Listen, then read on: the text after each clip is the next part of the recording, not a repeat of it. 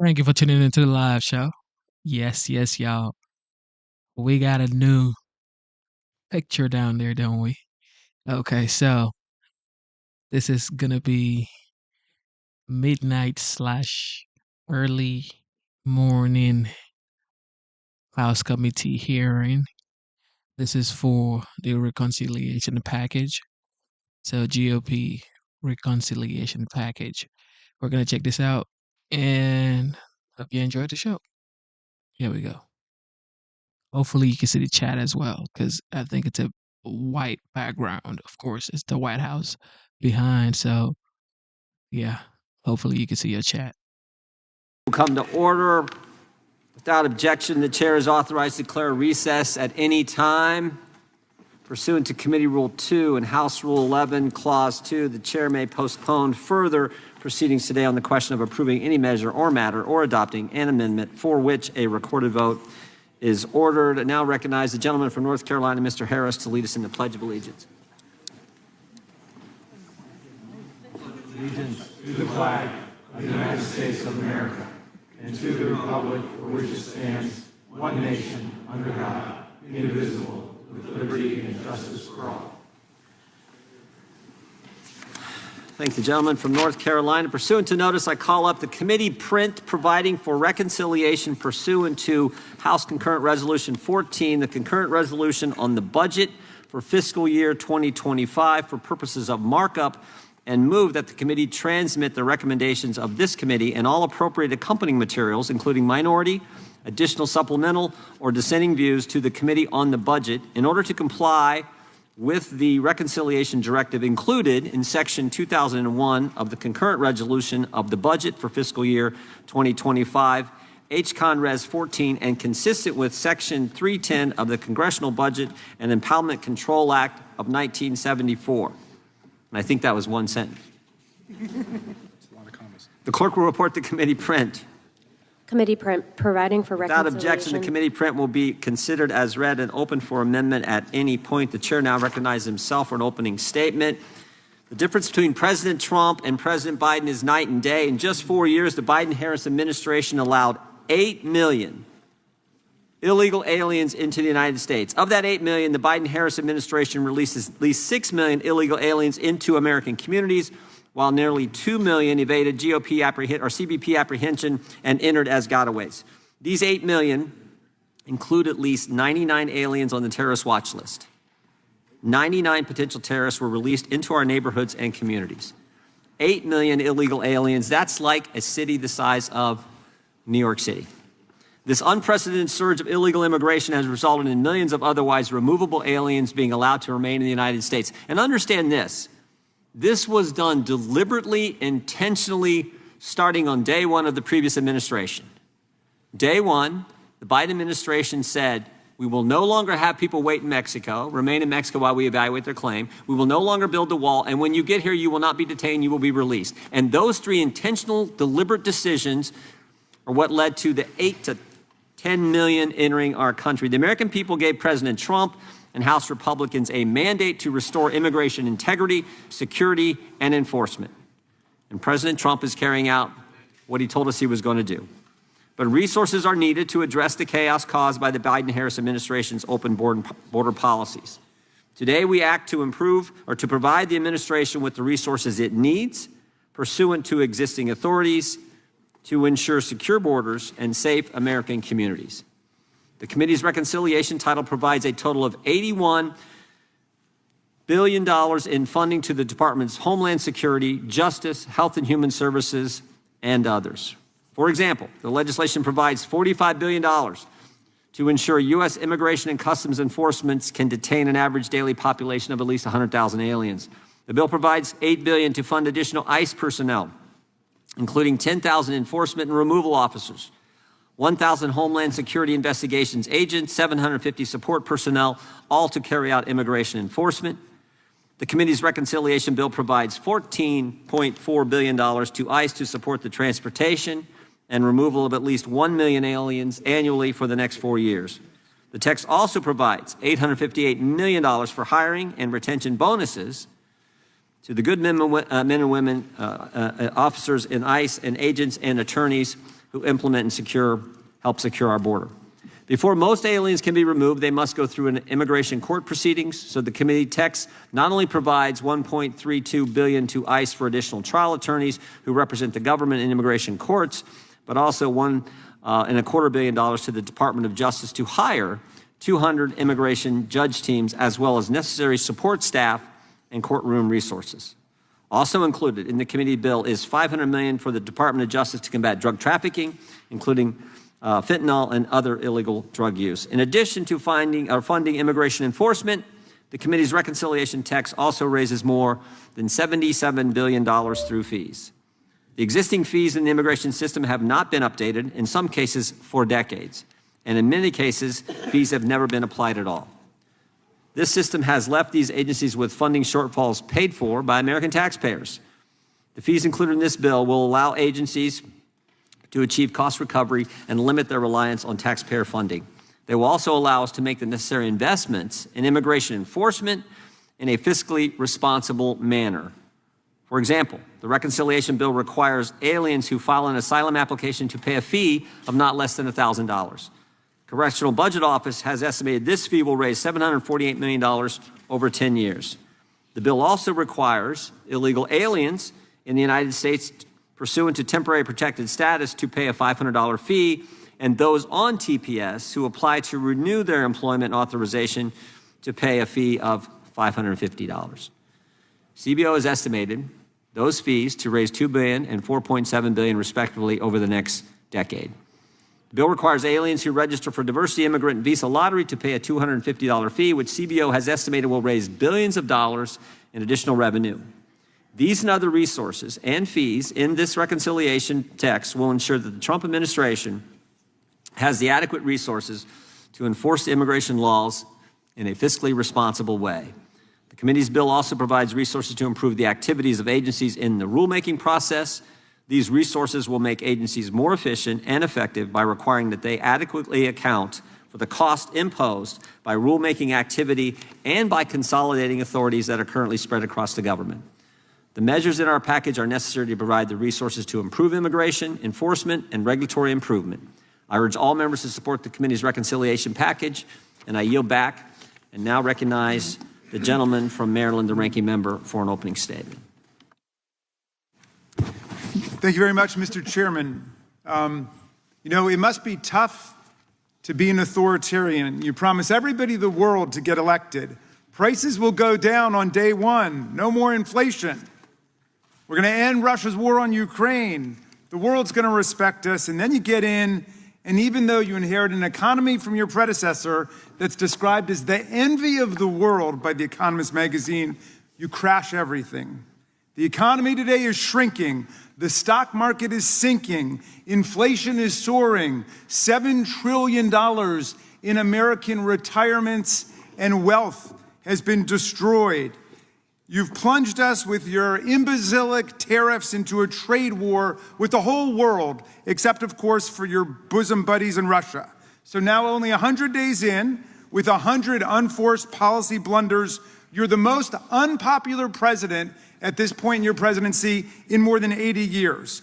Barack Obama stood at 69% in the polls. Ronald Reagan was at 73% in the polls. Truman was 87%, and Franklin D. Roosevelt, 68%. But Donald Trump is at 39%, the lowest 100-day approval rating since polling began. He controlled the agenda for 100 days. He controlled the House. He controlled the Senate. He's got everything going for him, and his numbers are in the gutter. So now he reaches back into the authoritarian playbook.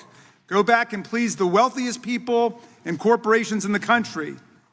House Republicans want to cut hundreds of billions of dollars from Medicaid, food assistance for mothers and children, veterans benefits, Meals on Wheels, Head Start, any programs that help actual people, all in order to pay for another gargantuan tax break for the president's billionaire benefactors. And here in the Judiciary Committee, our good friends want to help Donald Trump use his power in violation of the Constitution that we are all sworn to uphold and defend against enemies, foreign and domestic.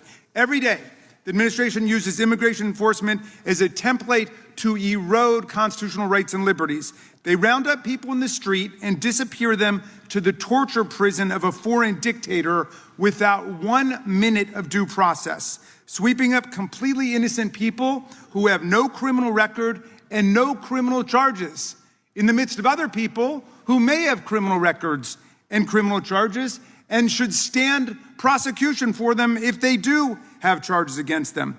They're stripping college and graduate students at American universities of their visas for writing op-eds that the administration disagrees with. They invoke emergency wartime powers like the Alien Enemies Act to fight a military invasion at the border while telling us that the border has never been safer than it is right now. My colleagues say all these measures are necessary to deport gang members, violent criminals, the worst of the worst. But they're not targeting the worst of the worst. They're arresting judges now. They're using federal agents to round up law-abiding members of the community with no criminal records, parents of American children, husbands and wives of American spouses, people who've not been shown to pose any public safety threat at all. They're breaking into cars to arrest mothers as their children's watch in terror. They're arresting people who are coming in for their citizenship interviews. They're staking out people's homes and trolling through IRS taxpayer data in search of tax-paying people to deport. Look, we know how to remove people from the country who should not be here. President Biden's administration did that. We know how to do it legally, consistent with the Bill of Rights and the Constitution. But the Trump administration has discarded the rule of law. If he can sweep non-citizens off the street and fly them to a torturer's prison in El Salvador with no due process, he can do it to citizens too. Because if there's no due process, if there's no fair hearing, you've got no opportunity to object. And indeed, several American citizen children, including one with cancer, were flown to Honduras last week with no due process, as a Trump-appointed judge in Louisiana found. Now the courts have issued more than 95 preliminary injunctions and temporary restraining orders against this reign of lawlessness. But Republicans want to enable President Trump to keep going. This Judiciary Committee bill seeks to strip the courts of their power to hold an administration in contempt when the president violates explicit judicial court orders. And it doesn't stop there. While they try to defund the courts, they're forking over an astonishing $81 billion to the administration for more of these immigration roundups. The legislation includes a whopping $45 billion for ICE on top of its annual budget of $9 billion for family and adult detention centers alone. This bill is a blank check to the administration to do more of what we've already seen. And to make matters worse, as they race to spend more than $81 additional billion on this, Trump's own DOJ is terminating hundreds of millions of dollars in existing grants. They're cutting funding for county, state, and local law enforcement. They're cutting funding for opioid addiction treatment programs. They're cutting funding for crime prevention, and they're cutting funding for victims of rape, sexual assault, and violent crimes. The grants being cut support local police in solving and preventing crime. They help the survivors of abuse and assault navigate the legal system, and yet they're being wiped out by the Department of Justice.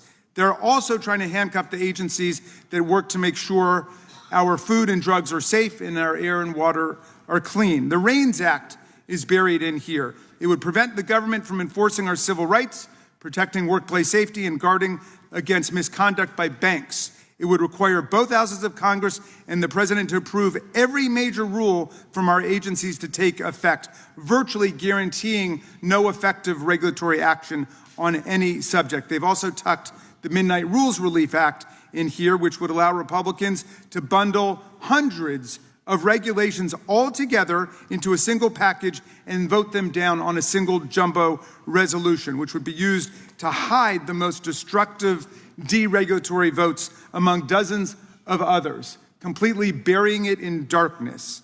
Look, this version of an authoritarian America is not what the American people want. Please take note. This is why Donald Trump's polling numbers are in the gutter and an historic low. This is not what the American people are looking for. We urge our colleagues to walk back from the brink here to support many amendments we plan to offer today that will save us money, that will actually address the real problems of the country, and that will protect the constitutional rights and freedoms that we cherish so much in America. This is a test. Are we going to stand up for the majority of the American people, for our Constitution and our Bill of Rights and the freedoms we fought for, or are we going to stand with a president who wants to throw it all away? Thank you, Mr. Chairman. I yield back. Gentleman yields back without objection. All other opening statements will be included in the record. The chair now recognize himself, excuse me, for the purpose of offering an amendment in the nature of a substitute. The clerk will report the amendment. Amendment in the nature Without of objection, the amendment in the nature of a substitute will be considered as read and shall be considered as base text for the purposes of amendment. The chair is recognized to explain the amendment. The amendment in the nature of a substitute makes a small change to section 70115 to clarify that the funds made available to the Office of Refugee Resettlement may be used to transport UACs in their custody. The amendment also makes a few technical changes, such as correcting typographical errors that do not affect the substance of the committee print. I urge adoption of the amendment and yield back. Mr. Chairman. Who seeks recognition? The gentleman from New York is recognized. I move to strike the last word. Gentleman is recognized. Mr. Chairman, Donald Trump was narrowly voted into office on the strength of a number of promises. He told us, quote, "Starting on day one, we will end inflation and make America affordable again to bring down the prices of all goods." He said of the war in Ukraine, quote, "They're dying, Russians and Ukrainians. I want them to stop dying, and I'll have that done. I'll have that done in 24 hours. He even said, quote, "I will get it settled before I even become president." And shortly before his inauguration, he bragged that the stock market had surged because of his election. He called it, quote, "the Trump effect." Well, here we are 100 days later, and we're really seeing the Trump effect in action. The stock market has plunged because of his chaotic and catastrophic tariffs. The middle class is struggling to stay afloat as prices remain high, and war still rages in Ukraine. With the economy teetering on the brink of collapse, our international alliances fraying, and wars tearing nations apart across the globe, this country is facing serious challenges that require serious solutions. So what the House Republicans think our country most needs right now? Big surprise. Tax cuts for billionaires. It is their tried and true answer for everything. Although their plan would add trillions of dollars in debt, which would put to rest once and for all the fiction that they actually care about the deficit, their plan also cuts $1.5 trillion in vital programs that Americans rely on. They want to gut Medicaid, which would deprive seniors, children, people with disabilities, and working families of needed health care services. They want to cut student loan programs, and they want to slash SNAP and other nutrition assistance programs for the most vulnerable among us. These cuts would be on top of the near dismantling of the government currently being carried out by Elon Musk and his merry band of teenage hackers. While DOGE is busy tearing apart government agencies, firing workers en masse, slashing the basic medical and other basic research that provides the foundation of our future economic prosperity, and slashing services for the American people, the world's richest man stands to reap billions of dollars in government contracts and massive tax cuts from a grateful Republican Congress. That tells you everything you need to know about the priorities of our Republican colleagues. The Judiciary Committee's contribution to this boondoggle for billionaires includes a hodgepodge of items that have been on the Republican wish list for years, such as a slate of anti-regulatory bills and other measures that are little more than giveaways to big business at the expense of individuals, families, small businesses, and states. But the lion's share of this proposal would devote tens of billions of dollars to promoting the Trump administration's cruel, inhumane, and lawless immigration policies. In just 100 days, the administration has shredded fundamental notions of due process, attempted to rewrite the 14th Amendment, and defied courts that are holding the administration to account. It is a breathtaking assault on the Constitution, and the Republican Congress has done nothing but cheer them on from the sidelines. But now they want to get in on the action, helping the White House to turbocharge its extreme anti-immigrant agenda. Instead of spending $45 billion on warehousing immigrants in detention facilities, as this bill would do, we could be shoring up Medicaid, student loans, and SNAP. Instead of enabling the administration's illegal and unconstitutional mass deportation scheme, we could be holding hearings on why U.S. citizens as young as 2 years old are being deported with no meaningful due process, or why a 4-year-old citizen with stage 4 metastatic cancer was deported without medication or the ability to contact their doctor. Instead of spending tens of billions of dollars on a reckless, chaotic, and unconstitutional immigration enforcement regime, we could be working to restore more than $800 million in grants that the administration recently cut from the Department of Justice. These were funds to provide assistance to victims of domestic violence, trafficking, and violent crime, to support efforts to reduce recidivism, and to provide support for local police departments and correctional facilities, among other grants. But here we are instead, providing massive funds to help the Trump administration continue to separate families, decimate our economy, and strike fear in our communities. I urge my colleagues to oppose this dangerous legislation, and I yield back the balance of my time. Gentleman yields back. Who seeks recognition? Gentleman from Georgia, and then the gentlelady from Washington. Thank you, Mr. Chairman. Donald Trump and MAGA Republicans ran for office saying that they would fight for everyday Americans who were struggling to afford rent and buy eggs. But today, they are leading a GOP spending bill that is an all-out assault on working families, seniors, and anyone who is just trying to get by. Here in the Judiciary Committee, we are considering one part of a larger package that prioritizes tax breaks for Trump's billionaire buddies like, like Elon Musk at the expense of the rest of us. This isn't leadership, it's betrayal. Americans deserve a government committed to uplifting every family, not a rigged system that takes health care and Social Security away from you and your loved ones so that they can line the pockets of billionaires like Elon Musk. Apparently, Trump and MAGA Republicans think Elon Musk and Jeff Bezos and their billionaire buddies need another yacht or another mega mansion, more than you need your insulin, your Social Security checks, or a nursing home for your aging parents. That's just not right. We must reject this budget reconciliation bill because our nation's prosperity should be measured by how well ordinary Americans thrive, not by how happy we make mega billionaires like co-President Trump. Well, Trump is a billionaire too, like co-President Musk. I reject the larger package, but I also want to talk for a minute about the judiciary piece of this spending bill. There are so many ways, we could spend money within our committee's jurisdiction that would make our lives better. We could put money towards gun violence prevention, towards finding and helping missing and exploited children, towards supporting Second Chance Act recipients who are trying to reintegrate into our communities, and towards so many other programs that would strengthen our communities. Instead, this is a bill aimed at shutting out all immigrants and locking up children in unlicensed, private for-profit facilities for unlimited amounts of time at taxpayer expense.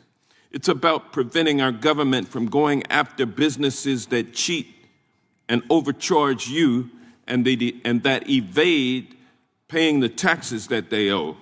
It's about preventing the government from keeping your air clean and your water safe. And it's about making sure that Donald Trump's administration cannot be held to account when they violate the Constitution.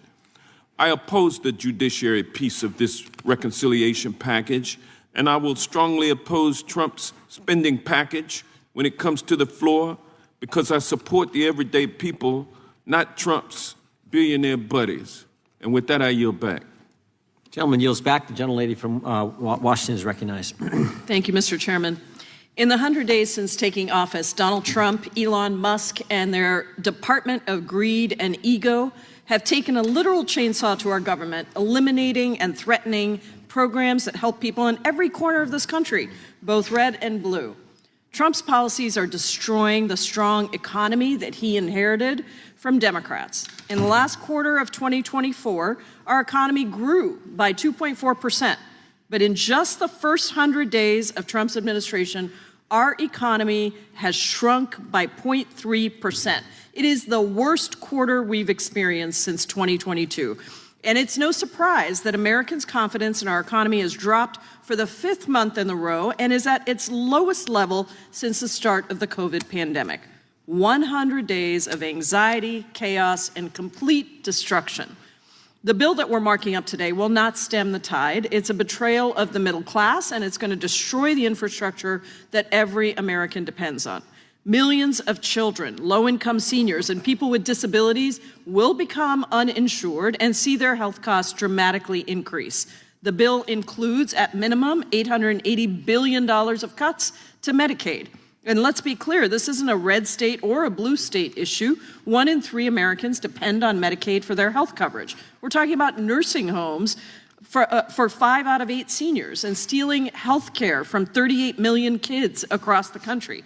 That's over 800,000 kids in my home state, over 3 million kids in Texas, and about 1.2 million kids in Ohio. It's just cruel. Now, remember when Trump said he'd lower costs for Americans? This bill would cut crucial food assistance by at least 20%. Never mind that 4 out of 5 households that rely on SNAP have a child, a senior, or a person with disability. And what we're considering today in this committee would make things even worse when it comes to our ability to lower prices. This bill would eliminate the Federal Trade Commission, an agency tasked with protecting consumers and promoting competition. Just last year, the FTC successfully blocked a grocery store merger between Kroger and Albertsons, 2 of the largest supermarket chains in our country and certainly in my home state of Washington. Blocking this merger preserved competition in grocery stores throughout the country. If we're serious about lowering prices, we should be giving the FTC more resources to fight corporate monopolies and even the playing field so that small businesses and startups can thrive and consumers can get better services at affordable prices. The immigration provisions in this bill just facilitate the illegal and unconstitutional actions that target immigrants of all immigration statuses, including U.S. citizens, legal permanent residents, foreign students, and even U.S. citizen children who are in the midst of cancer treatment and have been deported. And for all the talk from some Republicans on the other side, every time we have a discussion on immigration about how we love people who come here and do things legally, the so-called immigration fees that are in this bill are really fines and nothing but a cruel attempt to make immigrating to this country impossible. It's especially horrific in how it would treat unaccompanied children, effectively ending the U.S. protection system for kids by blocking them from accessing life-saving anti-trafficking protections that were established in the bipartisan Trafficking Victims Protection Reauthorization Act of 2008. So when we talk about how this bill is a Republican betrayal of the middle class, it's not just that. It's immoral, it's cruel, it's an all-out assault on everything that we hold dear. It's promises made and promises broken by an administration that cares more about the for-profit prison operators that bankroll Republican campaigns than the young U.S. citizen children who have been deported from their country of birth. That cares more about big pharma CEOs than families that rely on Medicaid. That cares more about insurance shareholders than seniors getting ripped off. Republicans are allowing stealing from everyday Americans just so they can lower taxes for the biggest corporations and wealthiest billionaires like Elon Musk and Jeff Bezos. This Republican betrayal is the largest redistribution of money from working class Americans to the wealthy. And it's being done on the backs of our kids, our seniors, our families, our U.S. citizens, our legal permanent residents, people who have been here contributing to this country. It is unbridled greed, corruption, and cruelty, and I will be voting against it. I yield back. The gentlelady from Vermont is recognized. Thank you, Mr. Chair. I move to strike the last word. House Republicans have spent the last 3 months insisting that they are the party of working people, that they care about the struggles of working people. And now they have control of the House, they have control of the Senate, they have control of the White House, and they actually could be doing something about it. And yet, instead of passing legislation to make life easier and more affordable, they are doing the opposite. This bill is a betrayal of working people. It's a betrayal of the middle class. So let's start with the overall plan here. Republicans are proposing a massive cut to social services in this country. Services that my constituents in Vermont rely on. I'm thinking about the nearly 164,000 Vermonters on Medicaid who are at risk of losing their health care. The Republican legislation means parents and grandparents who rely on Medicaid for long-term care and nursing homes for their family members. They're going to have that rug pulled out from under them. It means that rural hospitals, not just in Vermont, but in all of your rural districts, are going to close too. It's just a math problem. Medicaid goes away, rural hospitals close. The Republican majority and Donald Trump want to kick working families to the curb and give people who don't need another massive tax break another leg up. The wealthiest 1% in this country do not need more advantages. They have plenty. These cuts are a crystal clear indication of where your priorities lie. Now let's talk about what is on the agenda for this committee specifically. With this slice of the reconciliation plan, Judiciary Republicans will be doubling down on Trump's lawlessness and cruel immigration policies, fueling Trump's attacks on our independent judiciary and making it easier for big businesses to get away with price gouging and making it more expensive for regular people to survive. Today, my Republican colleagues are voting for sky-high fees for folks who are just trying to comply with immigration laws. Does anyone really think that somebody who is fleeing to our country for relief as a refugee can afford hundreds or thousands of dollars to seek asylum or their day in court? It's nonsense, and you know it. And with these fees leveraged on those who can least afford it, Republicans are dedicating billions of dollars to hire and empower an immigration enforcement reign of terror. They want to greenlight more masked agents, more hooded people, more unmarked cars, yanking people off the streets, deporting them without any due process. This is America. This is what actually sets us apart from people in the rest of the world, is due process. You can laugh all you want, but if we don't stand up for due process, we are not the United States of America anymore. The bill in front of us will allow Republicans to further insulate this administration when it flagrantly violates the law and the Constitution, making it harder for courts to stop illegal actions. My Republican colleagues are once again using their position, instead of helping working people, they're using their position to attack judges, to attack the very foundations of what makes us Americans. And you're trying to shutter the FTC, the Federal Trade Commission, making it harder for us to enforce our antitrust laws. Let's talk about fairness. Let's talk about competition. Let's talk about all my small businesses who just want a fair shot. Why would you go after the FTC and make it harder for small businesses to survive in this landscape? You all talk about competition. You all talk about a healthy process in this country, to have competition, to have a healthy economy, and then you go after the FTC. It doesn't make any sense, and it doesn't pass the straight face test. It's all more of the same in here. You are not looking out for working people. You are not standing up for small businesses. You're not standing up for rural America. You're not standing up for our rural hospitals. You're not standing up for the people who desperately need Medicaid in order to get basic health care. When I vote no on this Republican budget, I'm going to be thinking of all the working people in Vermont who sent me here to work on behalf of them, not big corporations, not authoritarians who are would-be dictators, to work on behalf of them. And I will be thinking of all of the immigrants, those who have become part of the fabric of Vermont's economy and our communities, who are heartlessly being attacked by my Republican colleagues today. I yield back. Gentlelady yields back. Gentlelady from Pennsylvania is recognized. Thank you, Mr. Chairman. I move to strike the last word.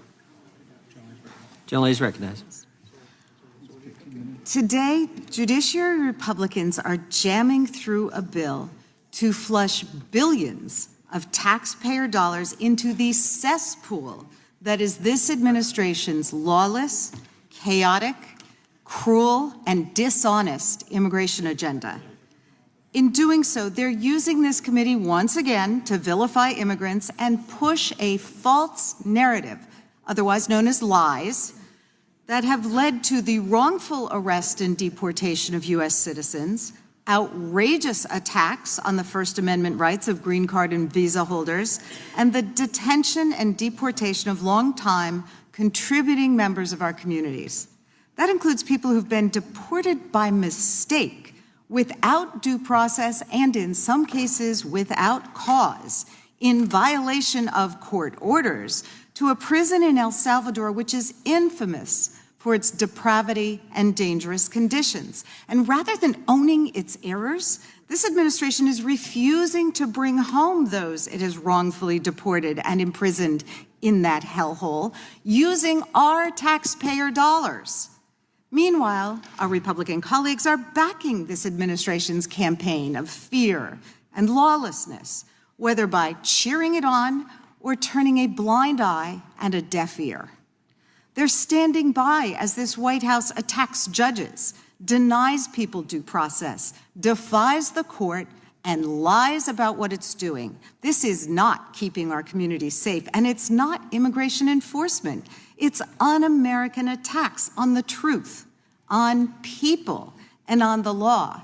It's authoritarianism, and that's just it. Today, it may look like just attacking immigrants, but no one should kid themselves. It's clear the rights of every single person in this country are at stake. Because if you don't stand up and protect an immigrant's right to due process, then you don't support anyone's right to due process. Because if the government can deport someone based on false or unverified claims without proof that someone is a criminal or a gang member, or even without proof that someone is not a citizen, then the government can jail or deport anyone, including my friends here. Without due process, every one of us is defenseless against a government that can do whatever it wants if it is not held accountable. The truth is that if this administration can deny the rights of some people, there's nothing stopping it from denying the rights of all people all across America. Just as there's nothing more fundamentally American than the rights and freedoms we all enjoy and should all defend, there's also nothing more American than the long and impactful history of immigration, right at the heart of our nation's story. And it shouldn't be the work of this committee or this Congress to aid this administration's attempts under the immoral and lawless leadership of the likes of Stephen Miller and Tom Homan to destroy the very liberties that make America special and strong. I deeply oppose this bill, and I yield back. Gentlelady yields back. The gentleman from Illinois, Mr. Garcia, is recognized. Thank you, Mr. Chairman. I move to strike the last word. Today is a shameful day in the House Judiciary Committee as Republicans move forward with their plan to trample on the Constitution and the working families so that they can give tax breaks to billionaires and large corporations. Let's take a step back and ask where our country is 100 days into the Trump administration. The economy is in the toilet, with people losing thousands of dollars in retirement savings and no progress being made on the affordability crisis affecting ordinary Americans. The executive branch is being gutted. Nothing has been done about actual waste, fraud, and abuse, like the nearly $1 trillion budget given to the Pentagon, which has never passed a financial audit. Instead, Republicans have turned over the keys to Elon Musk, who's trying to dismantle agencies that fight for workers and consumers over billionaires like him. Republicans have fought against diversity, equity, and inclusion, talking about merit. Meanwhile, Trump has anointed some of the most embarrassingly incompetent and unqualified cabinet members in our nation's history, like Pete Hegseth and Kristi Noem. And to distract the country from the incompetence and the giveaways to billionaires and corporations, this administration is terrorizing immigrant communities. They are rounding up entire families, targeting unaccompanied children and people with no criminal history, denying them due process and defying judges and shipping them to Guantanamo Bay and spending millions in taxpayer dollars to jail them in a mega prison in El Salvador. They're even deporting U.S. citizen children with cancer. That is pure evil. But it doesn't stop there. Republicans know their agenda is unpopular. So they're running authoritarian crackdowns to stifle legitimate protest and dissent. They're throwing people in jail and deporting them on the basis of protected speech, attacking colleges and universities, and even going after law firms. All of this is cruel, it's incompetent, but it's also unconstitutional. And that's why Trump is losing in court. Over 100 court orders have been issued blocking his actions, many by judges appointed by Presidents Reagan, Bush, and even Trump himself. And the people of this country are realizing that none of this is in their interests. That's why Trump has the lowest 100-day approval rating of any president in the past 100 years, and why he is underwater in every single issue. But Republicans don't serve working families, they serve billionaires and wealthy corporations. So here we are, faced with this cruel bill.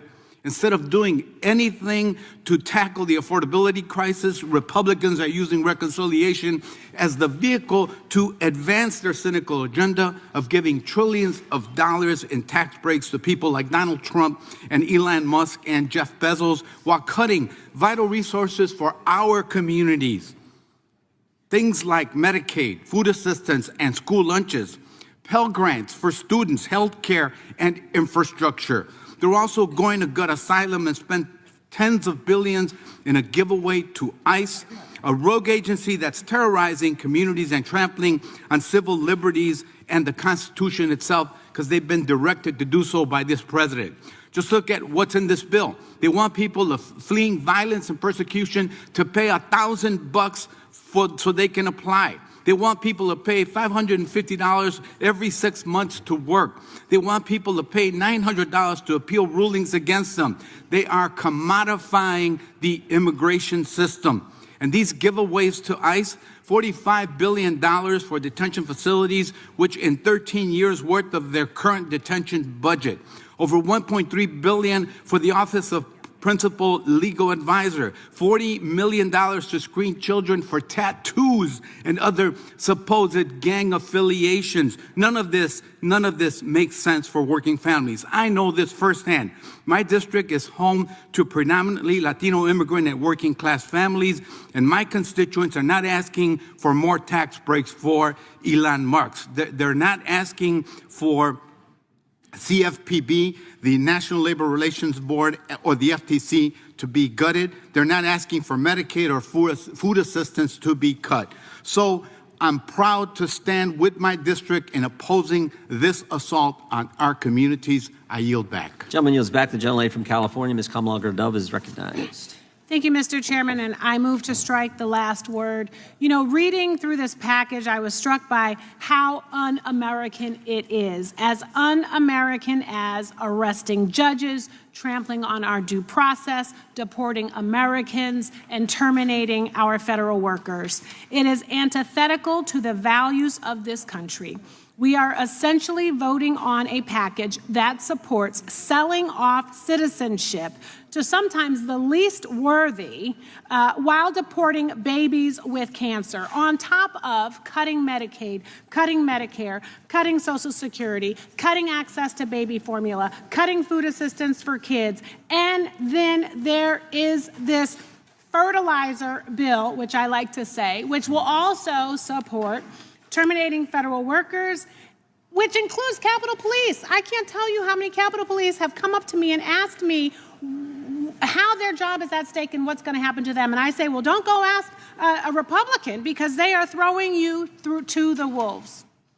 You know, reading through this package, I think of Horatio Algiers, an American author who wrote about rags to riches stories, those from humble beginnings who made it here because of the opportunity in this country. And that is the basis of immigration.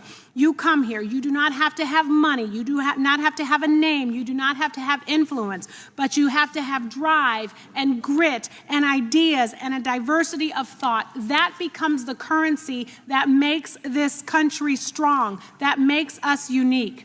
And what are we doing here with this package instead? We are saying that we don't value that kind of person anymore. We don't value diversity or strength. We don't value grit. All we care about is your check. But I'm here to tell you that is not what makes a workforce strong. That is not what makes industry strong, schools strong, this country strong. That is not a value system based on real merit. And instead of supporting innovators, earnest people with drive and ideas, like those immigrants that came here before us and helped make this country great, you are essentially saying that you're going to pay off citizenship to somebody who has the money to do so. They don't have to have any talent. They don't have to have any drive. They just have to have some kind of money in the bank. They don't have to be worthy. And to add some more duplicity to this fertilizer that we're going to be voting on today, Republicans talk so much about regulation, too much regulation. We need to deregulate the economy, the environment, our financial services, because so much regulation means less progress, less creativity, according to Republicans. But this here bill is about hyper-regulation, over-regulation. You're over-regulating how many people come here, who comes here, what they have to look like, how you kick them out, and not just undocumented folks, but Americans. Hey now, because we're seeing that happen. So I guess you have to raise enough nickels, since he's getting rid of the pennies, to pay for the tax cuts that you are getting to the richest of the rich, on top of cutting Social Security, Medicaid, Medicare, things that people in my district care deeply about. And let me remind you that California has 7 of the 10 highest enrollee districts in this country when it comes to Medicaid.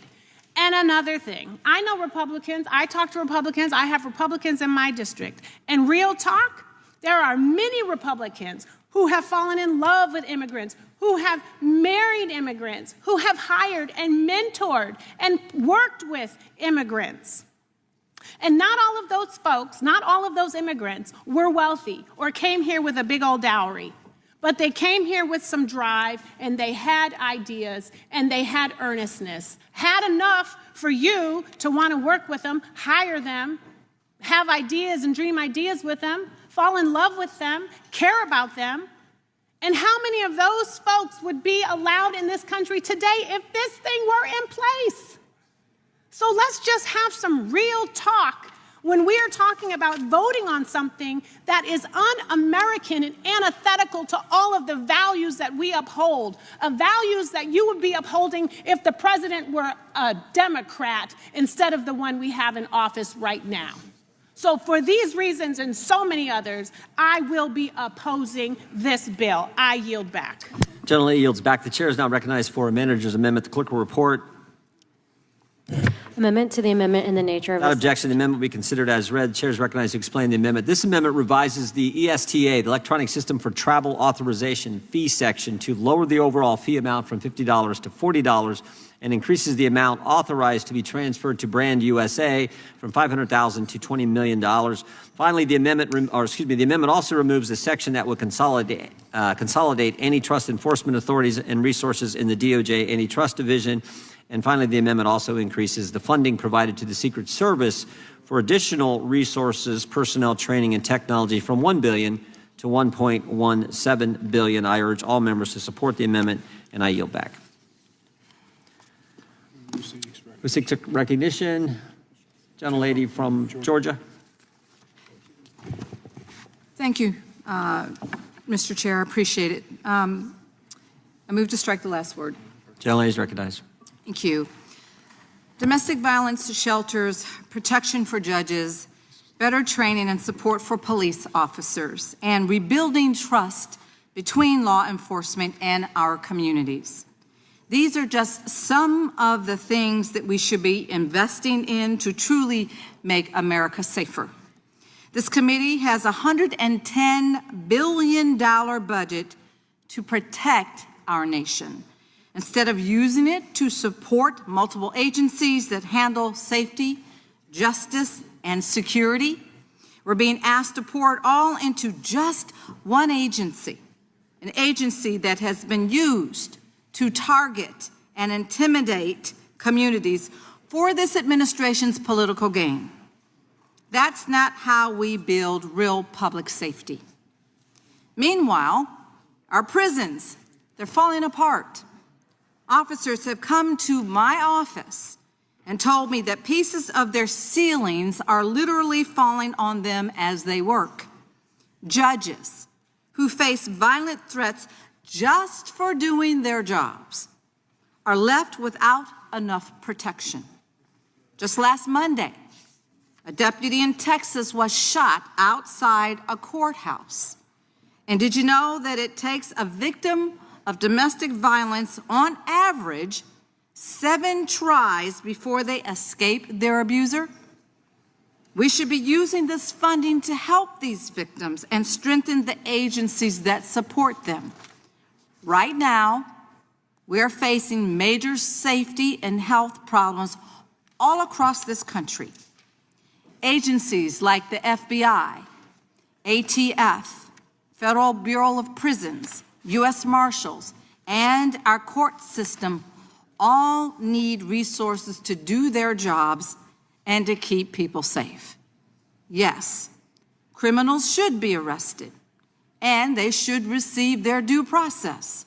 But we also need to protect our judges, keep our prisons safe and functional, and support victims before the worst happens.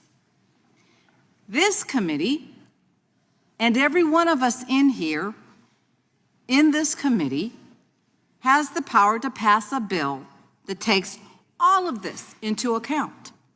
One that actually makes America safer for everyone, and safer for everyone in this room. But focusing all this money on just one agency and targeting one group of people doesn't do that. It's not what the American people deserve. And it's not the reason why you sent us here to represent and support your interests. We need a balanced, thoughtful approach to public safety, one that puts real protection and real justice first, putting people over the partisan politics. And I yield back. Gentleman yields back. The question occurs on the manager's amendment. All those in favor say aye. Aye. Those opposed, no. In pending the chair, the ayes have it, and the manager's amendment is adopted. Who seeks recognition? Oh, can I do one thing real quick here? I ask unanimous consent that the letter from the Congressional Budget Office stating that the committee's reconciliation proposals comply with the instructions in House Concurrent Resolution 14 be included in the record. Without objection, they will be included in the record. Who seeks recognition? The gentleman from New York is recognized. Move to strike the last word. Thank you, Mr. Chairman. One of the little known passages, sections that snuck into this bill is the very last one, which is section 70303, called restriction of funds. What it does is it makes it much, much more difficult for a judge to enforce a contempt order. Wonder why the Republicans are trying to do that. As 2 judges have threatened to hold the administration in contempt of court for defying court orders, now the Republicans, rather than encourage the President of the United States to follow the rule of law, to follow court orders, including a unanimous 9-0 Supreme Court ruling, are actually trying to make it easier for the president to violate court orders and violate the law. And this is the Judiciary Committee. Most of my colleagues on the other side of the aisle are lawyers themselves. Their entire careers have been around abiding by the rule of law. And now, rather than hold the president accountable, uphold our Constitution, uphold the fundamental rule of law that undergirds our entire system. No, they are trying to limit the ability of courts to enforce contempt orders. Now, contempt orders are just simply orders by a judge holding someone in contempt when they do not follow a court's order. So when, for example, the administration continues to fly people who have had no due process to a terror prison in El Salvador after a judge has said, don't fly anyone there, that's a violation of a court order. And if that judge wanted to enforce that order, he would hold the administration in contempt. And if they do not comply with that, there are escalating penalties, financial, even potentially jail. So that is what's going on right now. And the Kilmar Abrego Garcia case is the best example of this because the Supreme Court has ruled unanimously. And let's be real, this is not a 5-4 decision that is hyper-partisan. This is the 3 Republican justices that Donald Trump appointed to the Supreme Court, and 2 others who are so far to the right of them, they're off the reservation, agreeing that the administration violated due process and needs to facilitate the return of the person who was, they admit, mistakenly removed. What does Donald Trump say last night?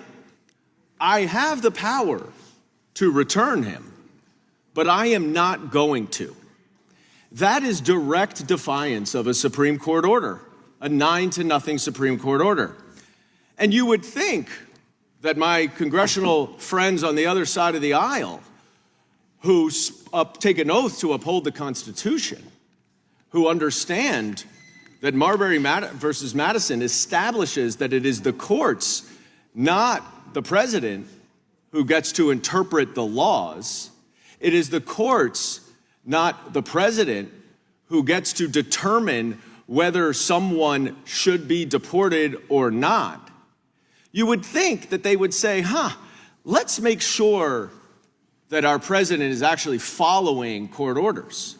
Because if he's not following court orders, then why would anyone else follow court orders? And our entire system breaks down. That is clearly what Donald Trump wants to do. He wants to be a king who gets to make all of these decisions himself.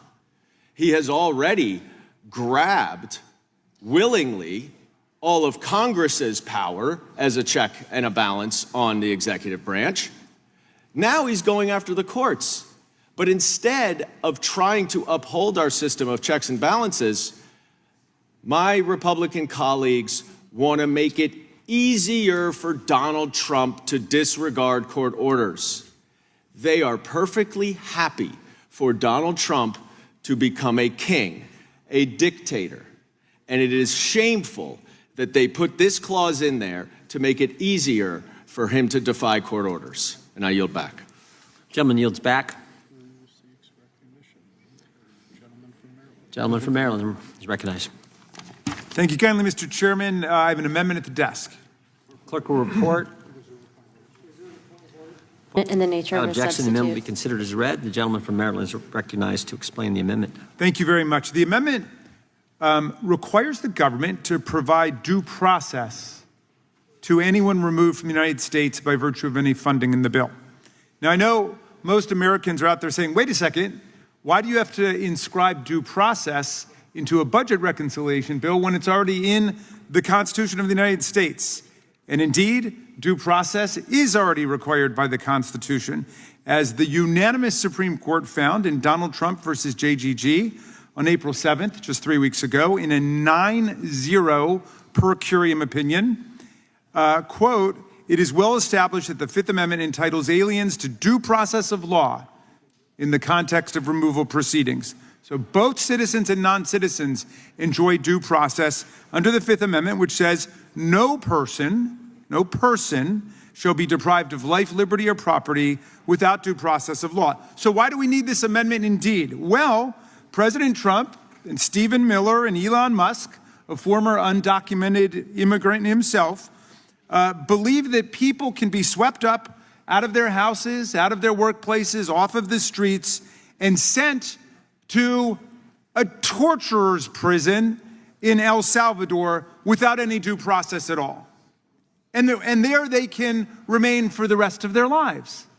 Does everybody understand that? They're taking the position that no due process is required when people are swept up off of the streets. And as numerous federal judges have pointed out, if they can do it to non-citizens, they can do it to citizens too. Because if you assert as your defense that you're a citizen, but you don't have the opportunity to get before a court, which is what a fair hearing under due process is all about, they can still get away with taking you out of the country. Now, and in fact, what one district, D.C. Circuit Court of Appeals judge, Patricia Millett, remarked when the argument was made that this was a power that was appended to the Alien Enemies Act of 1798, even assuming that that applies, even assuming that we're at war with Venezuela when we haven't declared it, even assuming that there's an invasion of our country when the courts doubt it, but even assuming all that stuff, she said, Nazis got better treatment under the Alien Enemies Act during World War II than has happened here. In other words, they got hearings.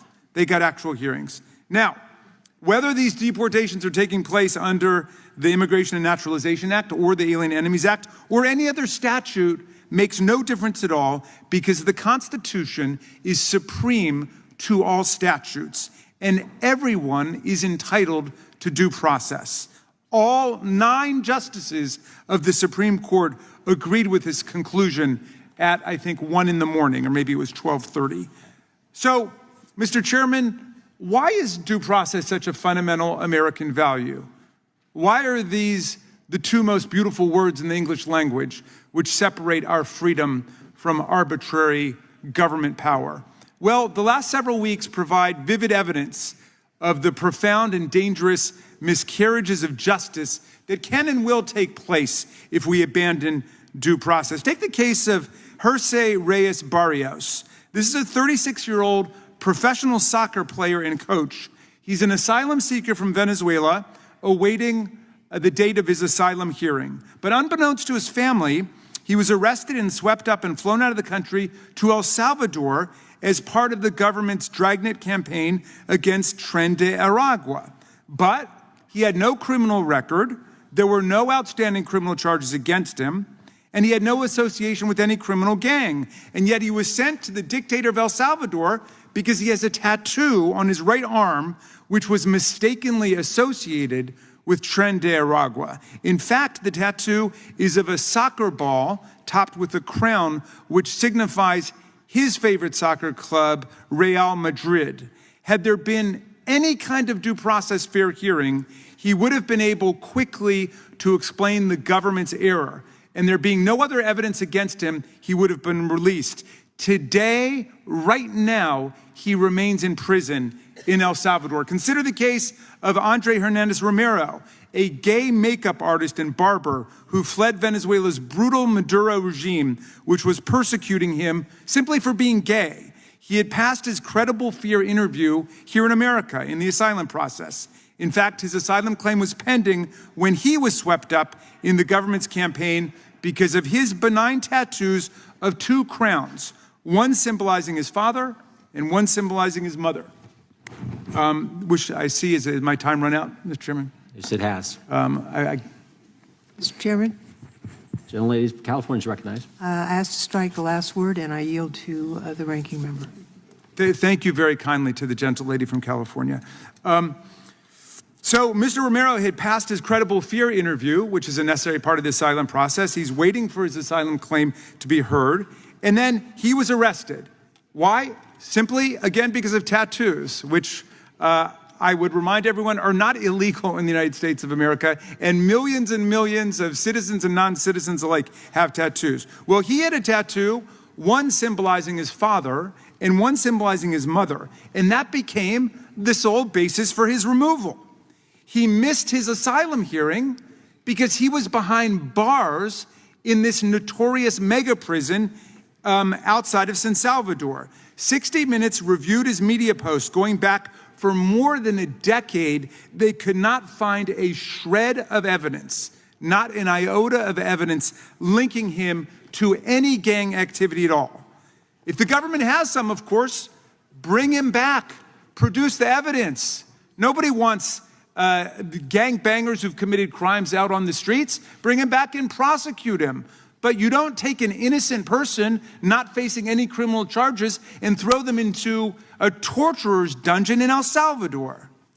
Take finally the shocking case of 24-year-old father Frangel Reyes, who now sits in the same El Salvador prison of dictator President Bukele, where he has been falsely accused as a gang member in this completely unilateral administrative process. Frangel not only has no criminal record, no criminal history, and no connections to Tren de Aragua, he doesn't even have any tattoos.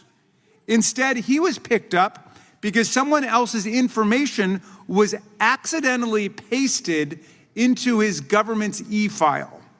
His government e-file. The document accusing him of gang membership actually lists someone else's last name multiple times and contains multiple different ID numbers. Again, they got the wrong guy. That's what due process is all about. Making sure that the government, which is not infallible, which is not perfect, which I've heard many of my friends on the other side of the aisle say before, should not be allowed to put somebody's life, liberty, and property in permanent jeopardy, put them behind bars forever, without even the opportunity to say, you made a mistake, that's not my name, that's not my ID number. This guy's behind bars in El Salvador's infamous Center for the Confinement of Terrorism, where no visitors are allowed, no rehabilitation or education programming is taking place, and where prisoners are not allowed to spend any time outside. And if they can do it to non-citizens, they can do it to citizens too. Because if you get swept up and you allege your citizenship to try to keep from being banished to El Salvador, you've got no one to argue with if you don't get a due process fair hearing. Indeed, just last week, 3 U.S. citizen children, ages 2, 4, and 7, were sent to Honduras with what a Trump-nominated judge in Louisiana, Terry Doty, said was no meaningful due process at all. Due process are the 2 most beautiful words in the English language. They separate our freedom from the arbitrary and tyrannical power of government. And without due process, no one is safe from being falsely accused of being a gang member or a terrorist and summarily disappeared to a foreign gulag or dungeon. I trust all of my colleagues will support me in this amendment to ensure that our laws embody this most fundamental constitutional value. The money that we're appropriating today, the money that is going to be going out through the Budget Reconciliation Act, should not be used to fly people out of America and put into somebody else's prison without due process of law. I yield back. Thank you, Mr. Chairman. Thank you. I would just add, Mr. Chairman, that a woman walking down the street, a graduate student, is approached by masked men in plain clothes, put in handcuffs, and put into an unmarked van and shipped off to a prison miles away. No due process. That could happen to anyone. That could happen to anyone. And that's why due process is in the Constitution, to protect the rights of every person here. We give that up at our peril and at the peril of our democratic republic. And I yield back, Mr. Chairman. Gentlelady from Washington is recognized. Thank you, Mr. Chairman. I want to speak up strongly in support of the ranking member's amendment. I think it is really important that we understand what's going on. I think many times when you look at democratic backsliding and you look at authoritarians or wannabe authoritarians, what they do is they first target a population that is the most vulnerable. They target a population that they think that maybe they can win the sympathy of the American people or of any people in targeting that particular population. And the idea here is to show that if you can do it to that people, that group of people, then, and nobody says anything, then you can go further and do it to anybody else. And I think it is very important to recognize that in this moment, they are trying to say that due process does not apply to you if you're an immigrant. And now they've gone further than that because they're actually taking U.S. citizens, legal permanent residents, people who are here with legal status already. So they've already moved on quickly to every person, and I just think it's important that we remind people that the Fifth Amendment's guarantee is that, quote, no person shall be deprived of life, liberty, or property without due process of law, and it applies to every person in this country regardless of their citizenship or their immigration status. Now, the ranking member gave multiple examples of where due process was completely flaunted by the administration. And I think it's also important that we point out what happens when due process is provided. Because when you get the courts to weigh in on some of these cases, we are hearing how outrageous the judges think that these situations are. So I'll give you the example of a Venezuelan couple. This is Cesar and Norelia, who had temporary protected status. This is a legal status, had filed an asylum petition, and yet the administration arrested them 3 times. 3 times. And they alleged that because Noelia's husband, who she divorced over a decade ago, is now deceased, was involved with a gang, that the couple are de facto high-level gang members. Now, the government produced absolutely no evidence of any gang membership for the Venezuelan couple. And Judge Brickema of the Eastern District of Virginia said, when she looked at the evidence that was presented, because in this case, due process actually happened. They had to go to court, or they were forced into court, and the judge looked at the evidence and, quote, said, "This is a terrible, terrible affidavit. If this were before me in a criminal case and you were asking to get a warrant issued on this, I would throw you out of my chambers." I was shocked when I saw this. This is a direct quote from the judge. Now, in the Western District of Texas, Judge Briones, I hope I'm saying that right, was the next judge to review the government's very scanty evidence on the couple as they were rearrested after being summoned to Texas to stand trial. And that judge ordered them released and, quote, said, quote, "Respondents asked this court to accept their claims going off of nearly nothing to substantiate their mammoth claims that petitioner is a senior member or perhaps just a member or maybe at least the affiliate of a gang." The court would not accept this evidence, even in a case where only nominal damages were at stake, let alone what's at stake here. Beyond these shoddy affidavits and contradictory testimony, respondents haven't provided membership. They have not demonstrated to this court by a preponderance of evidence, let alone the required clear, unequivocal, and convincing evidence that the petitioner is a member of a gang, nor that she is an alien enemy within the meaning of the TDA proclamation. And the judge actually admonished the government for wasting judicial resources.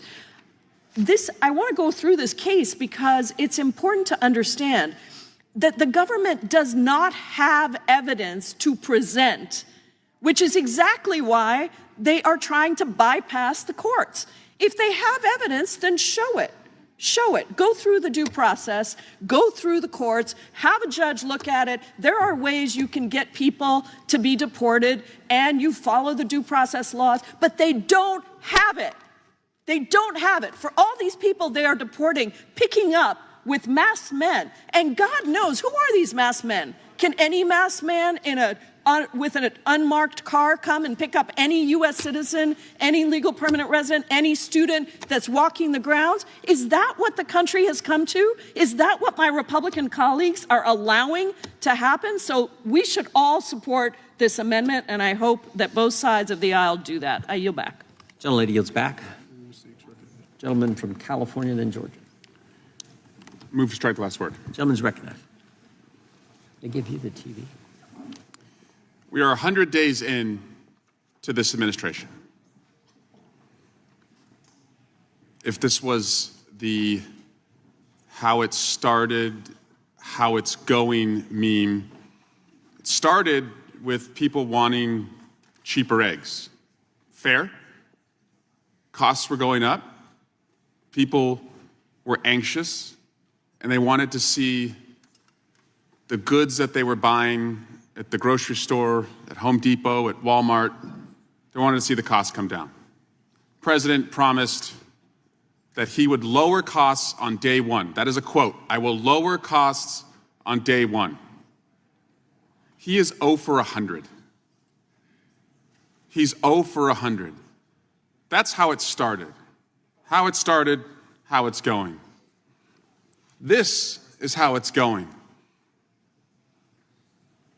The president deported a 4-year-old American citizen with cancer, stage 4 cancer, took him away from his American citizen father and his American cancer treatment.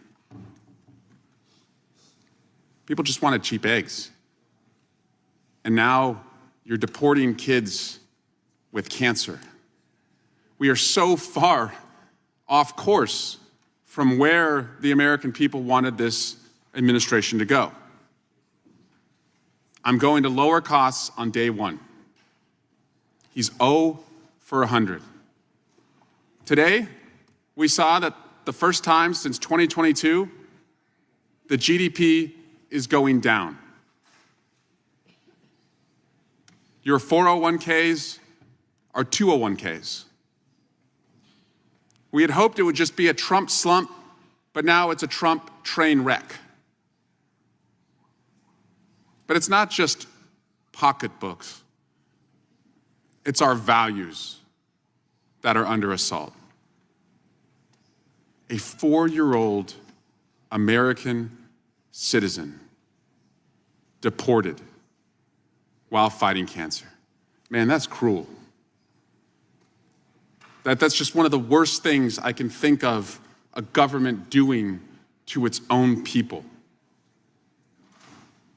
But I guess it shouldn't surprise us that the gang that put national security secrets in the group chat, or the gang that fired CDC measles experts as it was raging in Texas, or the gang that was laying off people at the FAA as planes were crashing, I guess it shouldn't surprise you that their incompetency and their cruelty would merge and bring us this. On today's bill, Mr. Chairman, there was an opportunity to work with Democrats to address the immigration crisis. I want our border to be secure. I want security at the border. I want as many resources dedicated to that as possible, because I understand that as much as my colleagues and I want comprehensive immigration reform, the American people have told us we want the border secure. And the workforce crisis that we have in America to address shortages in hospitality, food and beverage, agriculture, construction, we can't do that until we secure the border. You have partners here who want to help you do that. But you're deporting kids who are American citizens with cancer. So you not only have lost the Democrats, this was your strength. And every first 100 days poll shows that you've lost the American people. When I go home, I'm going to check in with a 7-year-old who's getting more and more curious about what I do at work. And I'm going to ask him, what did he do at school? And his response is never satisfactory, and it never is when you ask a little kid. But when he asks me what I did at work today, do you know what I'm not going to tell him? I didn't make it easier to deport an American citizen with cancer. What are you going to say? And I yield back. The gentleman yields back. The gentleman from Georgia is recognized. Thank you. I move to strike the last word. Gentleman's recognized. Thank you, Mr. Chairman. You know, first, they came for the Latinos outside of the Home Depots trying to get work so that they could feed their families. And I didn't say anything about it because I'm not a Latino at the Home Depot. Then they came for the Hispanic-looking folks wearing hats backward with tattoos, and they deported them to El Salvador. And I didn't say anything about that because I don't wear my hair backward, and I don't have any tattoos, and I don't look like a Latino. Then they came for the Latinas at home taking care of the children. They scooped up the Latinas and the children, some of whom were American citizens, one of whom was receiving treatment for cancer. They swept them up, took them off, and deported them. And I didn't say anything about it because I'm not a Latina. I'm not a little child who's an American citizen. Then they came back for the students studying on the college campuses who were here on student visas. They sent jackbooted thugs wearing masks to pick them up, take them thousands of miles away and put them in a private for-profit detention center where they languish at taxpayer expense. And I didn't say anything about it because I'm not a student on a foreign visa. And then they came and arrested a white female judge, a state court judge, presiding over her courtroom and the litigants therein, managing the affairs of her court. And they came and arrested her and perp walked her to jail. And I didn't say anything then because I'm not a judge, a white female judge, state court. But then they came for me. And I looked around and there was nobody left because I had remained silent and they had taken everybody off. Now, I just kind of paraphrased a poem written by a gentleman from Germany, which resonated back then as it does today. And it's important that the people understand what is happening with our constitutional rights in this country. Everyone is entitled to due process, whether or not you are documented or undocumented, whether or not you are a citizen or not. You're entitled to due process, and that is what this amendment seeks to affirm. That is well-established law that is being ignored, along with other parts of our Constitution, by this lawless tyrant who is our president. And so I support this amendment. I ask my colleagues to support it, and with that, I yield back. Gentleman yields back. Gentlelady from Vermont is recognized. Thank you, Mr. Chair. I have a short video I'd like to show. Nice.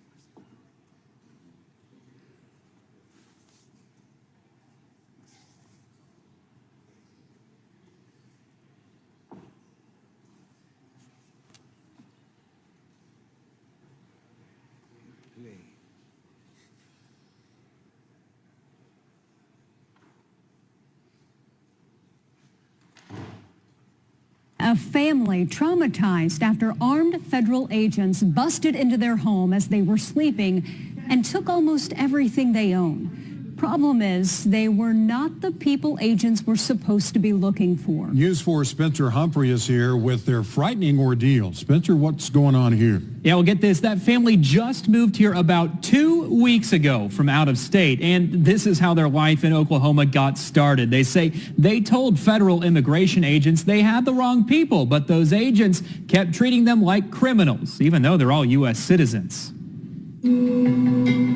Fear. I did feel at times that I was gonna die. So much fear. I kept praying. I said, God, please let me live through this moment. Humiliation. I was a zero. I was nothing. Pure disbelief. I just couldn't understand, how is this happening to us? All just for wanting a fresh start.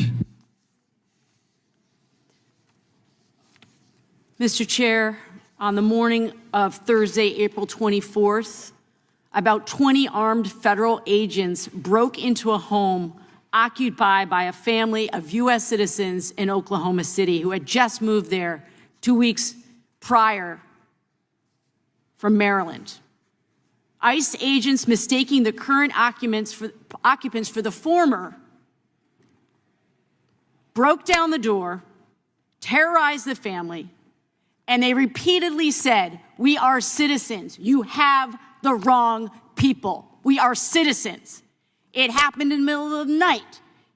3 children at gunpoint were forced outside to stand in the rain in their underwear while their mother pleaded with these agents to tell them what was going on.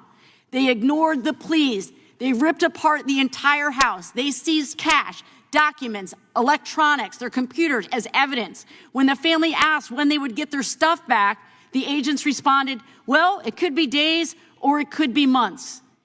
This was all a colossal mistake. The names on the warrant did not match the people who lived in the house. This is what we have created here. This is Trump's America. These were citizens who were treated like this. This is what we want you to open your eyes to. If it can happen, as we've said time and time again, if it can happen to folks with green cards, it can happen to citizens. And in Oklahoma City, we see a perfect example of that. This is what we're talking about. It's not other people. It's us. It's our neighbors. It's our friends. It's people who just moved from Maryland to Oklahoma for a better life and have their house destroyed. And they can't get answers. If we watch the rest of the news clip there, they're asking ICE, who's responsible for this? And then they're sending them to another agency, and they're sending them to another agency, and nobody is accountable for what happened to them.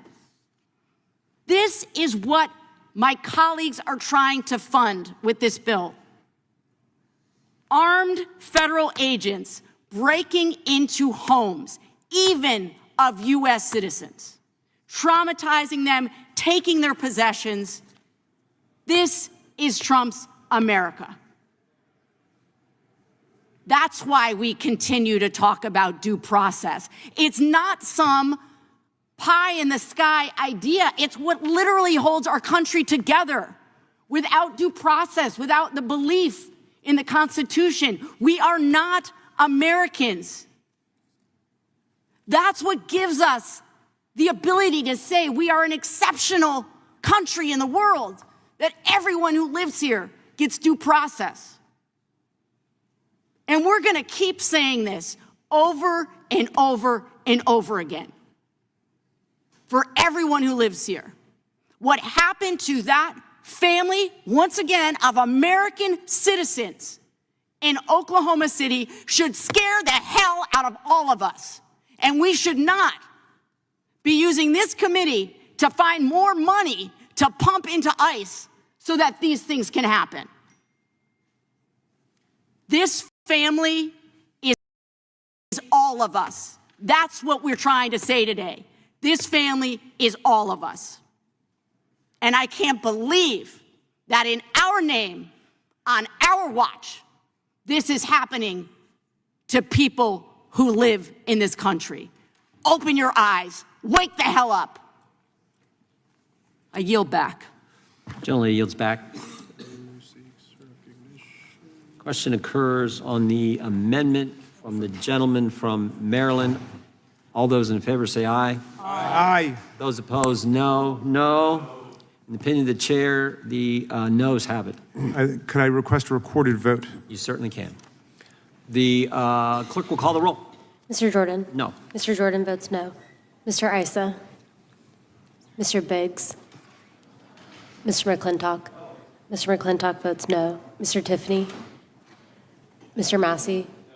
Mr. Massey votes no. Mr. Roy? Mr. Roy votes no. Mr. Fitzgerald? Mr. Klein? Mr. Klein votes no. Mr. Gooden? Mr. Van Drew? Mr. Nels? Mr. Moore? Mr. Kiley? Ms. Hageman? Ms. Hageman? Ms. Hageman votes no. Ms. Lee? Mr. Hunt? Mr. Fry? Mr. Fry votes no. Mr. Grothman? Mr. Knott?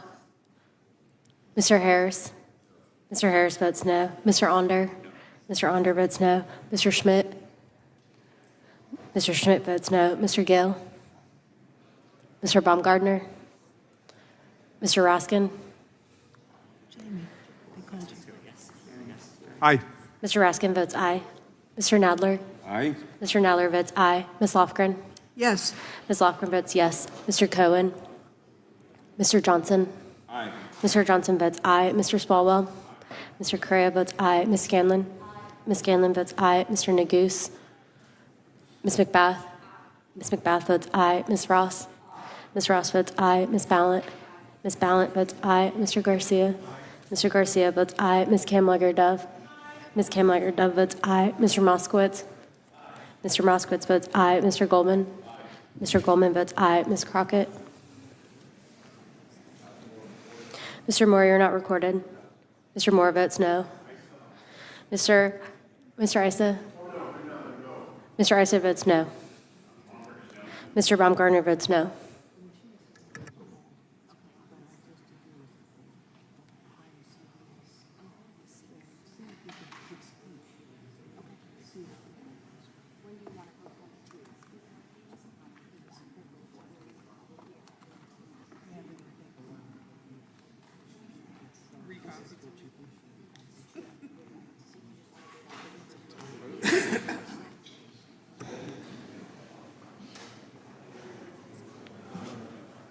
Mr. Gooden votes no.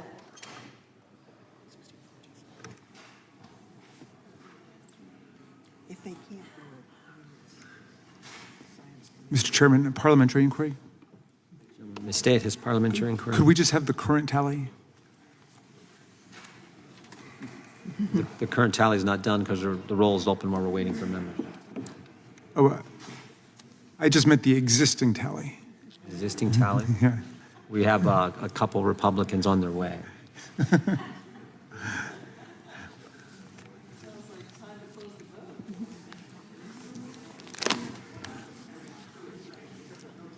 We're not the only committee marking up the reconciliation package today. So.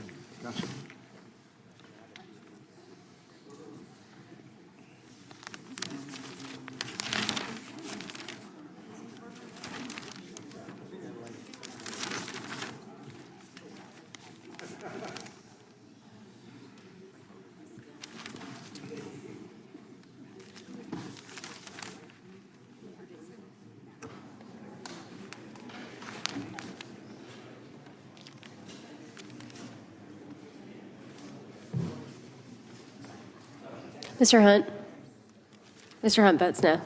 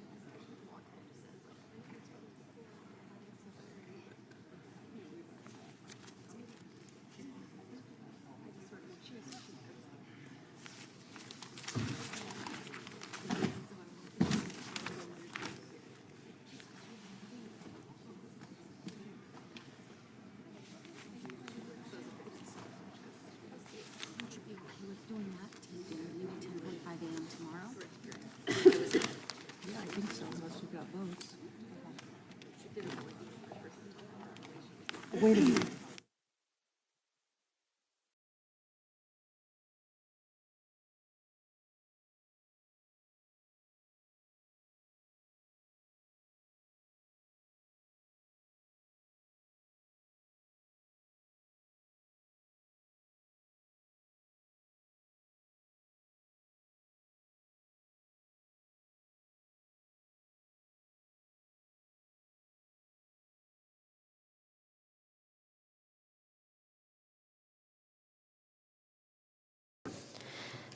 Mr. Van Drew, you're not recorded.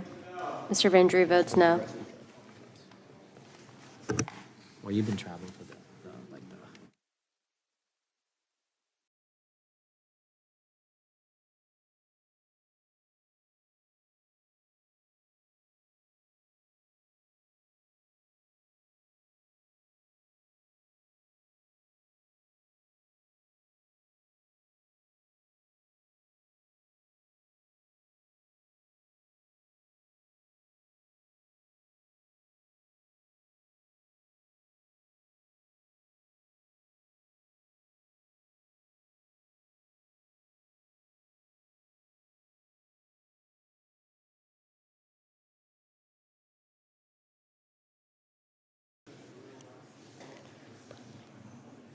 Ms. Lee votes no. Clerk will report. Oh, actually, Mr. Nels. Mr. Nels votes no.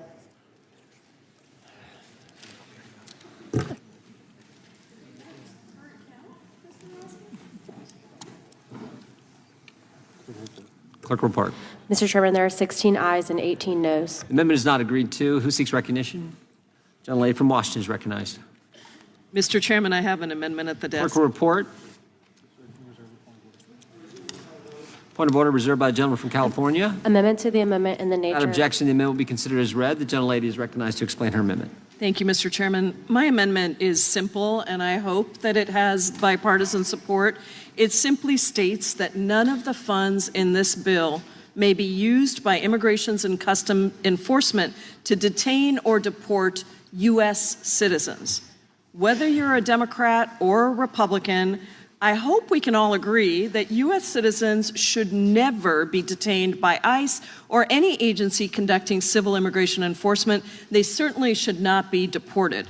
This should not be a partisan issue. It's about protecting the most basic constitutional rights of U.S. citizens. My Republican colleagues have loved to profess their commitment to the rule of law, and yet they remain silent as this administration tramples on the civil rights of U.S. citizens under the guise of immigration enforcement. ICE has zero authority to even detain U.S. citizens, as ICE's own policy states, quote, as a matter of law, ICE cannot assert its civil immigration enforcement authority to arrest and or detain a U.S. citizen. So I ask unanimous consent, Mr. Chairman, that ICE's policy memo related to detaining U.S. citizens be placed into the record. Without objection. And yet, since the second Trump administration began, a troubling pattern has emerged with U.S. citizens being detained by immigration authorities. You just saw a video clip that Representative Ballant played. I want to give you a couple of other examples. In late January, only days after President Trump was sworn in, 3 U.S. citizens were out shopping in Milwaukee, Wisconsin. A toddler, his mother, and grandmother were detained and sent to an immigration detention center by immigration agents who questioned their immigration status just because they were speaking Spanish.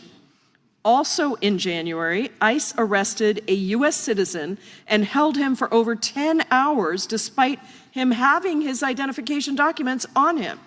And just 2 weeks ago, a 19-year-old U.S. citizen from New Mexico, Jose Hermosillo, was detained by the Department of Homeland Security in Arizona and held for nearly 10 days. According to Mr. Hermosillo, he was in town to visit his girlfriend's family when he had a seizure and was taken to the hospital in an ambulance. Upon his release, Mr. Hermosillo approached a DHS official believing that the officer could help him. But instead, the officer accused him of being in the United States illegally and arrested him, despite Mr. Hermosillo saying that he was a U.S. citizen. Again, he was held for 10 days until his family was able to locate him. We're talking about a 19-year-old kid who was just released after having a seizure trying to get home. This is truly horrifying. Now, states like Florida are following this administration's dangerous and unlawful deport first and ask questions later approach.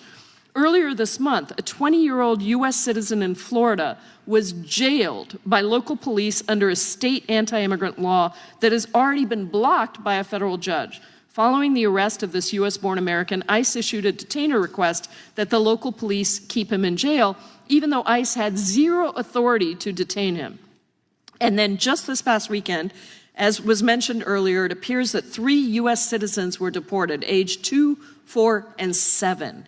In the case of the 2-year-old, U.S. District Judge Terry Doughty, who is a Trump appointee, said this American child received, quote, no meaningful due process. Based on reports, the child was detained unlawfully by ICE for 3 days until she was deported with her mom, who was undocumented. The child's father had filed a petition to get the child released into his custody, but was not allowed to communicate with the mother. These are not isolated incidents. They are part of a broader, reckless approach to immigration enforcement that is wreaking havoc across our country. And it's sending a chilling message to entire communities that they are suspect in their own country solely because of their race, their ethnicity, or their heritage. In fact, there is a great article by New York Magazine that discusses all of these incidents, and again, I'd like to ask unanimous consent to submit that article for the record. Without objection. What's even scarier is where this is headed. The president has publicly suggested sending U.S. citizens to a gulag in El Salvador with a record of severe human rights abuses. Under the guise of immigration enforcement, this administration is eroding the foundational democratic norms enshrined in our Constitution. Detaining and deporting U.S. citizens because of reckless and indiscriminate immigration enforcement is unconstitutional, dangerous, and fundamentally wrong. And I hope that colleagues on both sides of the aisle would support this amendment. I urge every member to make it absolutely clear, no taxpayer dollars should ever be used to violate the rights of U.S. citizens. I yield back. Gentlelady yields back. Question. Gentlelady from Pennsylvania is recognized. I just wanted to speak in favor of the gentlelady's amendment. I mean, she laid out the due process reasons, the constitutional reasons why we should not be allowing taxpayer dollars to support the deportation of American citizens by ICE.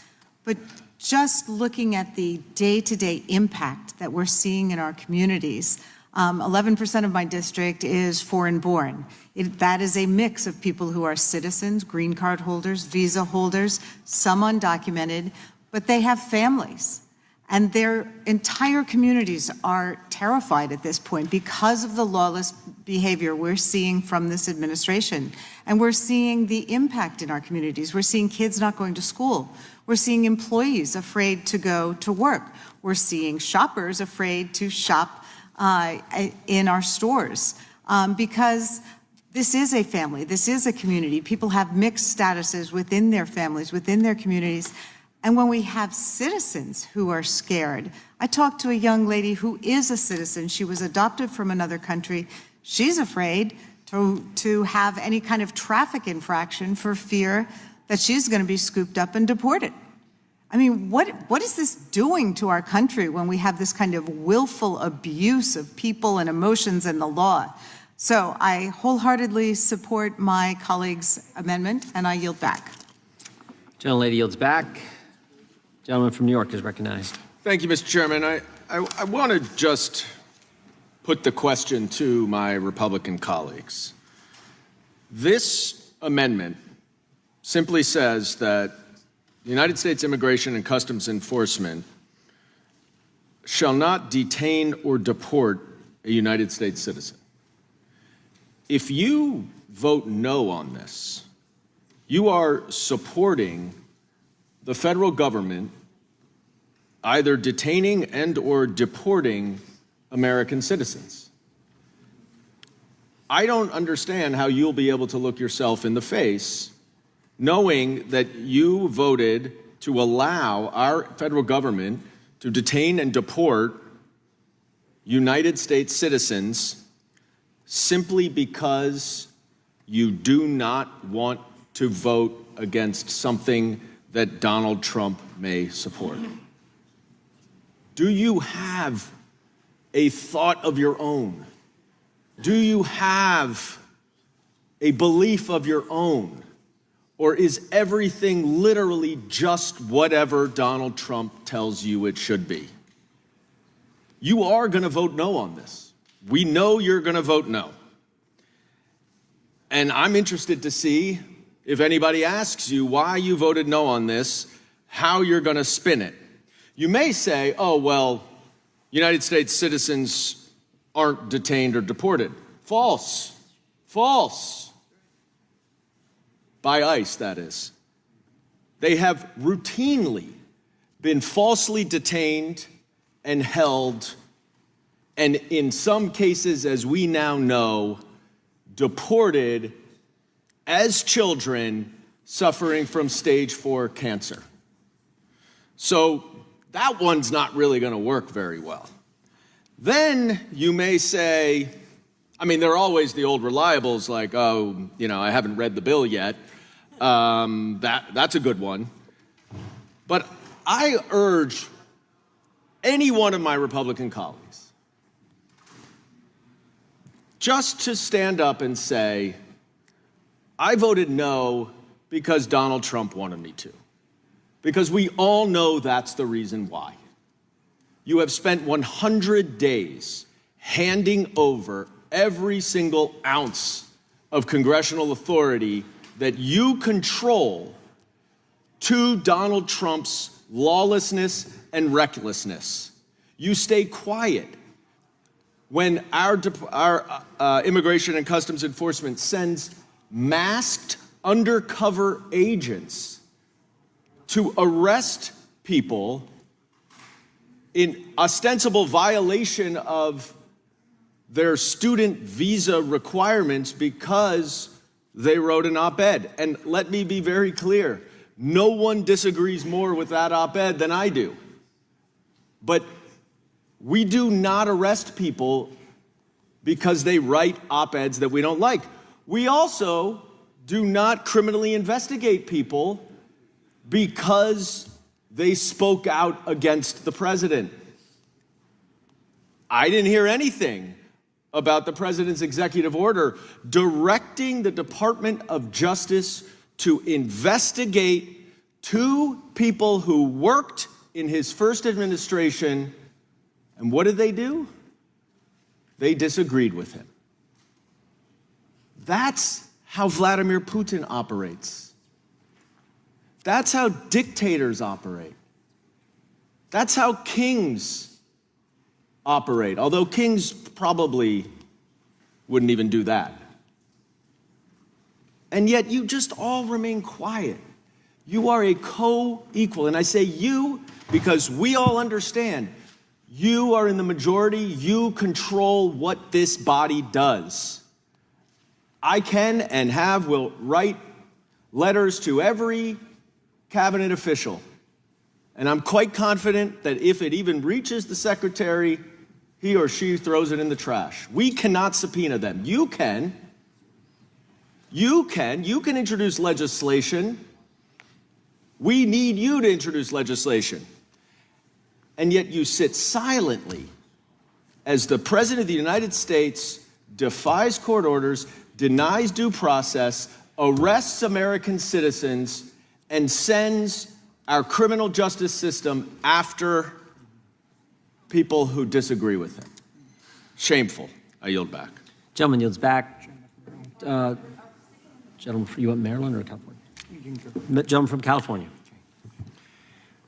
The fact that Democrats and my colleague, Representative Pramila Jayapal, feel the need to even introduce an amendment that says ICE cannot deport U.S. citizens is batshit crazy. This should not even be a discussion. It is not even a question. U.S. citizens cannot be deported by ICE. It's the law, it's the Constitution. I will be astounded if Republicans vote no on this. I yield back. Gentleman from Maryland is recognized. Thank you, Mr. Chairman.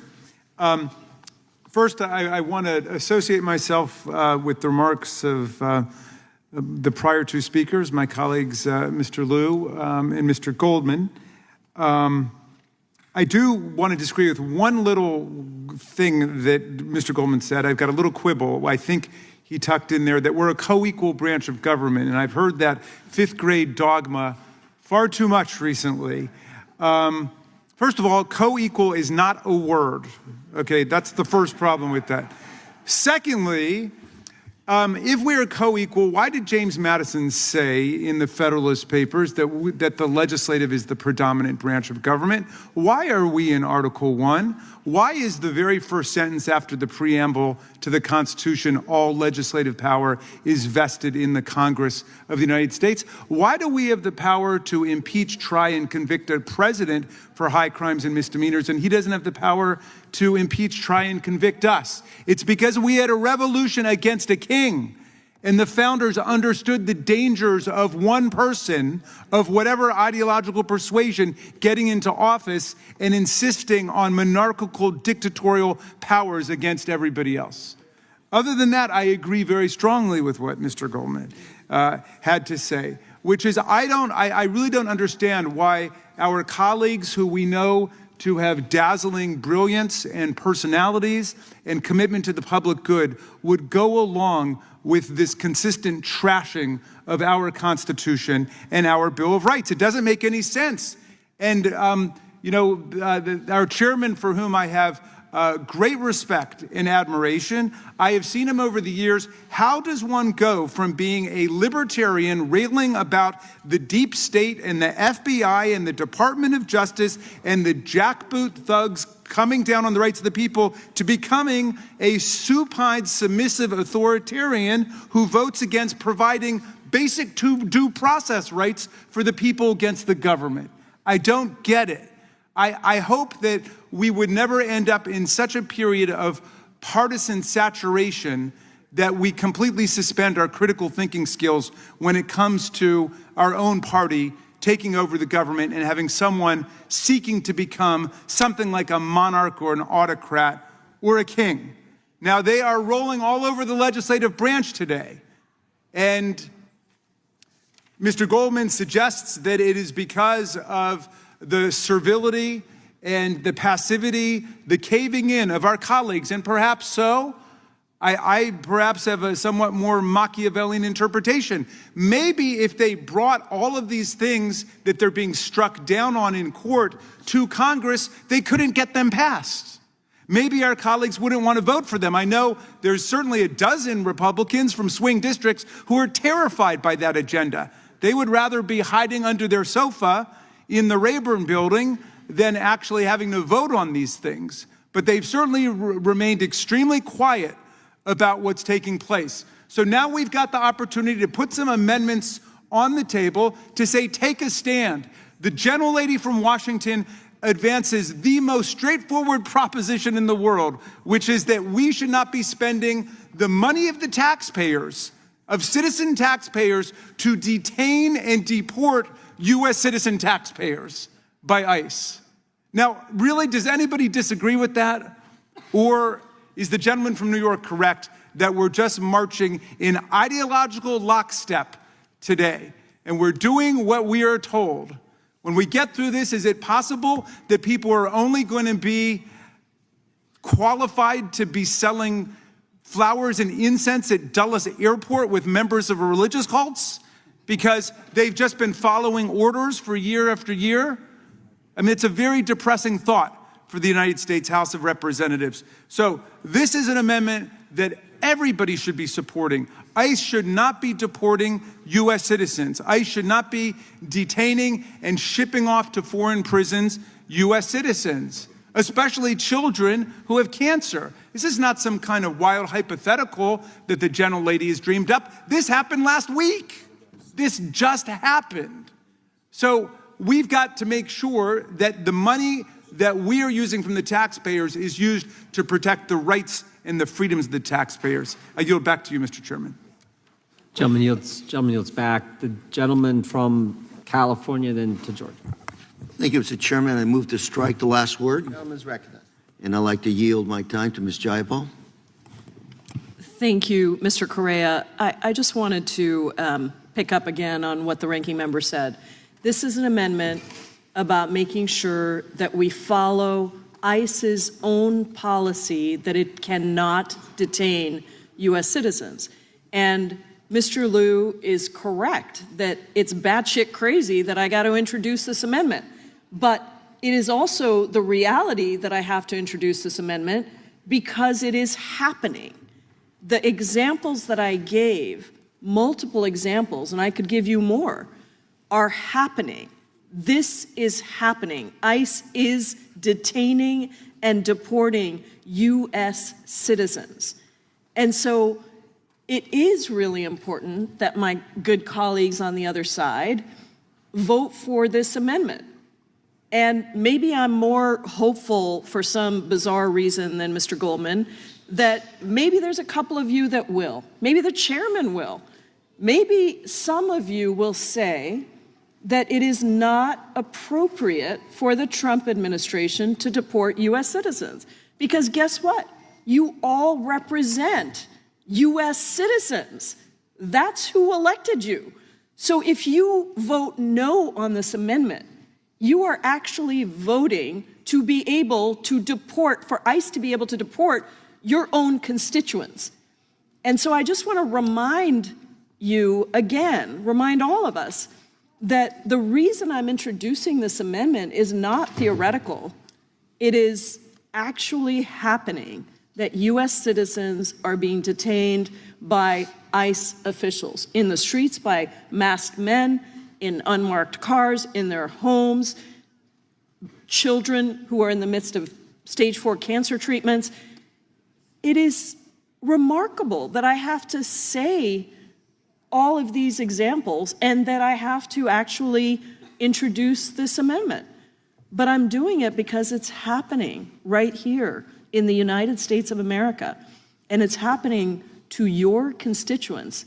The people that are the U.S. citizens that are being arrested in red states and blue states, in your districts and my districts. And once again, if you can do this to one group, you can do it to any group. Well, the gentleman yield first a question.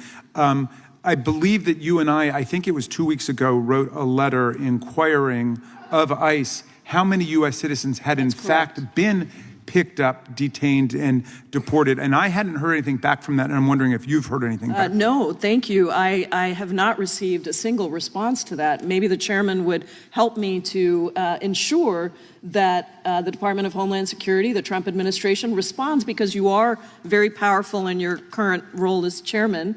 And perhaps you could get an answer where the ranking member and I have not been able to.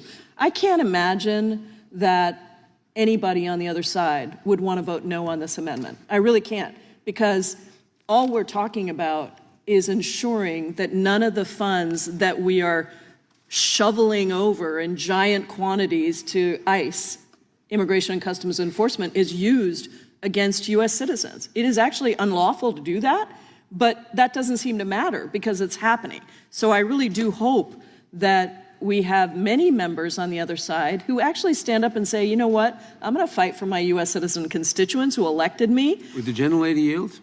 Yes, I would be happy to. I just wanted to say I think you hope in vain. Well, here we are.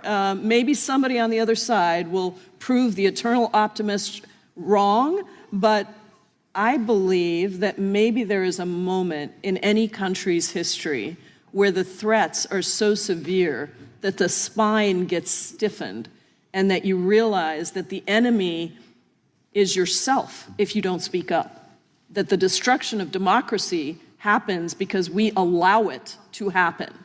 And I hope that my colleagues on the other side, I continue to hope that my colleagues on the other side recognize that and vote yes on this amendment. Gentleman yields back. The gentleman from Georgia is recognized. Yeah, I was trying to think up all of those old horror movies that I used to watch when I was a kid, and I would just literally be shaking in my boots in the bed after watching one of those shows like, Alfred Hitchcock, or, watching Frankenstein, or Dracula, Wolfman, The Birds, The Last Man on Earth, all of that scary stuff. And I was trying to figure out, why is it that my Republican friends on the other side of the aisle today are afraid to speak up and speak out? And if there was ever an amendment to speak up and speak out about it, would be this one offered by the gentle lady from Washington, Ms. Jayapal, which is simple. It just says, no funds made available by this subtitle may be used by U.S. Immigration and Customs Enforcement to detain or deport a United States citizen. So, she's not talking about undocumented immigrants having due process rights. You might disagree with that, although it is the law, but I'll respect folks who disagree and think that they should not have rights. But this is about United States citizens. Nobody would disagree with the fact that no United States citizen should be deported. That's not what we do. That's not how it is. But yet my friends on the other side of the aisle are frightened, terrorized to speak up and speak out about this bill. And I suspect that they will vote against it out of terror.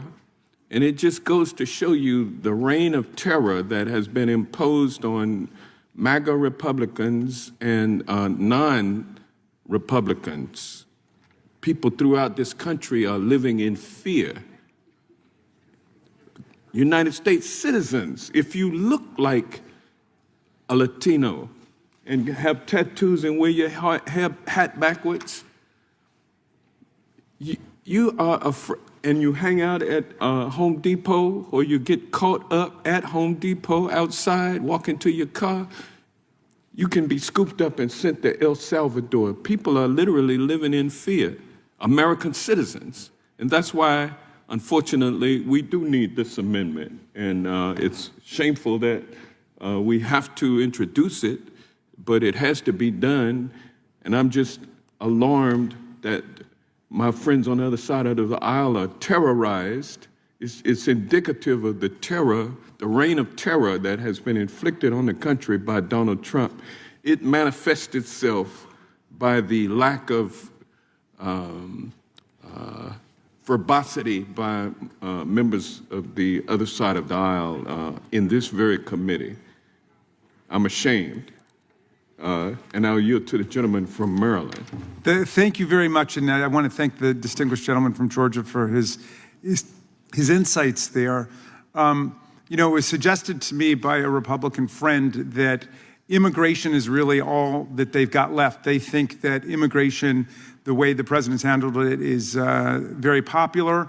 And of course, the stock market has taken this tremendous hit, $7 trillion loss. The economy is shrinking. He's plunged us into this trade war. His polling numbers are 39%, an historic record low. And so they think, well, if we all rally around immigration and we can scapegoat immigrants, then we'll be able to work our way back. What's interesting is when I opened, I began with some comparisons of Donald Trump's numbers to other presidents in our history, and you can look at almost any of them. Like take Harry Truman, for example. He was at 87% at this point. He had double the approval ratings of Donald Trump. And here's what he had to say about due process, okay? Moreover, the guilty as well as the innocent are entitled to due process of law in America. They're entitled to a fair trial. They are entitled to counsel. They are entitled to fair treatment from the police. Harry Truman would never get on the bandwagon of saying, let's sacrifice the rights of immigrants somehow to become popular. And that made him popular, that he stood up for the Constitution and he stood up for the Bill of Rights. I yield back to the gentleman from Georgia. Yeah. Gentleman yields back. The gentleman from New York is recognized. Move to strike the last word. Gentleman is recognized. Mr. Chairman, I understand the terror on the Republican side of the aisle. And it is true that we've had, since Magna Carta, fundamental guarantees of due process. But this administration doesn't afford anyone due process. The president doesn't afford due process to fellow Republicans. The president has removed security, has instructed the Department of Justice to prosecute. Imagine a president instructing the Department of Justice to prosecute someone, has instructed the Department of Justice to prosecute former Republican high officials who have earned or somehow gotten the ill regard of the president. He has told the Justice Department, prosecute, I forget the names, a number of people, remove the protection from people who served in my first administration, who, as a result of that service and being involved in the assassination of Qasem Soleimani, are under threat from the Iranian government, but because I don't like them anymore, remove the protection.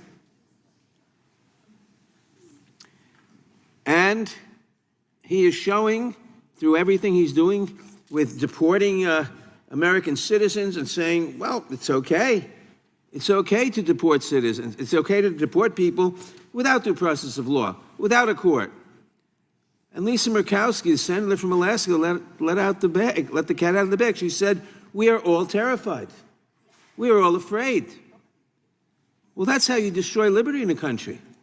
When you make United States senators afraid, when you make citizens afraid, citizens who've committed no crime, when you break into somebody's house and ransack it, and don't check because you have the right to ransack anybody's house. This is how you destroy respect for law. This is how you destroy civil rights, civil liberties. This is how you make this country a tyranny. And that's what they're trying to do. That's what he is doing and having success in doing. And we must, if this committee means anything, we must say, here we stand. Here we stop. We are the Judiciary Committee. We say what the limit of the law is. And therefore, we put a limit on him. I yield back. Gentleman yields back. Gentleman from, I don't know who's went the most recent. We'll go to the gentleman from California, then the gentlelady from Cal. We'll go ladies first. Gentlelady from California. Go ahead. I appreciate you.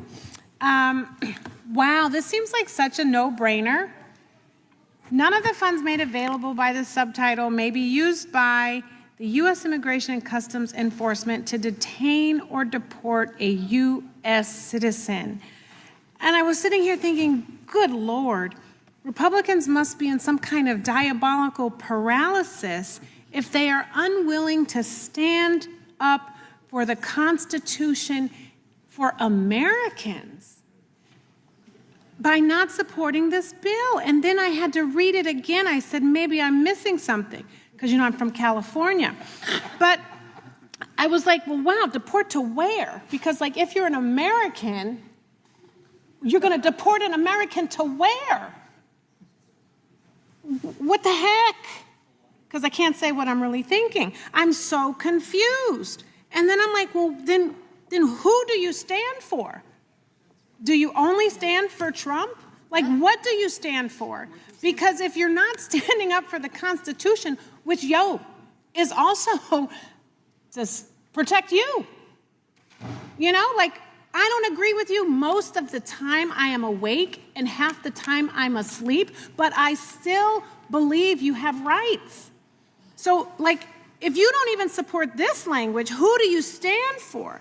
Because, you know, I guess what you're saying is that Americans have no rights. You have no rights, and the only right you have is to obey Trump. The only right you have is to be silent and complicit in whatever comes out of this administration. But you don't have a right to your rights. You don't have a right to your civil liberties. You don't have a right to any freedoms. You don't even have a right to stand up and speak out. And you, as an American, could be deported, but I just don't know to where. And, you know, the ranking member said that he talked to Republicans who said, well, you know, this is a popular thing, you know, for Republicans, this immigration thing, and it's not. You know, 78% of Americans say they want a president who obeys the law. 88% of Americans say they want a president to certainly obey the law if the courts tell the president to obey the law. We have opened the door. We have walked back into babies in cages, to our neighbors, you know, our soccer teammates, our neighborhood store owners being deported. We have seen babies in their underwear being strip searched by people who are like, sorry, my bad, wrong address, but I'm still dehumanizing you, taking away all your stuff, and taking away your rights and liberties. I mean, this little sheet of paper just says, please follow the law and give an American citizen their rights, which you can still debate in court, but the premise is they have some. So I'm just so bizarrely confused. And then I'm thinking to myself, well, so then if you are gonna not support this, then like what happens when an American, one of your constituents, one of your neighbors, heck, a family member goes overseas and gets snatched? You're not gonna fight to bring them home? I don't know what could be like on your laptop or in your book or whatever right now that has got you so hypnotized that you would not engage in this conversation with your colleagues and find a way to stand up for the Constitution and the rights of Americans, even Americans that you might not agree with or don't like or don't look like or haven't met. Have you met every single representative? I mean, every single constituent that you represent in your district? God bless you if you have. But even if you haven't, you still have to represent them. So if they're in trouble and they call you, you're supposed to help them. If you don't support this, you're saying, if you call me, I'm not going to help you. What kind of representative are you? Shame, shame, shame. Game of Thrones, shame. With that, I yield back. Gentleman yields back. The gentleman from California, then Georgia. Thank you. And I'm going to yield to our ranking member. Well, I thank the gentleman for yielding. I suppose all I would say is on the question of whether or not an anti-constitutional agenda is a popular agenda, which seems to be kind of the currency of the day among our friends. People want to see the law enforced, but all the laws enforced, including the Constitution, including due process, including the rights of the First Amendment and the freedom of speech. People want to see all of the laws enforced together. And this is why I come back to why Donald Trump has historically low popularity ratings now, historically high unpopularity ratings. It's in the gutter because he's not delivered on any of his economic promises. He didn't get us cheaper eggs. He got us eggs Benedict. He sold us out. He betrayed us. And he's not delivering on the economy. He's crashing the stock market. He's plunged us into trade war with the whole world except for his buddies in Putin's Russia. And so now it all comes down to immigration, that they think what the American people want is to violate people's rights. I don't think anybody campaigned on that. I don't think anybody wants that. And I think, as the gentlelady from California just expressed, the polls show that the American people want due process to be observed. The American people want the President of the United States to comply with court orders and not violate court orders. The American people want us to remain a nation where the Constitution is supreme, not where the president is supreme. They want us to be a nation where the Constitution and federal laws govern, not the whim and the will and the fancies of one guy. That's not what people bargained for. So I would beseech President Trump and anybody who's got influence with him, your numbers are in the dumps 39%. Look at Harry Truman, 87%, and he gave a beautiful speech in defense of due process, in defense of the Constitution. So if all you care about is your polling numbers and you don't care about the Constitution you're sworn to uphold and defend against all enemies, foreign and domestic, the polling numbers tell you what to do. Stand with the people, stand with our Constitution, stand with our Bill of Rights. It's much bigger than any one of us. It's much bigger than any single politician. And the cat's got their tongue today because they don't want to talk about the Constitution. They don't want to talk about the Bill of Rights. They don't want to talk about due process and freedom of speech and freedom of assembly in America. But that's what we were sent here to do. And we're going to stand up for the Constitution. We're going to stand up for the Bill of Rights. We're going to stand up for due process. We're going to stand up for the independence of the judiciary. So no, we are not going to follow our colleagues in putting up wanted signs for judges. We're not going to follow our colleagues in saying that federal judges should be impeached because we disagree with their opinion. As Chief Justice Roberts said, the proper response to a district court opinion you disagree with is you appeal the opinion, you don't impeach the judge. We've impeached 15 judges in all of American history. They were impeached for corruption, for bribery, for tax evasion. One guy was impeached for habitual drunkenness on the bench. It wasn't even occasional, it was habitual, but nobody's been impeached because of the substance of their opinion, much less the correct substance of their opinion. Our colleagues don't even tell us which opinions they think were wrongly decided.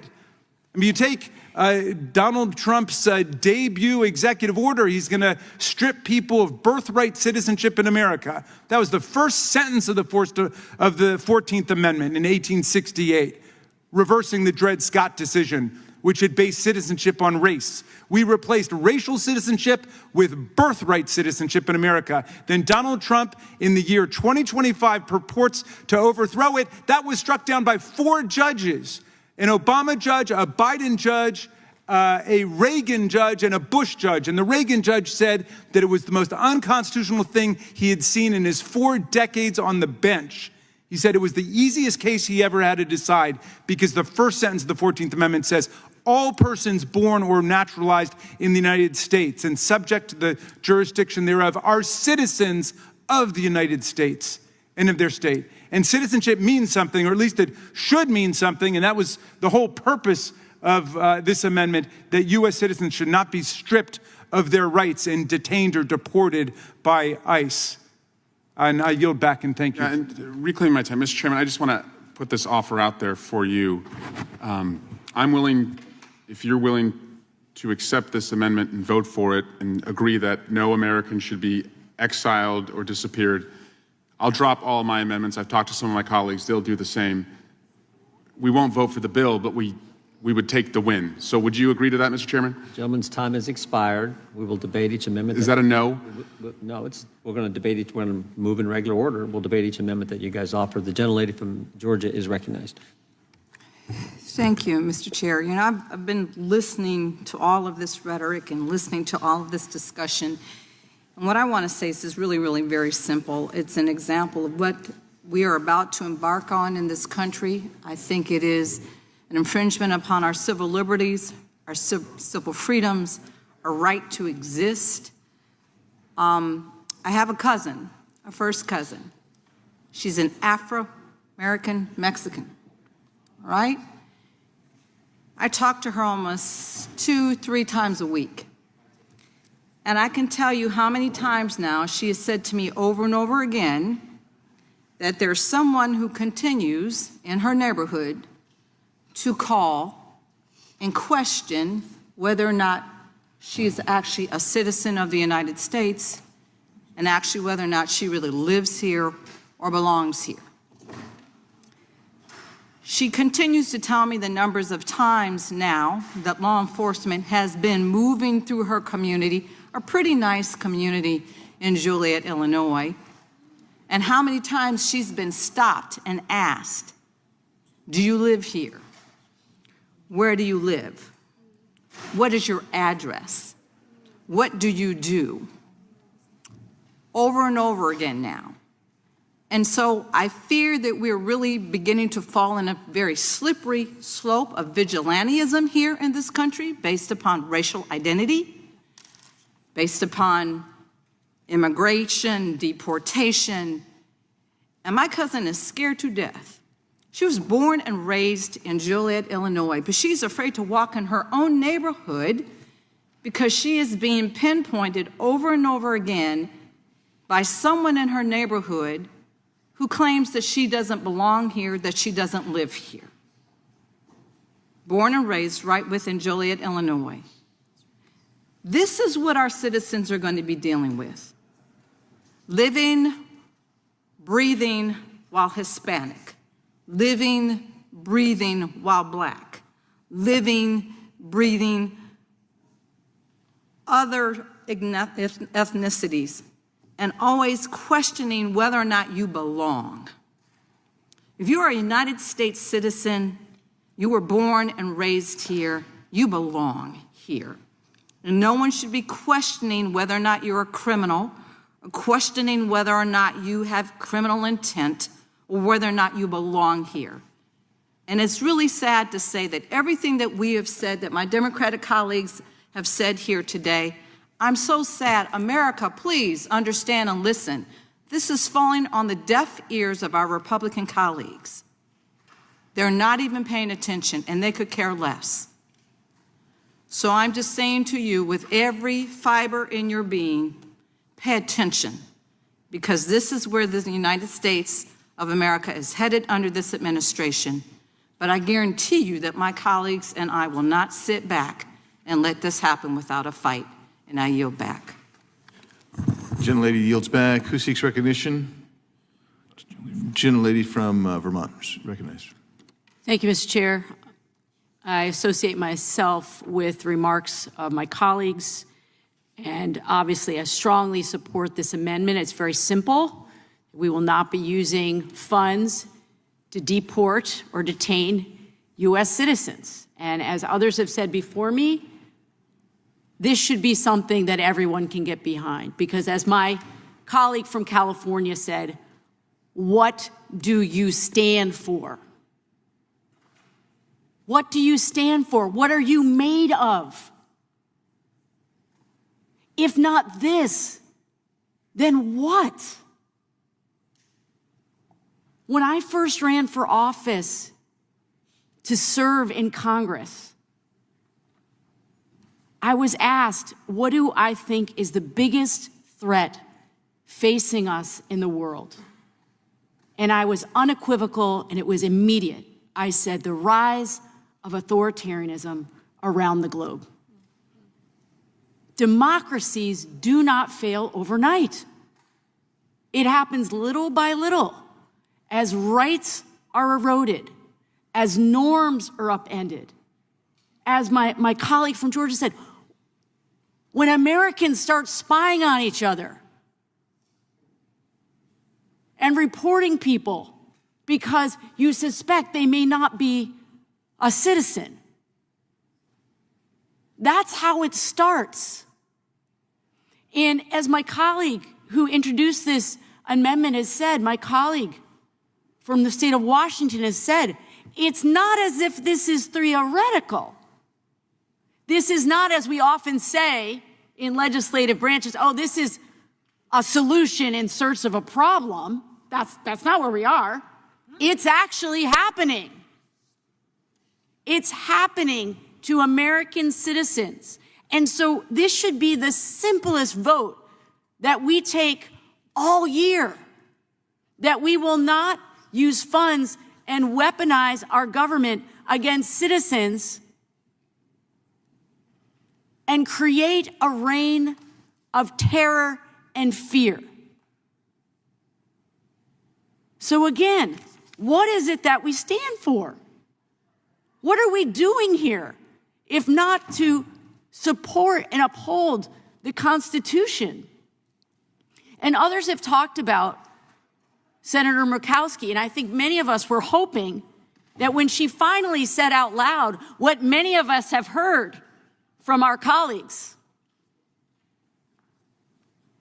that they'll say behind closed doors, that they are afraid. They do not want to be targeted. They do not want their families to be targeted. They do not want the president tweeting about them. They do not want Elon Musk tweeting about them. They do not want people to show up at their doors. They're not just afraid of losing an election. They will tell you they are keeping their heads down so that nobody will notice. Well, here's the deal. This isn't going to go away. It isn't just going to fade away. If we don't stand up for the things that make us Americans, if we don't stand up for due process, if we don't stand up for all of the ideals that we hold so dear, then we mean nothing. This country means nothing. We are only as good as the ideals that we uphold.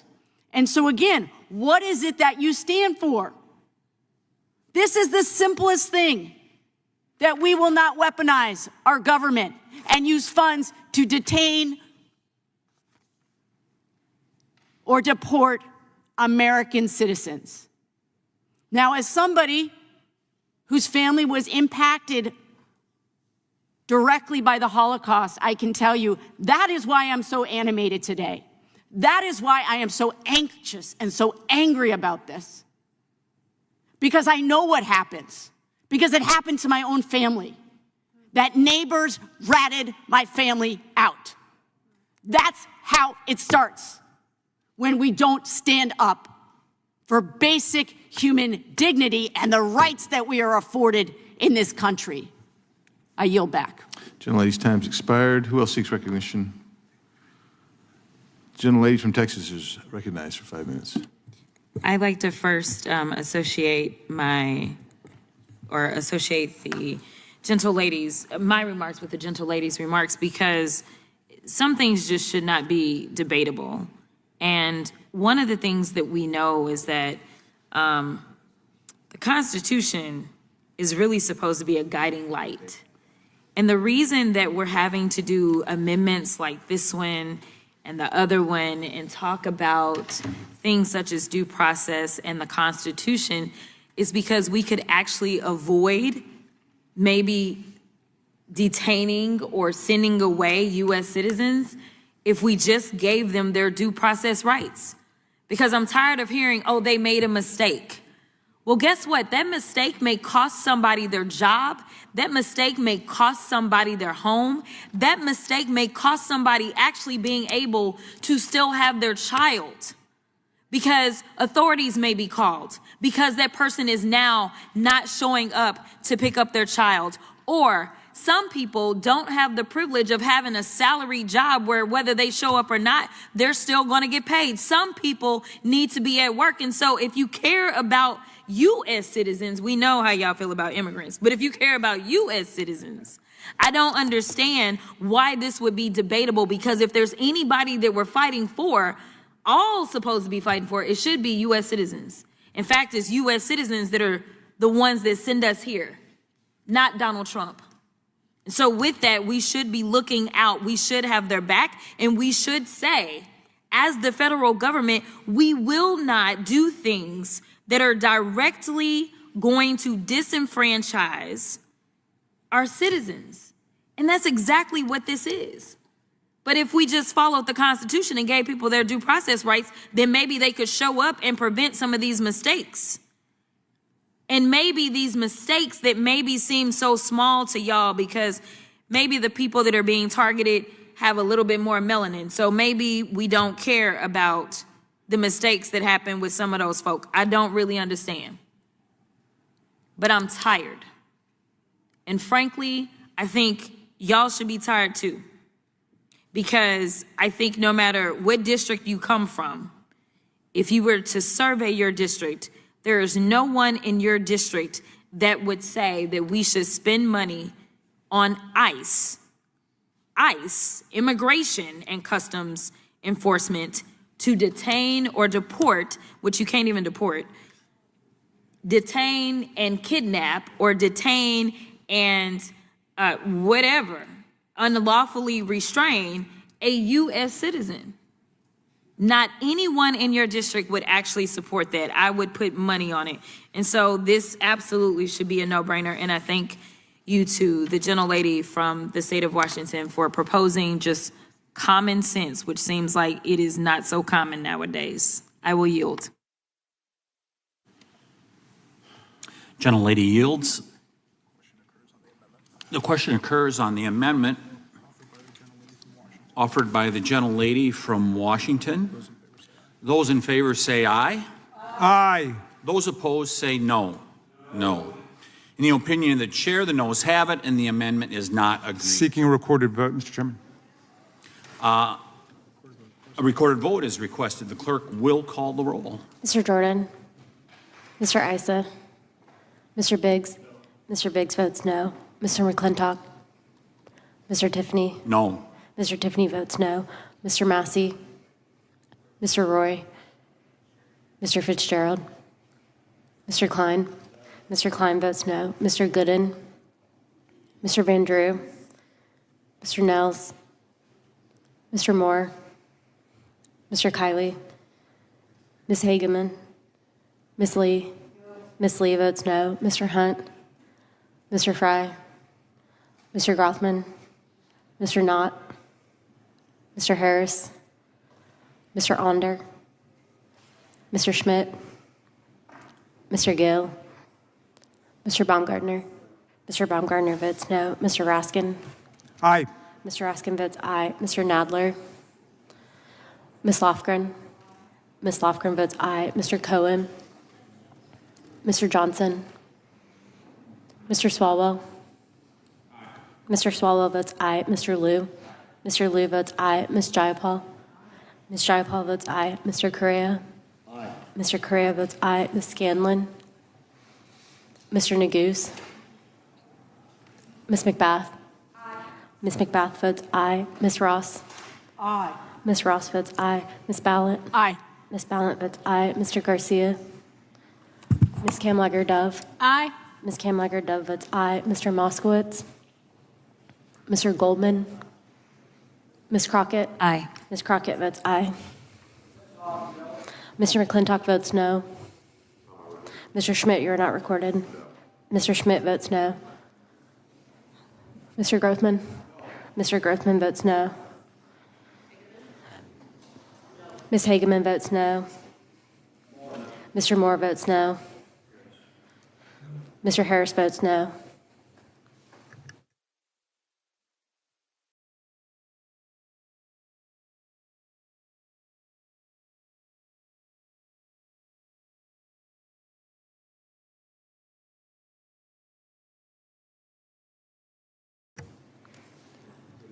Mr. Gooden votes no.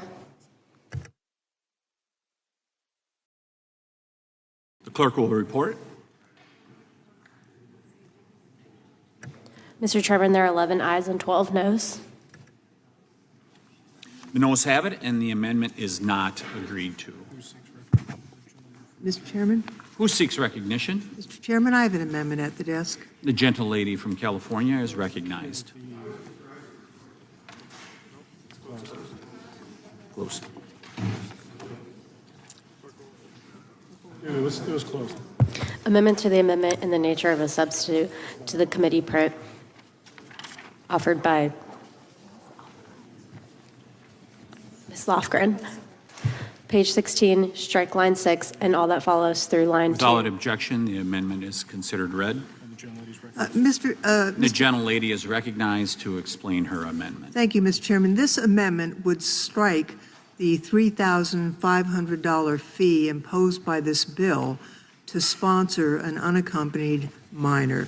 Now, there is a phenomenon, I've seen it over the years, where things are so desperate in a country that children, including really small children, show up at our border. And I can recall a number of years ago going down when a very large number of children, including 7, 8, 9-year-old kids were apprehended at the southern border.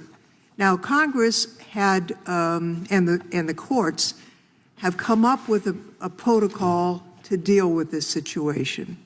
In 1993, the Supreme Court case Reno versus Flores set forth a preference for the release of immigrant and refugee children from custody, and this is their words, without unnecessary delay.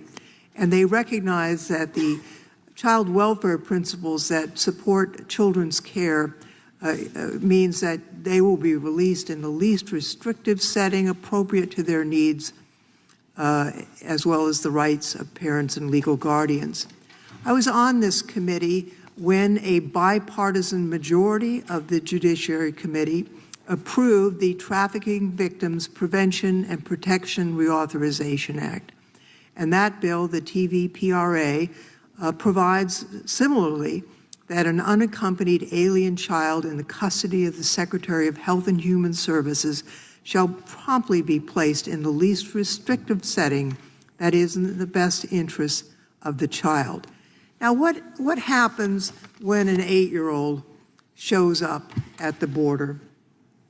First, they're brought into the custody of the Border Patrol, but Health and Human Services is directed to look after that child until they can be placed with a sponsor in the United States. Oftentimes, that sponsor is a member of their family, but it is not unknown that the foster care system will be utilized for the placement of that child.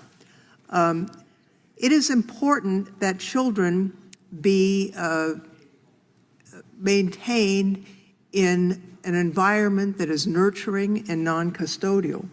And the idea that we would essentially tax people who are willing to take in a child that's been abandoned is contradictory to what our goals are as a decent nation. Now, the immigration, USCIS is one of the, I think, of only 2 agencies in the federal government that is entirely funded by fees, the other being the Patent Office. And so fees go up and down to cover the costs of activities, and that's not wrong, but it would be wrong to tax a foster family for taking in a child that has shown up at the border and is by themselves and helpless.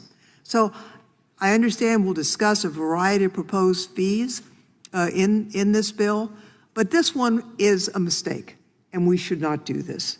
I'll just note that we've got another provision that this committee adopted many years ago that allows for a child that is, who has essentially been abandoned for a state court to find that that child has been abandoned and they become a special immigrant juvenile. In that case, they can become a legal permanent resident of the United States, but they can never petition for their parents who abandoned them.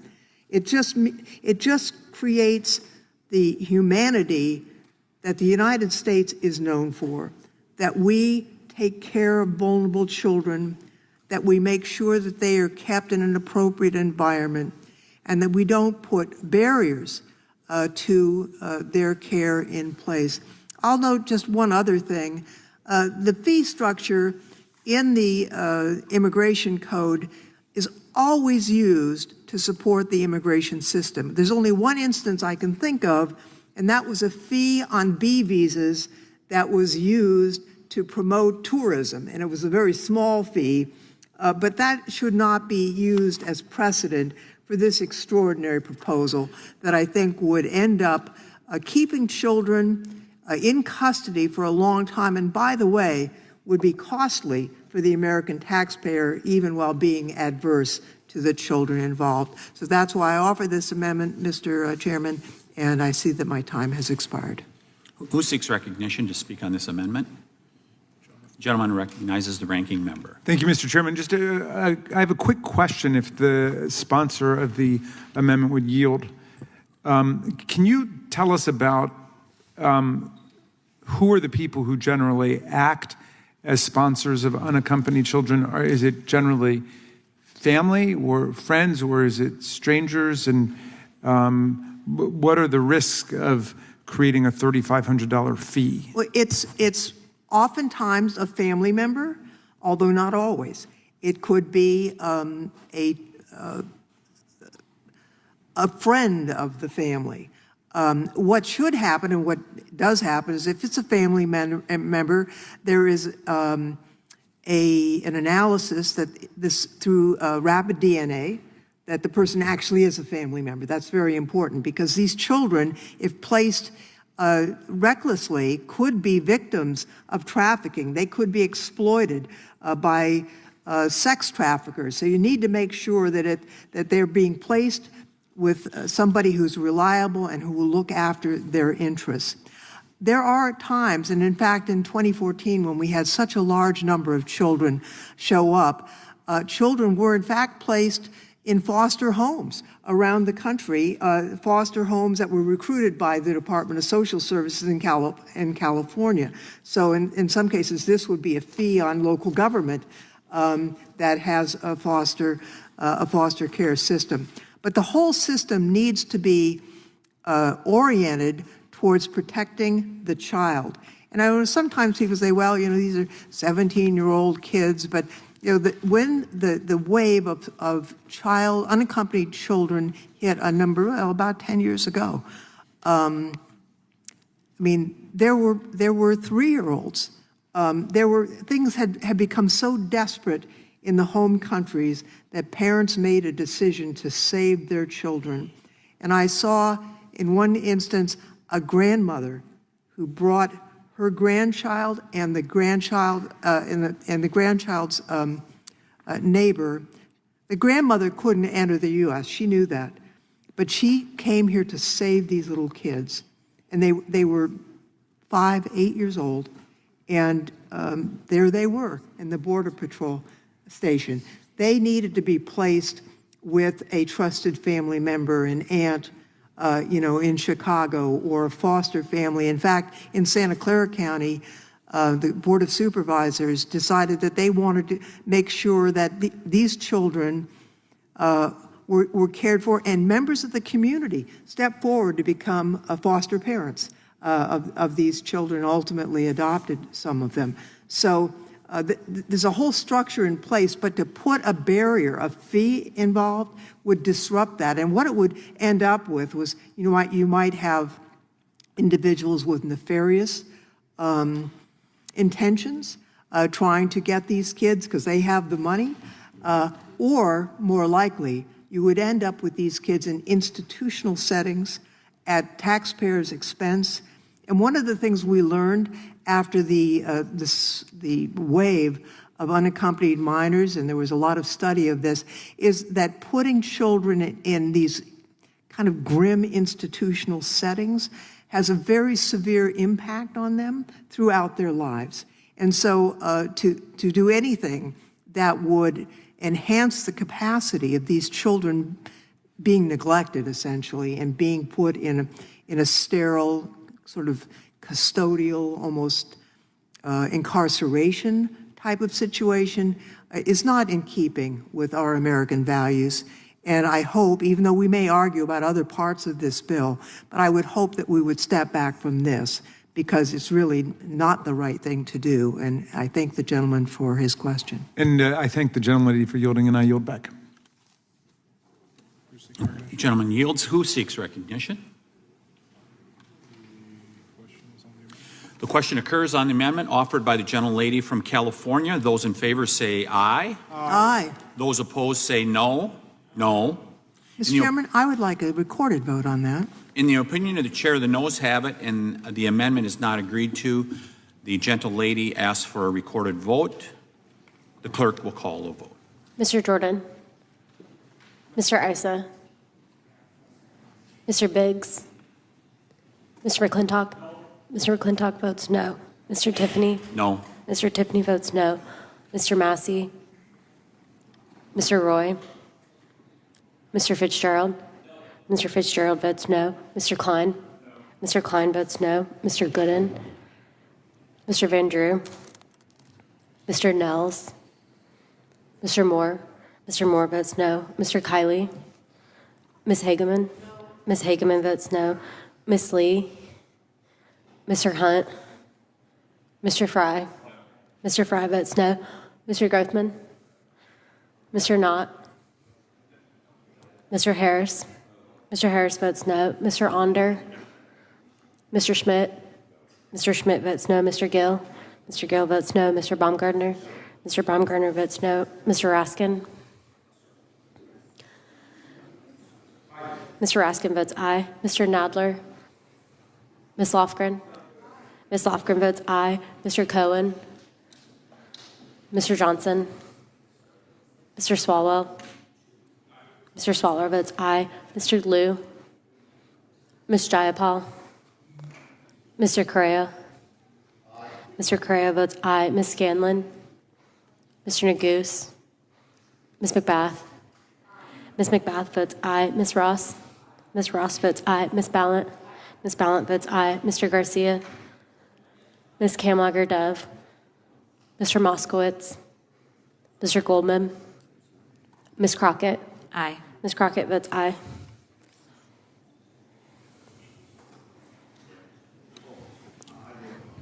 Mr. Grothman votes no. Mr. Gooden votes no. Chair votes no. Mr. Chairman votes no.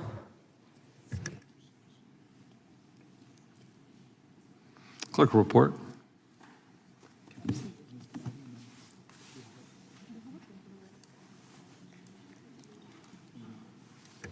Mr. Chairman, there are 8 ayes and 14 noes. The amendment is not agreed to. Who seeks recognition? I have an amendment at the desk. The gentleman from California is recognized to explain his amendment. Thank you, Mr. Chairman. Excuse me. Clerk will report. Thanks. Gentleman from Wisconsin reserves a point of order. Clerk will report.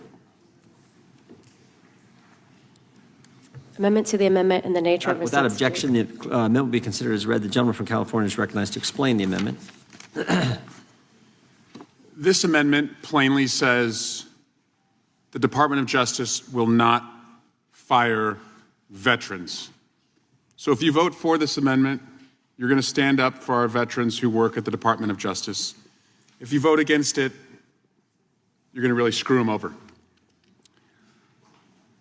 This would make it unlawful for an employee of the Department of Justice who held a veteran preference status to be fired for the, quote, sake of government efficiency. As many of you know, and many of you are veterans yourself, and I thank you for your service to our country, when veterans leave their service, whether they retire after a long career or after they fulfill their duty requirement, they oftentimes continue to serve the public, and they often do it through the federal government. And one of the agencies where they do it the most is at the Department of Justice. However, no president has fired more veterans than Donald Trump. Not a surprise for a guy who refers to our service members, those who have paid the ultimate price, as suckers and losers. Our veterans are not suckers and losers, and if they were hired after their service to work in the federal government under a veteran preference, they should be protected. Now, my Republican colleagues just showed that they will not protect U.S. citizens from being deported. They just voted to allow Donald Trump to deport U.S. citizens. The same week that Donald Trump deported a 4-year-old child citizen battling cancer. Will you treat our veterans the same way you just treated U.S. citizens by making them susceptible to deportation, by making our veterans eligible to be fired by DOJ? Prove me wrong. Vote for this amendment and you protect our veterans. Vote against it, you screw them over. I yield. Will the gentleman yield for a question? I would yield, yes. I want to thank you for introducing this. I've been also scandalized by the fact that thousands of veterans have been targeted in these mass layoffs and firings across the government. Of course, a lot of courts have tried to stop these firings because they're not done with any respect for the rules of the civil service, which say you can only be fired if you yourself have engaged in professional misconduct, or you're not living up to the requirements of your job if you're not performing, right? But your amendment says that the administration should not be firing people who hold a veteran's preference without cause. In other words, you would still allow them to be fired if they're not showing up to work, if they're not living up to their responsibilities. You're just saying, vote here not to sack veterans for no reason at all. That's exactly right. And I assume this is one where you've been able to get support from the other side of the aisle. I hope so, Mr. Ranking Member, considering how many of our colleagues from the other side of the aisle are veterans themselves who represent thousands of veterans in their district. So this is going to be a test for them. Will they stand for our veterans, or will they screw them over?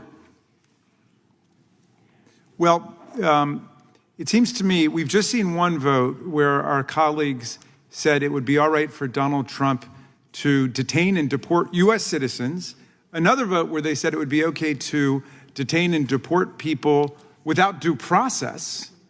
You put those two together, it sounds like they're saying that citizens can be deported and detained without due process.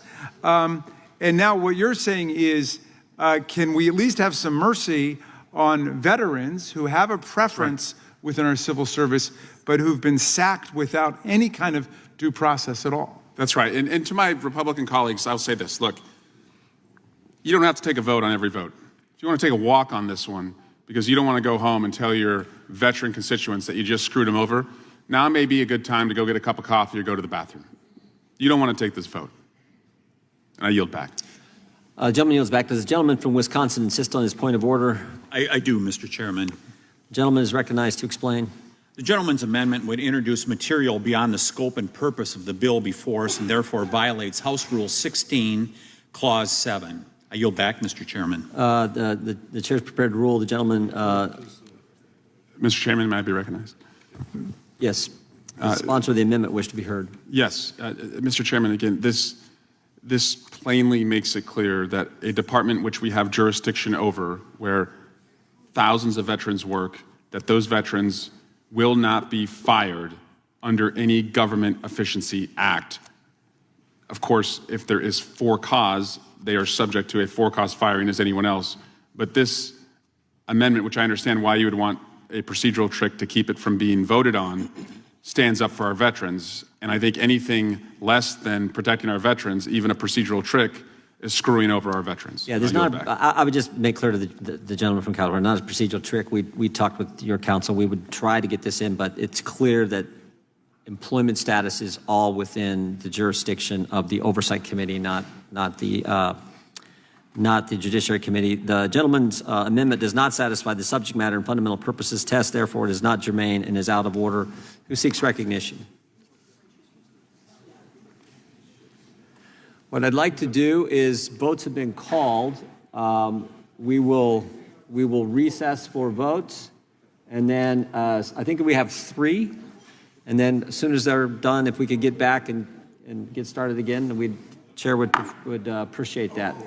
Committee stands in recess. Committee stands in recess. Committee will come to order. Chair recognizes the gentleman from New York, Mr. Nadler. Thank you, Mr. Chairman. I have an amendment at the desk. Clerk will report. Gentleman from Arizona reserves a point of order. Amendment to the amendment. Without objection, the amendment be considered as read. The gentleman from New York is recognized to explain the amendment. Thank you, Mr. Chairman. The depth of the Trump administration's depravity seems to have no low. Under orders from this administration, hundreds of people have been effectively disappeared, often under cover of darkness, to El Salvador, a country with a reputation for torture, ruled by a brutal dictator that is housing them in a notorious prison for an indefinite period of time. Just repeating these facts should shock anyone. Even more shocking, according to reports, our government is paying the government of El Salvador $6 million to detain these people. My amendment would prohibit funds from this bill from being used to pay for the detention in a foreign country or for the construction of a facility in a foreign country to be used for the detention of an individual on behalf of the United States. Absent extraordinary circumstances, when a person is removed from this country, they should be returned to their country of origin, free to resume their life there. But the Trump administration is rounding people up and sending them to a foreign prison without even the barest hint of due process. The president says they are criminals, despite most of them having no criminal record. He says they are gang members. Maybe. Many of them have tattoos, but that is hardly a crime. Has his administration bothered to prove anything in a court of law? No. He says that would take too much time. As if due process is a mere bureaucratic hurdle to be dispensed with instead of the clear order of the Supreme Court and a fundamental tenet of the Constitution. We already know that at least one person who is being detained, Kilmar Abrego Garcia, was removed in error. The Trump administration admits it. Yet despite court rulings ordering his return, the administration plays games and practically taunts the courts with its defiance, placing responsibility for his release entirely in El Salvador, as if our nation is powerless to bring back someone we have wrongfully deported to a country we are paying. President Trump brags incessantly about how strong and powerful he is and how he can accomplish anything from complex trade deals to ending war in the Middle East with the snap of a finger. But he can't stand up to El Salvador? Please. The president now seems to admit that he could bring him back, but simply chooses not to. Either way, the purpose of this whole exercise is not removal of one individual or even a few hundred undocumented people. It is to send a message to everyone in this country. Anyone can be dragged from their home at any time if Donald Trump says so. No due process required. And even if a court says you must be returned, he can ignore the order.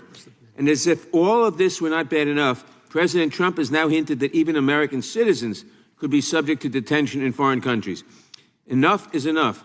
These are the hallmarks of an autocratic regime, and it must be stopped. I urge all members to support my amendment, and I yield back. Gentleman yields back. Question occurs on the amendment by the gentleman from New York. All those in favor say aye. Aye. Those opposed, no. No. In the opinion of the chair, the noes have it. Mr. Chairman, I ask for a roll call vote. The gentleman from New York asked for a roll call vote. The clerk will call the roll. Mr. Jordan? No. Mr. Jordan votes no. Mr. Issa? Mr. Issa votes no. Mr. Biggs? Mr. Biggs votes no. Mr. McClintock? Mr. McClintock votes no. Mr. Tiffany?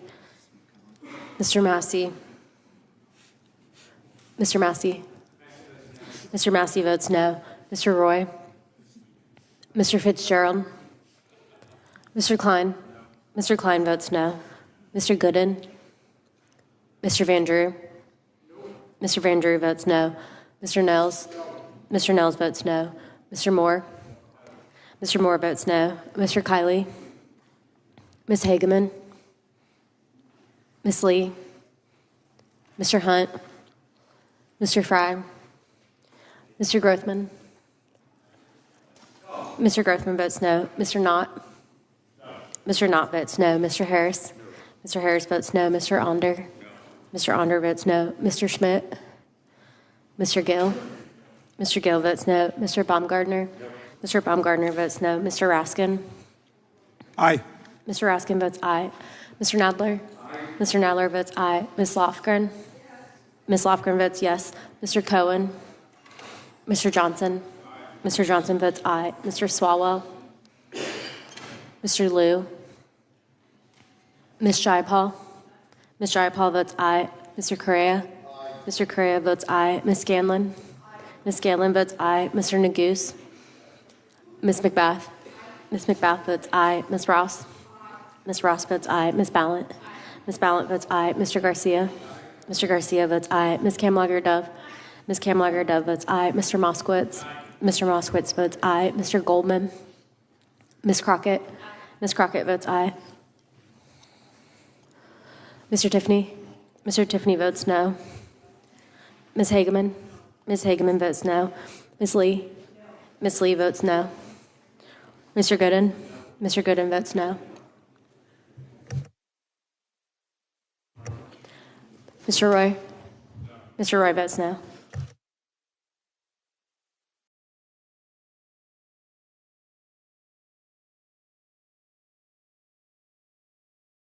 Clerk will report.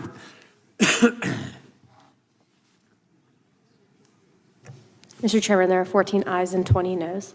Amendment is not agreed to. Who seeks recognition? Gentleman from Georgia. Gentleman from Georgia is recognized. I have an amendment at the desk. Clerk will report. Gentleman from Arizona reserves point of order. Amendment to the amendment. Without objection, the amendment be considered as read. The gentleman from Georgia is recognized to explain the amendment. Thank you, Mr. Chairman. My amendment would strike Section 70303. Let me tell you why that section is in the bill. People keep suing Donald Trump when he violates the Constitution. And when Donald Trump keeps losing in court,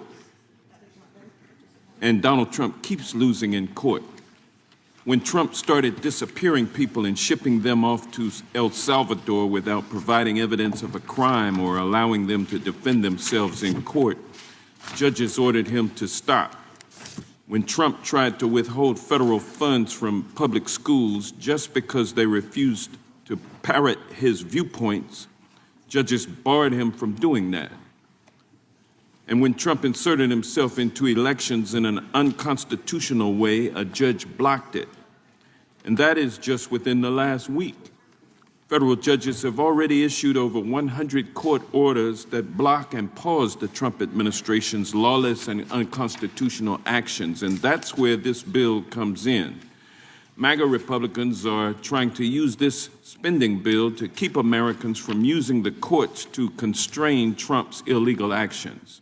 They're saying that unless you can hand over a lot of money when Trump and his administration violate your rights, they can just keep on violating them.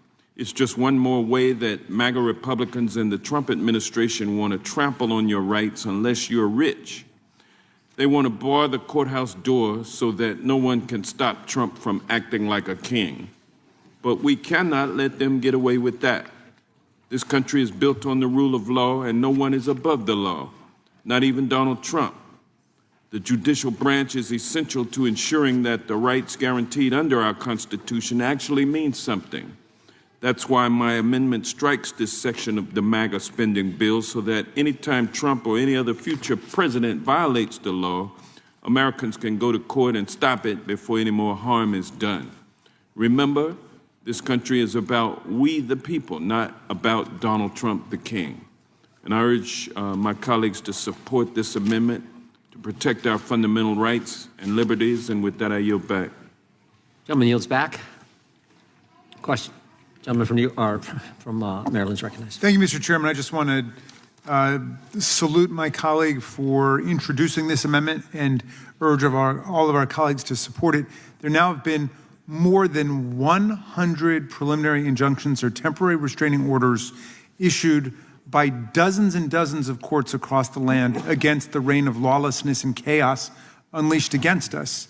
And rather than actually using our authority as the United States House of Representatives Judiciary Committee to try to get the administration to comply with court orders and to comply with the law, this legislation would actually try to undermine the rule of law by making it harder for the courts to actually enforce their contempt citations against the president. So the gentleman's amendment simply says that, rather,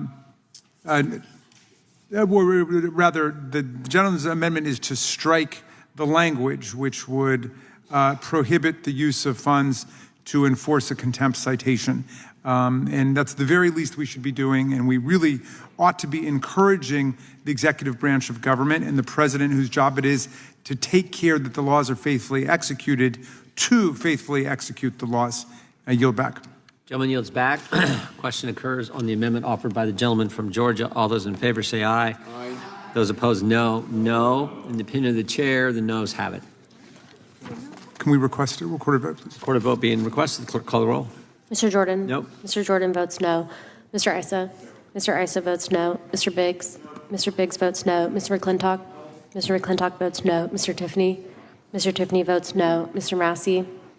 Mr. Roy? Mr. Roy votes no. Mr. Fitzgerald? Mr. Klein? Mr. Klein votes no. Mr. Gooden? Mr. Van Drew? Mr. Van Drew votes no. Mr. Nels? Mr. Nels votes no. Mr. Moore? Mr. Moore votes no. Mr. Kiley? Ms. Hageman? Ms. Lee? Ms. Lee votes no. Mr. Hunt? Mr. Fry? Mr. Grothman? Mr. Grothman votes no. Mr. Knott? Mr. Knott votes no. Mr. Harris? Mr. Harris votes no. Mr. Onder? Mr. Onder votes no. Mr. Schmidt? Mr. Schmidt votes no. Mr. Gill? Mr. Gentleman from Texas, Mr. Gill. Mr. Gill votes no. Mr. Baumgartner? Mr. Baumgartner votes no. Mr. Raskin? Aye. Mr. Raskin votes aye. Mr. Nadler? Aye. Mr. Nadler votes aye. Ms. Lofgren? Ms. Lofgren votes aye. Mr. Cohen? Mr. Johnson? Mr. Johnson votes aye. Mr. Swalwell? Mr. Liu? Ms. Jayapal? Ms. Jayapal votes aye. Mr. Correa? Mr. Correa votes aye. Ms. Scanlon? Ms. Scanlon votes aye. Mr. Neguse? Ms. McBath? Ms. McBath votes aye. Ms. Ross? Ms. Ross votes aye. Ms. Ballant? Ms. Ballant votes aye. Mr. Garcia? Mr. Garcia votes aye. Ms. Kamlager-Dove? Ms. Kamlager-Dove votes aye. Mr. Moskowitz? Mr. Moskowitz votes aye. Mr. Goldman? Ms. Crockett? Ms. Crockett? Ms. Crockett votes aye. Mr. Gooden votes no. Mr. Massey, you are not recorded. Mr. Massey votes no. Ms. Hageman, you are not recorded. Ms. Hageman votes no.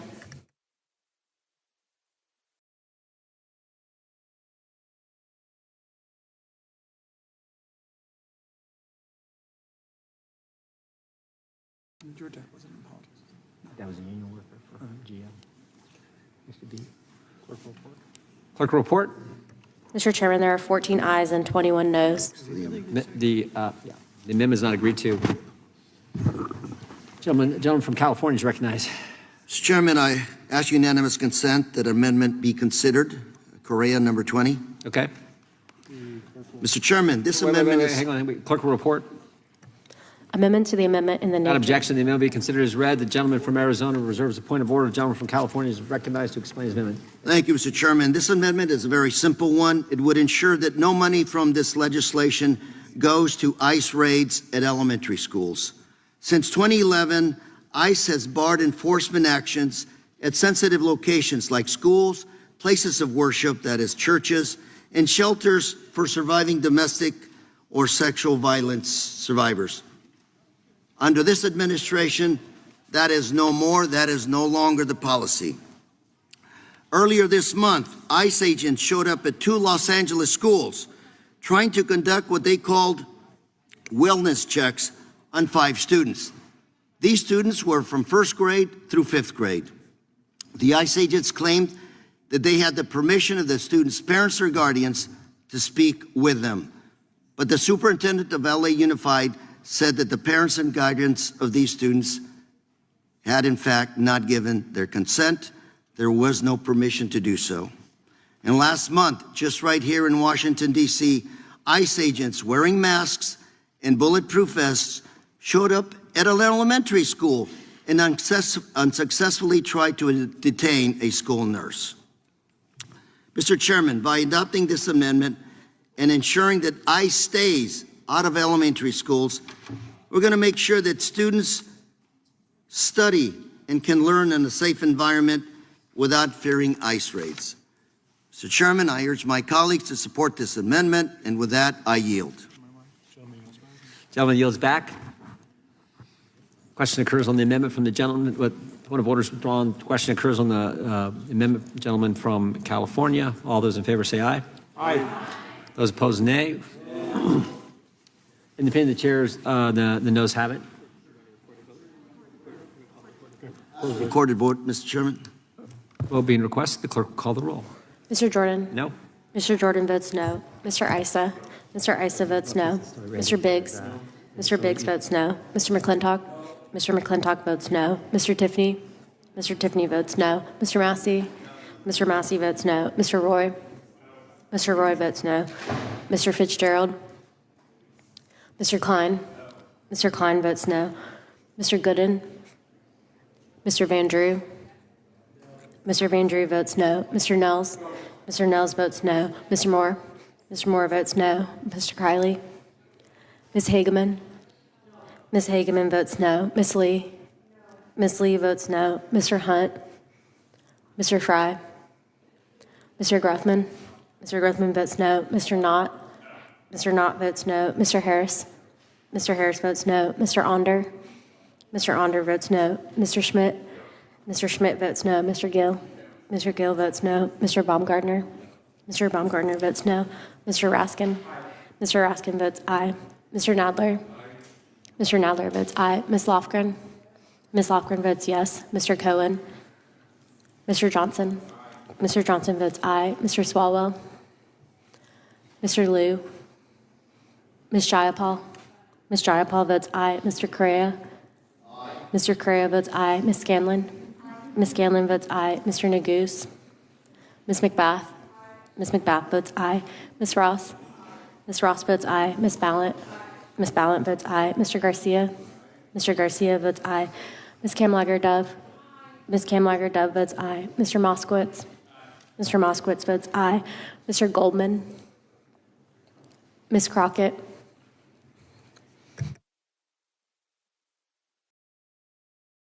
Ms. Crockett votes yes.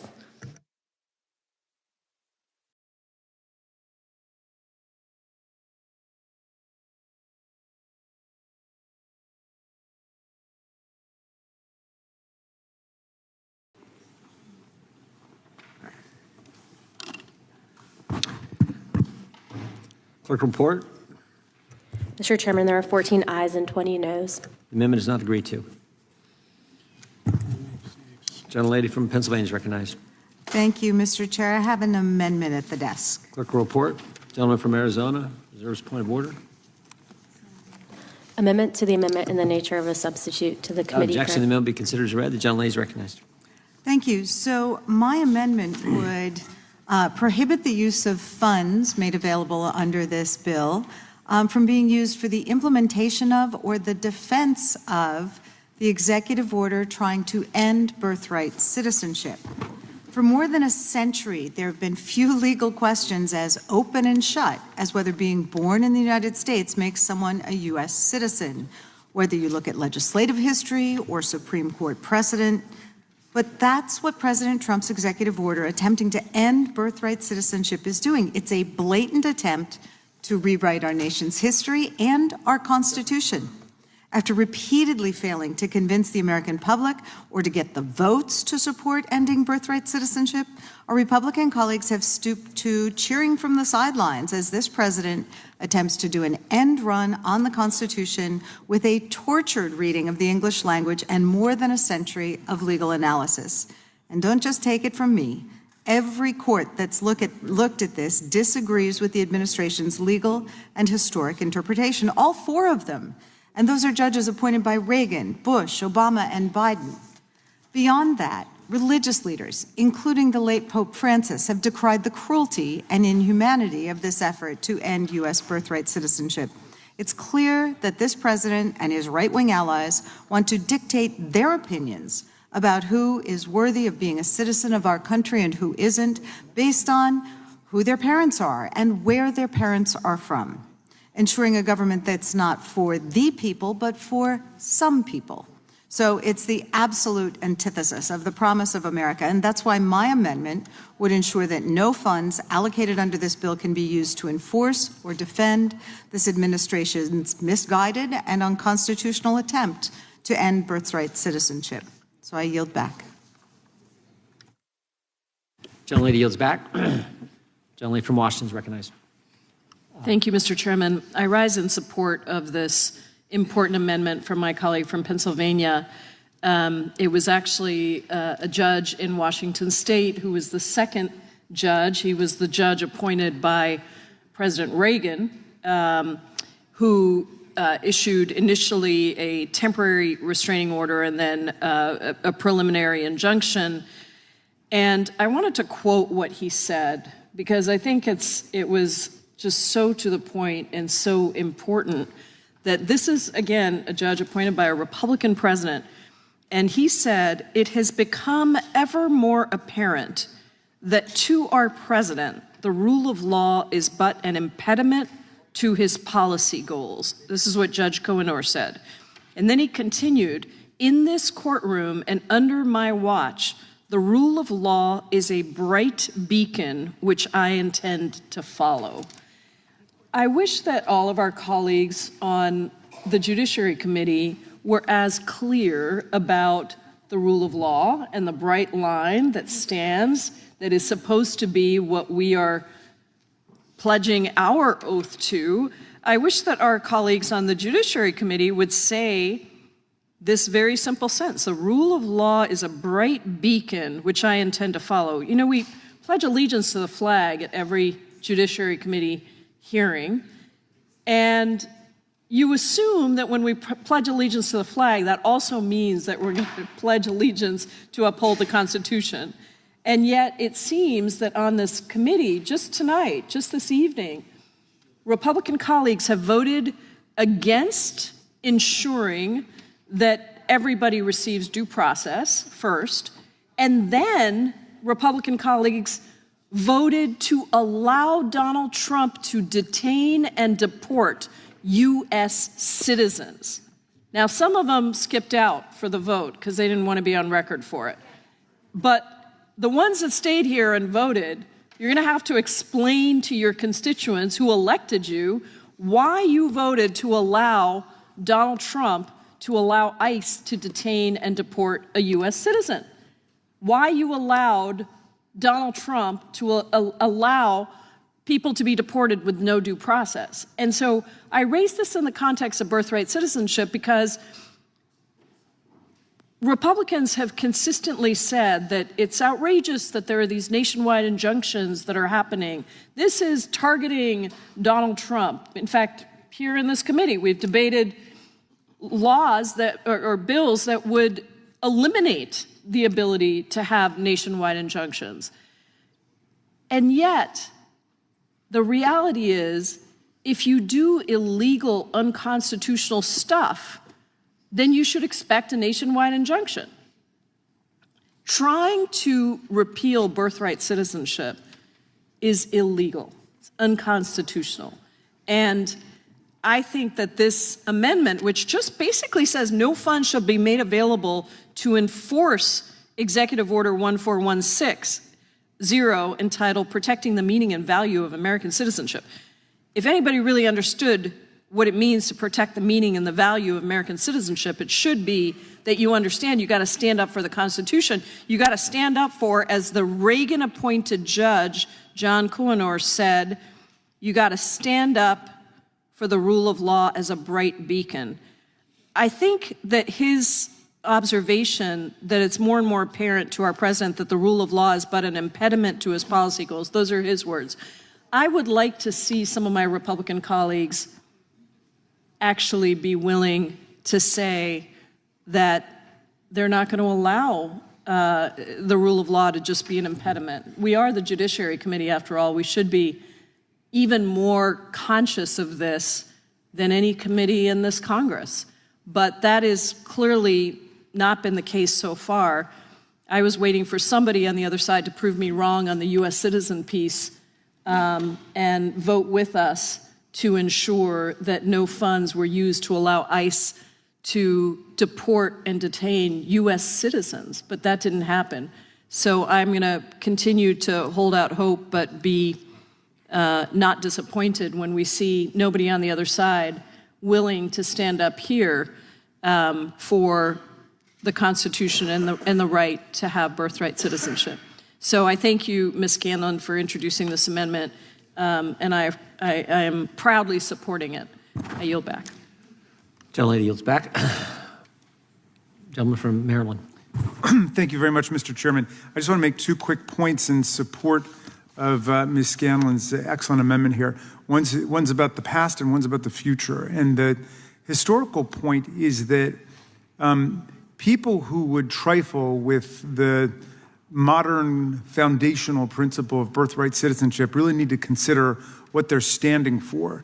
Because in the Dred Scott decision, the Supreme Court said that the enslaved people and their descendants, African Americans, could never be citizens within the meaning of the diversity jurisdiction clause of the Constitution. So Dred Scott, remember, was trying to sue to say that he had actually become a free man when he was brought into Missouri during the time of the Missouri Compromise. And the Tawney court said no, he couldn't even get into court. He didn't have standing because he wasn't a citizen, because an African American could never be a citizen.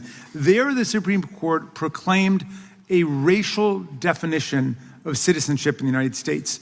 Well, after the Civil War and during the writing of the Reconstruction Amendments, the very first sentence of the 14th Amendment was, all persons born or naturalized in the United States and subject to the jurisdiction thereof are citizens of the United States and the state in which they reside. Okay, so the very first sentence of the 14th Amendment overturned the Dred Scott decision to that extent, and it replaced a racial concept of citizenship with a birthright concept of citizenship. So this attack on birthright citizenship, which is obviously blatantly unconstitutional, is essentially an attempt to resurrect a discredited, invalidated concept of what it means to be a U.S. citizen, which was based on race, rather than based on being a member of the national community across the lines of race and gender. But the other thing I want to say is this is actually an important effective amendment that the gentlelady from Pennsylvania advances, because the administration has talked about trying to effectuate their mistaken concept of citizenship by denying U.S. citizens whose parents were not U.S. citizens certain rights under the Constitution, such as the right to be enrolled in Social Security, or even the right to get a passport. So by saying that we're not going to make funds available for this purpose, we're actually preserving the constitutional notion of birthright citizenship, and we're going to be saving a lot of money, a lot of resources, and more humiliation for the administration, which keeps losing in court on a daily basis. I think now they have more than 200 executive orders, but more than 100 judicial injunctions striking down executive orders and executive actions that are in conflict with the Constitution. So let's at least save that particular disgrace if they try to go down the road of preventing people who are born in the United States, who've been citizens their whole lives, suddenly the right to be in Social Security or to get a passport. With that, I yield back to you, Mr. Chairman. Mr. Speaker? Mr. Chairman, rather. Gentleman yields back. Gentleman from New York. I don't want to promote you. Mr. Chairman, I asked to strike last word. Gentleman's recognized. Thank you. Mr. Chairman, this attempt by the Trump administration to deny birthright citizenship is an attempt to deny what has been clear since Magna Carta. Magna Carta was based on jus soli, the law of the land, and said that you were a citizen if you were on the land. That's what jus soli means. When the Dred Scott decision came down, it sought to say, okay, everybody is a citizen of the United States born here, except for black people, because they have no rights at all. They're not people. That was the Dred Scott decision. The Civil Rights Amendment, the Civil Rights Act of 1866, was passed specifically to change that. And the Civil Rights Act of 1866, Senator Trumbull, its author, said, Lyman Trumbull, that, well, he drafted it to say that you're a citizen of the United States if you were born here, or unless you were a child of diplomats stationed here or Indians not taxed. When they drafted the 14th Amendment, they simply took those two phrases, put them together to say subject to the jurisdiction thereof. But the legislative history is clear that they meant children of diplomats here representing a foreign government or Indians not taxed. The Indians not taxed was changed by the Dawes Act of 1924. So the attempt by the administration to change all this is an attempt to change the history of the United States, to change the constitutional rights of the United States, to change the rights of Englishmen recognized back to Magna Carta. This will not stand. It must not stand. It is the first thing, along with due process. If there are two things that define us as a free country, it is this and due process. This administration is trying to do away with both of them. We cannot permit that, and this is why we must support this amendment. I yield back. Gentleman yields back. Question occurs on the amendment offered by the gentlelady from Pennsylvania. All those in favor say aye. Aye. Those opposed, no. No. Opinion of the chair, the noes have it. I'd request a recorded Gentlelady vote. requests recorded vote. The clerk will call the roll. Mr. Jordan? No. Mr. Jordan votes no. So Mr. Issa? What did you have like that? Mr. Biggs? Mr. Biggs votes no. Mr. McClintock? Mr. McClintock votes no. Mr. Tiffany? Mr. Tiffany votes no. Mr. Massey? Mr. Massey votes no. Mr. Roy? Mr. Roy votes no. Mr. Fitzgerald? Mr. Klein? Mr. Klein votes no. Mr. Gooden? Mr. Gooden votes no. Mr. Van Drew? Mr. Van Drew votes no. Mr. Nels? Mr. Nels votes no. Mr. Moore? Mr. Moore votes no. Mr. Kiley? Ms. Hageman? Ms. Hageman votes no. Ms. Lee? Mr. Hunt? Mr. Fry? Mr. Grothman? Mr. Knott? Mr. Knott votes no. Mr. Harris? Mr. Harris votes no. Mr. Onder? Mr. Onder votes no. Mr. Schmidt? Mr. Schmidt votes no. Mr. Gill? Mr. Gill votes no. Mr. Baumgartner? Mr. Raskin? Aye. Mr. Raskin votes aye. Mr. Nadler? Mr. Nadler votes aye. Ms. Lofgren? Ms. Lofgren votes aye. Mr. Cohen? Mr. Johnson? Mr. Johnson votes aye. Mr. Swalwell? Mr. Liu? Ms. Jayapal? Ms. Jayapal votes aye. Mr. Correa? Mr. Correa votes aye. Ms. Scanlon? Aye. Ms. Scanlon votes aye. Mr. Neguse? Mr. Neguse votes aye. Ms. McBath? Ms. McBath votes aye. Ms. Ross? Ms. Ross votes aye. Ms. Ballant? Ms. Ballant votes aye. Mr. Garcia? Mr. Garcia votes aye. Ms. Kamlager-Dove? Ms. Kamlager-Dove votes aye. Mr. Moskowitz? Mr. Moskowitz votes aye. Mr. Goldman? Aye. Mr. Goldman votes aye. Ms. Crockett? Aye. Ms. Crockett votes aye. Mr. Issa, you're not recorded.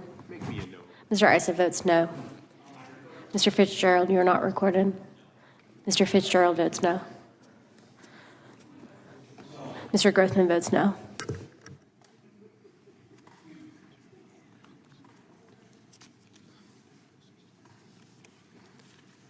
Clerk will report.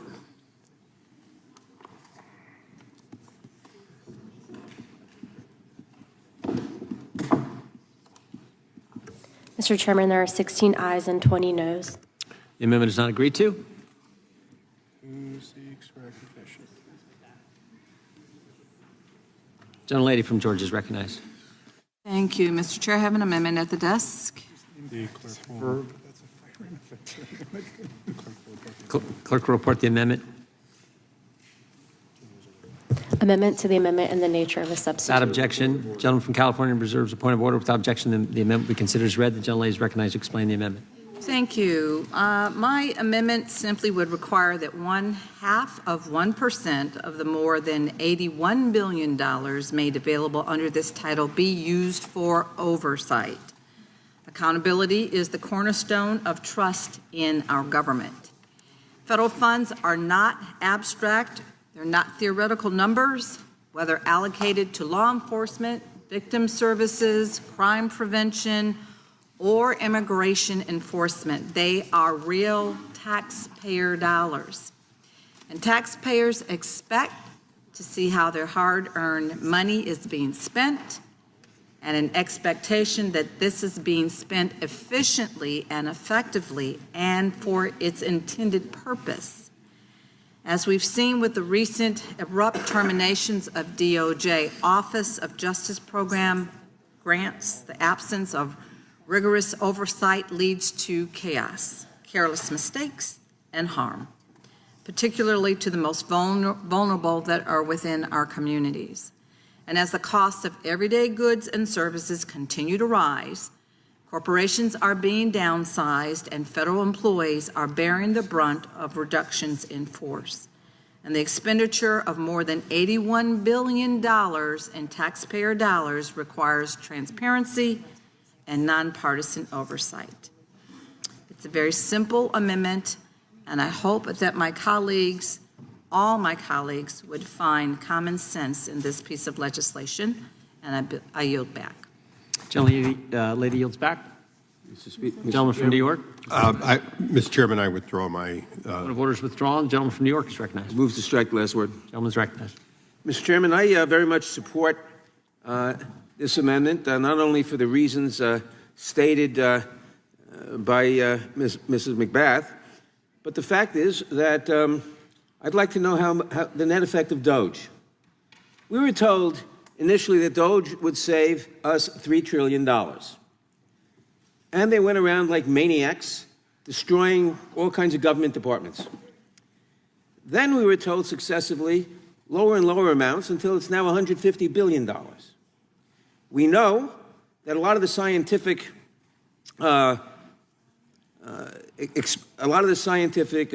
conduct that they have stripped will really hurt our competitiveness in the future and will destroy our ability to, because today's science is tomorrow's products, will destroy our ability to compete with China, and it's shifting lots of students to China from here.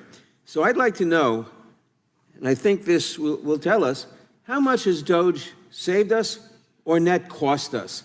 I suspect that DOGE has very much net cost this country a lot of money and has done a lot of damage. And I'd like to know how much, and that's another reason to support this amendment. I yield back. Gentleman yields back. Question occurs on the amendment from the lady from Georgia.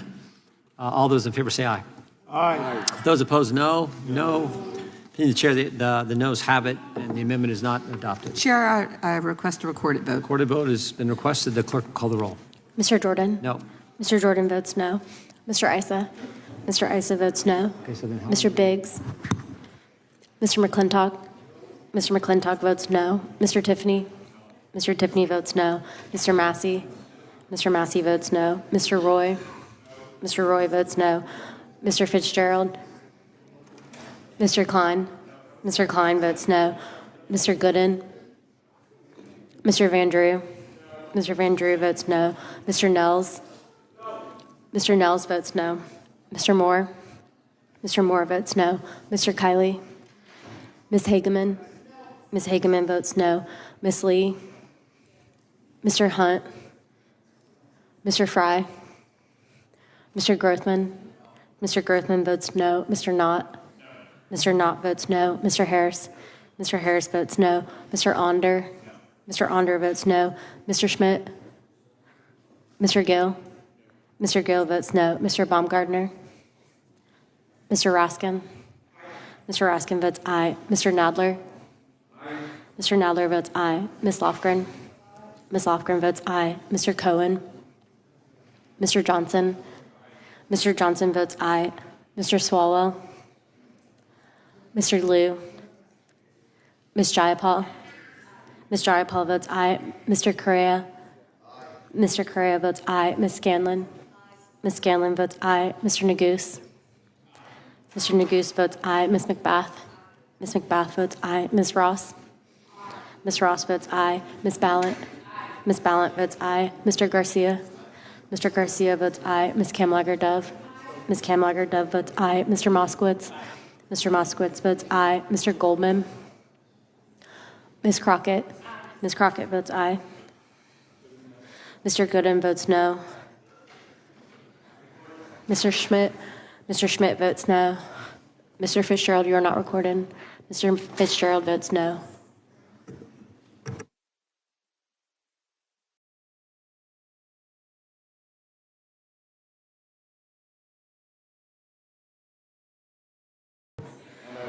Mr. Goldman, you are not recorded.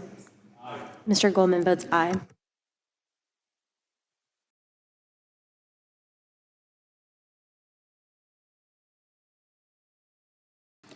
Clerk report.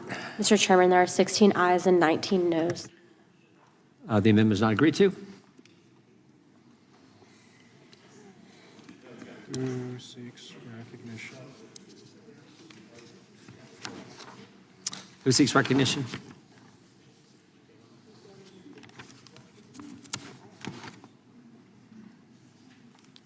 won't wait a whole lot longer, but if someone wants to go. I have an amendment at the desk. Okay. Okay. Gentlelady I'll from defer to California. Ms. Ross. Then I'll go to North Carolina. Oh, I'm sorry. Are you going?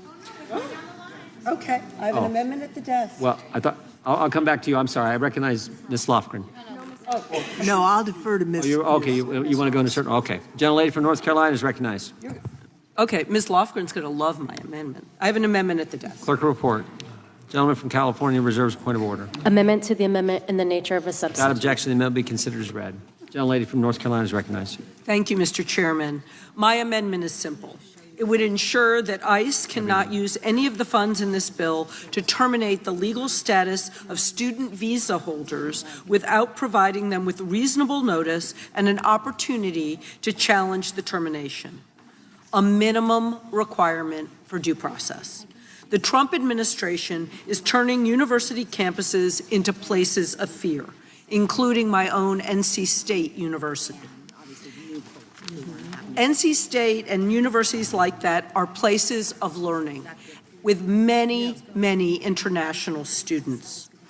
Using immigration enforcement as a weapon to stifle free speech, restrict due process, and attack legal immigration is an attack on knowledge and progress. ICE has been manually terminating students' illegal status in the Student Exchange Visitor Information Service, SEVIS, a web-based system used for foreign students to track their visa status. In some cases, ICE does not even notify students in universities of these terminations, leaving students vulnerable to sudden apprehension with no explanation for why they are being targeted. Students are not only having their legal status terminated because of political views, but even for minor infractions like speeding tickets or a fishing citation. These terminations by ICE are unlawful, and that's why federal judges around the country have issued more than 40 emergency orders blocking ICE from unilaterally terminating the legal status of hundreds of students. On April 25th, the Trump administration abruptly changed its mind and backed down, announcing in court that it will restore the legal status of thousands of students who had their status terminated in SEVIS, and that ICE would work on developing its policy for these terminations. I have no faith that this policy will be any better than the previous blatantly unlawful attempts to terminate status. The stress and disruption these policies cause many of our international students is permanent. Many have already left the United States and are fearful to return to their studies here. These are the sorts of people our country should be attracting, soon to be scientists, researchers, and engineers. And instead, the half-baked policies of this administration are driving them away from our world-renowned universities. Congress should have a say here. ICE should never again be able to attack our educational institutions like this. If ICE is going to terminate the legal status of a student, it must provide reasonable notice and an opportunity to challenge that termination. I urge the committee to support this amendment, and I yield back. Gentlelady yields back. Gentlelady from Washington is recognized. Thank you, Mr. Chairman. I rise in support of this amendment. I don't know if anyone else on this committee has ever been on a student visa. Anybody? I don't think so. I have. I've been on a student visa. That's how I came to the United States as a student. And I just want to tell you what it's like, because it takes a lot of work, first of all, to apply for the visa, to get the visa. It's enormous financial obligation, and this incredible sense of excitement. You know, for me, as I was 16 years old when I came to the United States to go to college, and the whole process was terrifying, like literally terrifying. I would have to stand in line at the U.S. Embassy, and you don't know what they're going to say. You don't know what they're going to ask. You've got everything prepared. You've done all the work. You have made sure you have great grades. You have done all the things that you hope will allow you entry to this great country.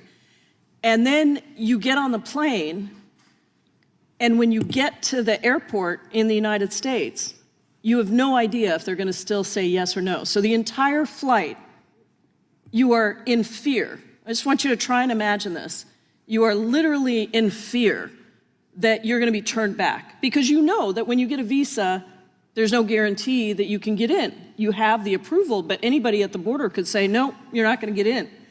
So I would get panic attacks, anxiety attacks on the plane because I'm 16 years old, I'm coming to a brand new country, my parents are there, they've used everything that they have, every dollar, $5,000 is what they had in their savings account.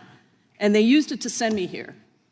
And you don't know what's gonna happen. And you're putting everything that you have into this visa. And then you get here and you do everything you can to make sure you're getting good grades, that you're doing what you need to do, that you're, in my case, paying it forward, responding responsibly to what my parents sacrificed. And imagine then, if in the middle of that, all the money you've put in, all the effort, all the sacrifices that have been made, all the contributions you're making, if suddenly you are told, you get a letter that says you have to leave the country, we're revoking your visa, and you have to leave the country. I think it was within 48 hours, I believe that's correct in the letters. And there are some people, because I know them, they called me from outside of the country, who were terrified and thought that the Trump administration had the legal authority to do that. And so they left, even though it was illegal and it was challenged in court over and over again. And it was the courts, multiple courts, 40 courts said, you can't do this. And those visas supposedly are going to be reinstated. We'll see. But for the people who left, some of them left all of their stuff here. They were so terrified. And so I just want this committee to understand that these are real people we're talking about. And listen, I got lots of amendments tonight because this stuff matters. It matters. I don't think there's a single member on this committee, or certainly not one in the room, that has been through the immigration system. There's only 19 of us that are naturalized citizens that serve in the United States House of Representatives today. And so when we talk about immigration, I hope that my Republican colleagues will understand that those of us who came to this country to study, to become U.S. citizens, maybe to be fortunate enough to serve in the United States Congress, this is real for us because we believe so much in the United States of America. So when the United States of America reneges on its promises and says to thousands of foreign students who have been gracing our universities, gracing our research, our innovation, our creativity, and says, all of a sudden the Trump administration says, nope, you don't get your visa anymore, even though it's illegal, what they're doing, it has struck fear into the hearts of so many people. And I'll tell you, Mr. Chairman, I think you know I was just in India. On my way back, I had the names of Hakeem Jeffries. I had your phone number in my phone too. I would have called you. I wasn't sure what would happen to me when I got to the border. And I had that same sense of like, what happens if I'm at the border and they suddenly say, I'm going to detain you, which is the amendment that I had about U.S. citizens. And so I just want you to know that this is not theoretical, and it is really impacting and terrorizing people across this country. And I hope that we can support this amendment of Ms. Ross's because it is so important to who we are and what we do to draw people here to the United States of America. I yield back. Gentlelady yields back. Mr. Chairman? Question. Mr. Chairman? I'd like Gentlelady to from- strike the last word. Gentlelady's recognized. I enjoyed listening to the ranking member's comments about her experience from the point of view of a student. I'd like to take a different perspective, which is the point of view of the American economy.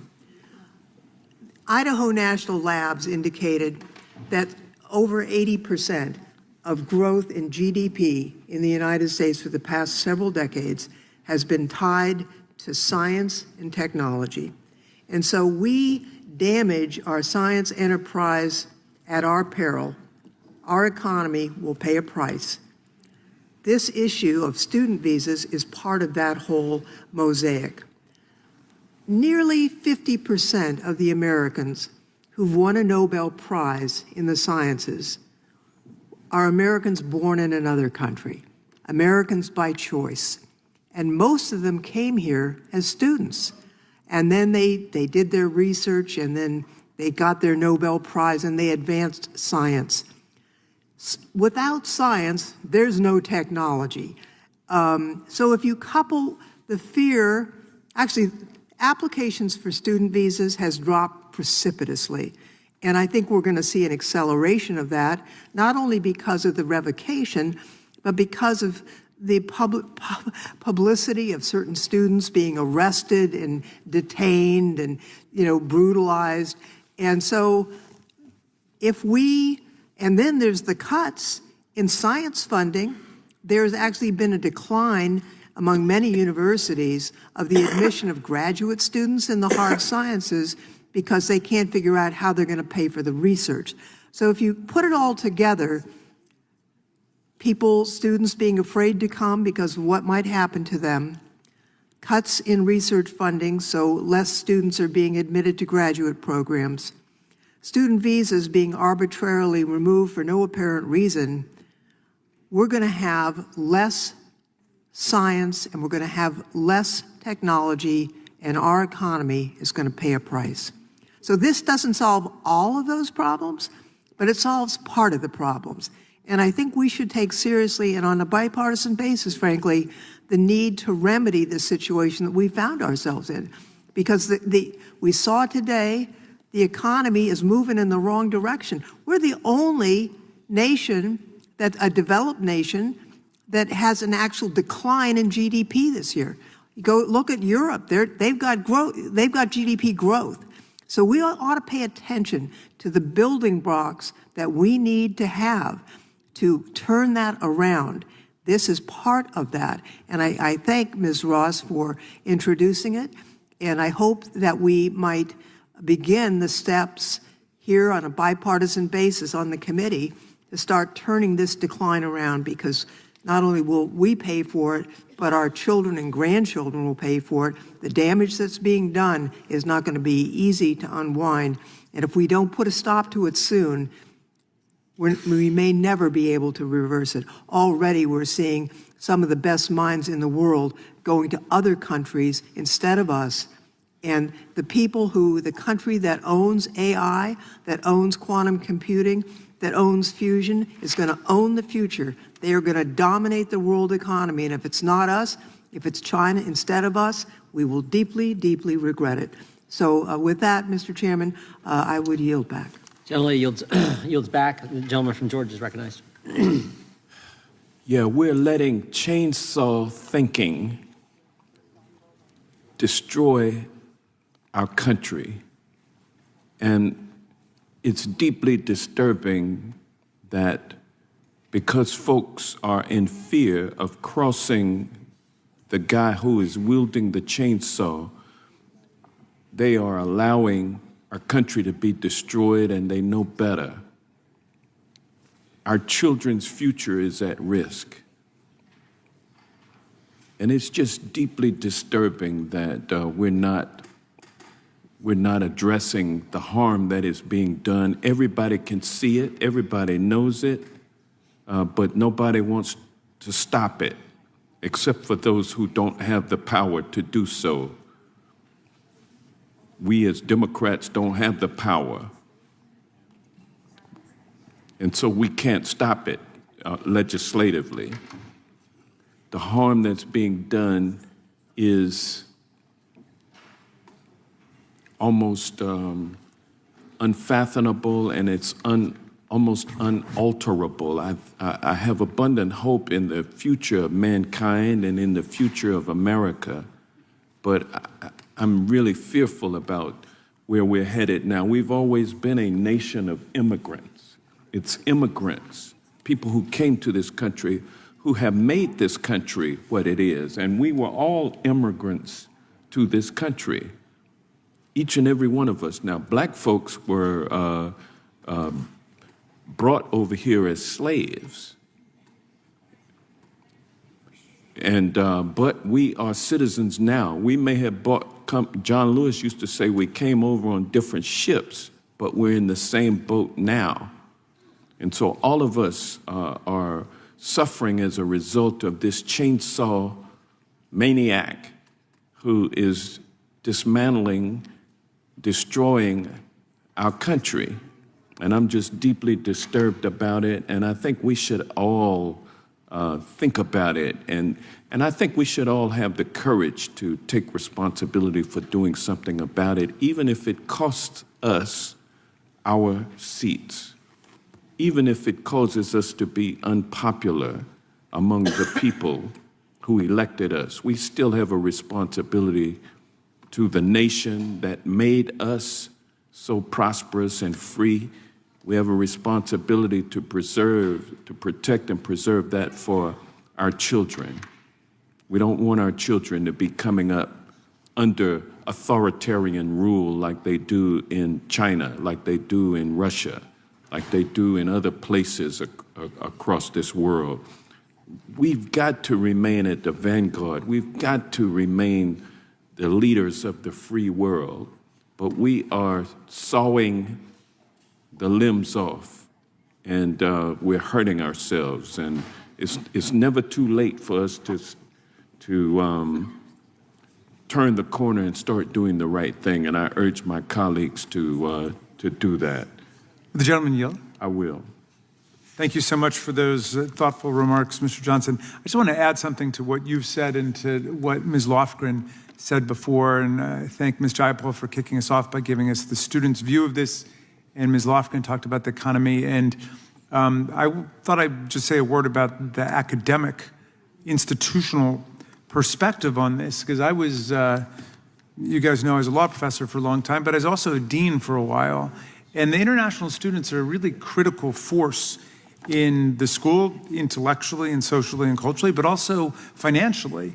And I just looked it up. There were 1.2 million foreign students in America last year, contributing more than $42 billion to the American economy. You know, I think we take it for granted that everybody loves America. They love our music. They love our movies. They love our culture. They love the openness and boundlessness of this society.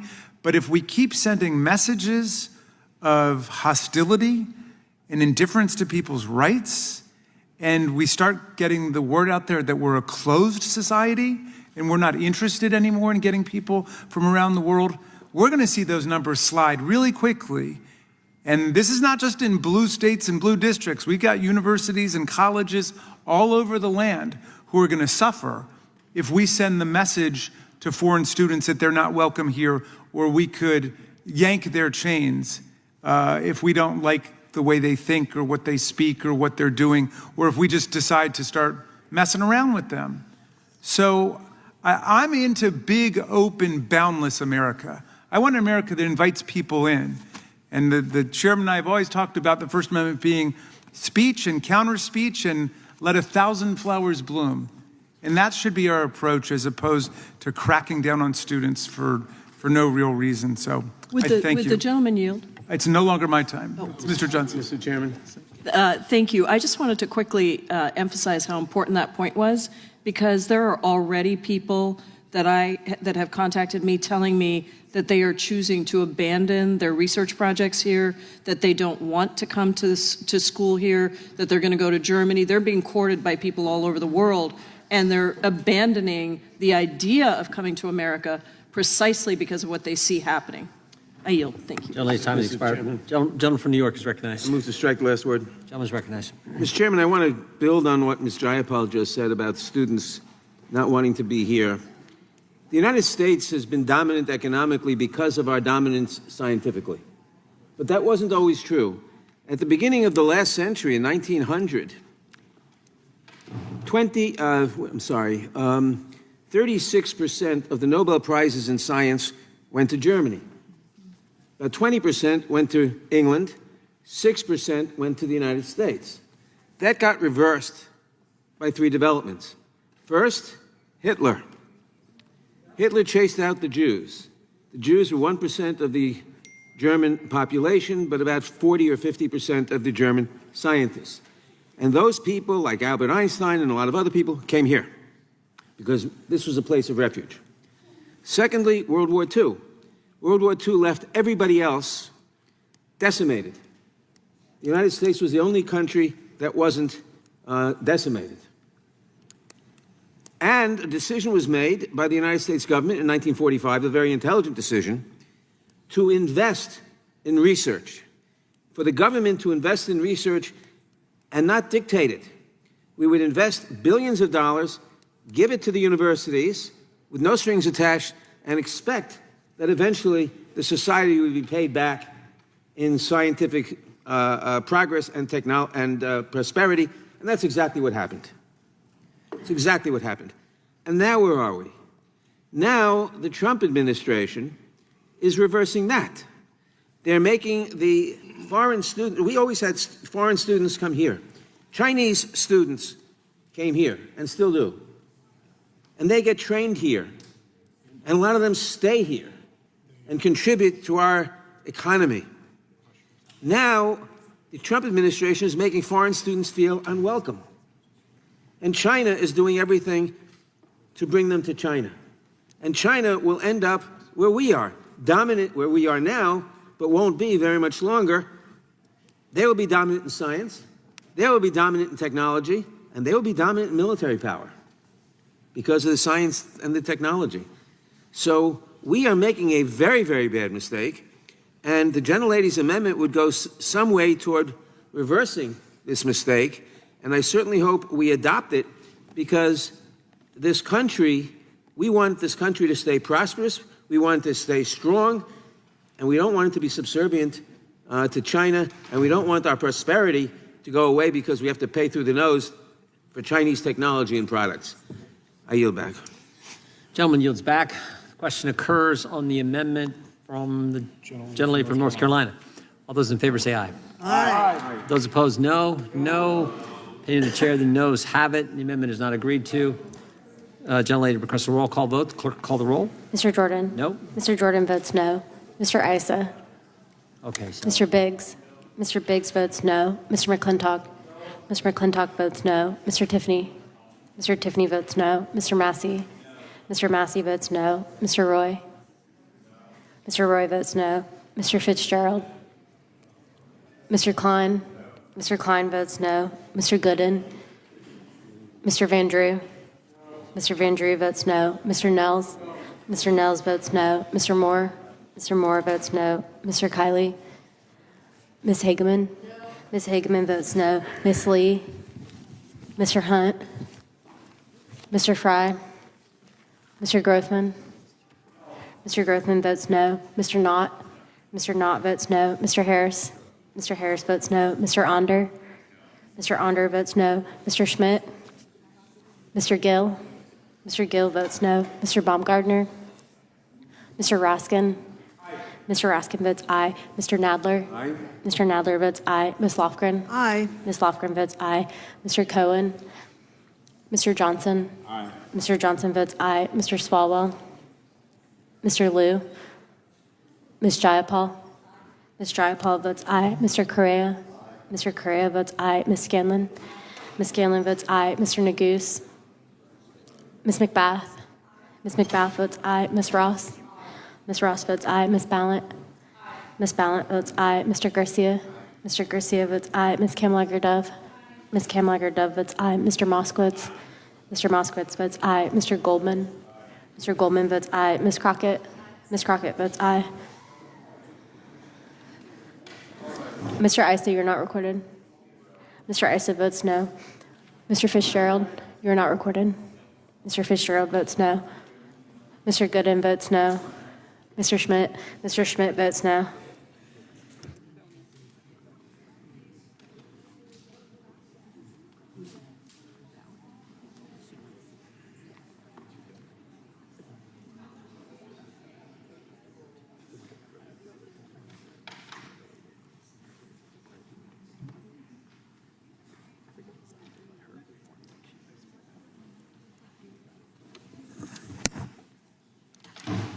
Clerk report. Mr. Chairman, there are 15 ayes and 20 noes. Amendment is not agreed to. Now, who seeks recognition? The gentlelady from Vermont is recognized. I have an amendment at the desk. Clerk will report. Gentleman from Arizona reserves.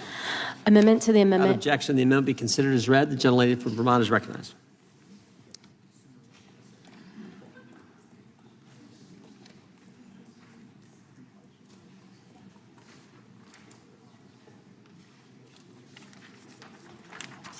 Thank you, Mr. Chair. I want to keep this brief. I know we've been here a long time, but my amendment is simple. None of the funds made available by this subtitle may be used by U.S. Immigration and Customs Enforcement to detain or remove an alien under Section 237A-4C of the Immigration and Nationality Act.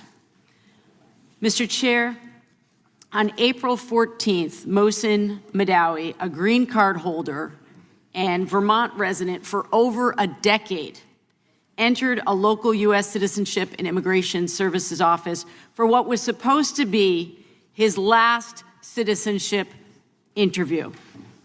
Instead, he was arrested and detained by masked, hooded agents and taken into an unmarked vehicle. It was all a setup. He was lured there under the guise of it being the last step in his citizenship process. He followed all the rules, and yet it didn't matter. Mahmoud Khalil, another green card holder, was snatched away in front of his pregnant wife and sent away to an ICE detention facility in Louisiana, hundreds of miles away from his family and home in New York. These abductions are the stuff of authoritarian nightmares, straight from the book of dictators. The underhanded and deceitful nature of Mohsen's arrest is an affront to the values of fairness and decency. It's against our Constitution. It's un-American. The Trump administration has twisted a Cold War-era statute to deport individuals because of their protected views and their protected speech. Yesterday, I led my colleagues in demanding Mohsen's release in front of the State Department. And this morning, we were elated to hear that a federal judge has ordered his release on bail, saying that, quote, 2 weeks of detention so far demonstrate great harm to a person who has been charged with no crime. Today, I offer this amendment to ensure that no taxpayer dollars are used for illegal abductions. The administration is relying on vague language in the Immigration and Nationality Act to claim that Mr. Madawi and Mr. Khalil's speech related to Israel and Palestine has somehow had adverse foreign policy consequences on the United States. But no one has provided any evidence of the adverse foreign policy consequences resulting from Mohsen's or Mahmoud's speech in support of peace. And the Trump administration does not allege that either person has committed a crime. They have not been charged with a crime. The Constitution guarantees the right to speak freely without fear or retribution from our government. This right belongs to everyone on American soil. Donald Trump and his enablers are attacking the rule of law under the guise of immigration enforcement. Whether or not you agree with the political views of Mahmoud or Mohsen, their kidnappings should terrify you. We, Congress, we have a duty to act. We must take action to stop this administration from silencing us. I'm not going to stay silent. I know my colleagues on this side of the aisle are not going to stay silent.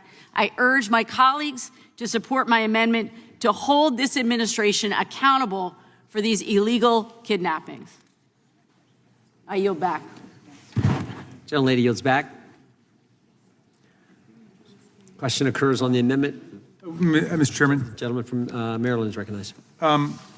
There is a very great federal judge named Marianne Trump Berry who declared this section to be unconstitutional on its face. And it, of course, is hopelessly vague and overly broad, and so it basically indulges in every particular First Amendment sin. And I think we're seeing today the danger of having a provision like this on the books. I think Judge Trump Barry had it right. It is unconstitutional on its face. And, as we've often said, this shouldn't be about trying to judge the underlying speech. It should be taking a principled approach to the First Amendment and people's right to speak in the country. And so I strongly favor this amendment, and I hope we can all support it. The gentleman yield for a question? Yes, by all means. Is Judge Trump Barry by any chance related to the president? Oh, there's that.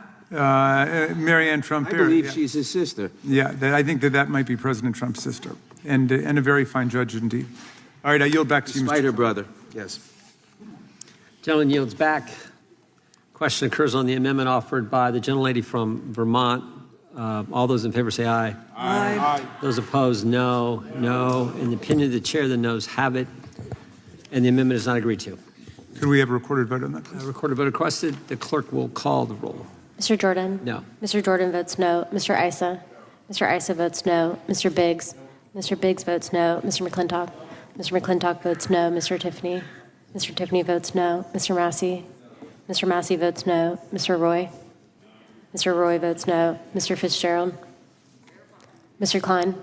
Mr. Klein votes no. Mr. Gooden? Mr. Gooden votes no. Mr. Van Drew? Mr. Van Drew votes no. Mr. Nels? Mr. Nels votes no. Mr. Moore? Mr. Moore votes no. Mr. Kiley? Ms. Hageman? Ms. Hageman votes no. Ms. Lee? Mr. Hunt? Mr. Fry? Mr. Grothman? Mr. Knott? Mr. Harris? Mr. Harris votes no. Mr. Onder? Mr. Onder votes no. Mr. Schmidt? Mr. Schmidt votes no. Mr. Gill? Mr. Gill votes no. Mr. Baumgardner? Mr. Raskin? Mr. Raskin votes aye. Mr. Nadler? Aye. Mr. Nadler votes aye. Ms. Lofgren? Aye. Ms. Lofgren votes aye. Mr. Cohen? Mr. Johnson? Aye. Mr. Johnson votes aye. Mr. Swalwell? Mr. Swalwell votes aye. Mr. Liu? Ms. Jayapal? Ms. Jayapal votes aye. Mr. Correa? Ms. Scanlon? Ms. Scanlon votes aye. Mr. Neguse? Ms. McBath? Ms. McBath votes aye. Ms. Ross? Ms. Ballant? Ms. Ballant votes aye. Mr. Garcia? Mr. Garcia votes aye. Ms. Kamlager-Dove? Ms. Kamlager-Dove votes aye. Mr. Moskowitz? Mr. Moskowitz votes yes. Mr. Goldman? Mr. Goldman votes aye. Ms. Crockett? Ms. Crockett votes aye. Ms. Ross, you're not recorded. Ms. Ross votes aye. Mr. Knott? Mr. Knott votes no. Mr. Grothman? Mr. Grothman votes no.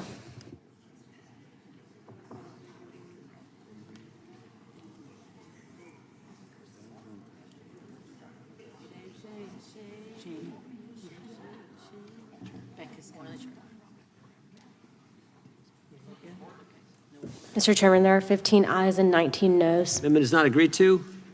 Who seeks recognition? Mr. Chairman. Gentleman from Illinois is Chairman, recognized. I have an amendment at the desk. Clerk will report. Point of order reserved by the gentleman from Arizona. Amendments to the amendment and the nature. Objection, the amendment will be considered as read. The gentleman from Illinois is recognized. Thank you, Mr. Chairman. This amendment is simple. It says that ICE cannot use funds in this bill to conduct civil immigration enforcement actions at houses of worship. For 30 years, presidents of both parties restricted ICE from conducting immigration raids at sensitive locations like churches and schools. A recent poll showed that 2/3 of Americans oppose raids at houses of worship. But when Trump took office for a second time, he reversed this policy. Several ICE raids at or near churches followed shortly after. These actions have sowed fear in many religious communities, particularly Christian communities. Some churches have even moved their services online because people fear going in person. I've listened to my Republican colleagues talk about faith, Many of them frequently emphasize their commitment to Christianity and other religions. So I would ask, how does ICE raids at houses of worship advance freedom of religion? And it reminds me of the late Pope Francis, who urged us to, and I quote, give in to narratives that discriminate against and cause unnecessary suffering to our migrant refugee brothers and sisters. So he urged us not to give into that. I urge my colleagues to respect the freedom of religion, to respect houses of worship, and to support this amendment. Gentleman yields back. Question occurs on the amendment offered by the gentleman from Illinois. All those in favor say aye. Aye. Those opposed, no. No. Opinion of the chair, the noes have it, and the amendment is not agreed to. Gentlelady from Vermont requests a recorded vote. The clerk will call the roll. Mr. Jordan? No. Mr. Jordan votes no. Mr. Issa? Mr. Issa votes no. Mr. Biggs? Mr. Biggs votes no. Mr. McClintock? Mr. McClintock votes no. Mr. Tiffany? Mr. Tiffany votes no. Mr. Massey? Mr. Roy? Mr. Roy votes no. Mr. Fitzgerald? Mr. Klein? Mr. Klein votes no. Mr. Gooden? Mr. Van Drew? Mr. Van Drew votes no. Mr. Nels? Mr. Nels votes no. Mr. Moore? Mr. Moore votes no. Mr. Kiley? Ms. Hageman? Ms. Hageman votes no. Ms. Lee? Mr. Hunt? Mr. Fry? Mr. Grothman? Mr. Grothman votes no. Mr. Knott? Mr. Knott votes no. Mr. Harris? Mr. Harris votes no. Mr. Onder? Mr. Onder votes no. Mr. Schmidt? Mr. Schmidt votes no. Mr. Gill? Mr. Gill votes no. Mr. Baumgardner? Mr. Raskin? Mr. Nadler? Aye. Mr. Nadler votes aye. Ms. Lofgren? Yes. Ms. Lofgren votes yes. Mr. Cohen? Mr. Johnson? Aye. Mr. Johnson votes aye. Mr. Swalwell? Mr. Swalwell votes aye. Mr. Liu? Ms. Jayapal? Ms. Jayapal votes aye. Mr. Correa? Mr. Correa votes aye. Ms. Scanlon? Ms. Scanlon votes aye. Mr. Neguse? Ms. McBath? Ms. McBath votes aye. Ms. Ross? Ms. Ross votes aye. Ms. Ballant? Aye. Ms. Ballant votes aye. Mr. Garcia? Mr. Garcia votes aye. Ms. Kamlager-Dove? Ms. Kamlager-Dove votes aye. Mr. Moskowitz? Mr. Moskowitz votes aye. Mr. Goldman? Mr. Goldman votes aye. Ms. Crockett? Ms. Crockett votes yes. Mr. Raskin, you're not recorded. Mr. Raskin votes aye.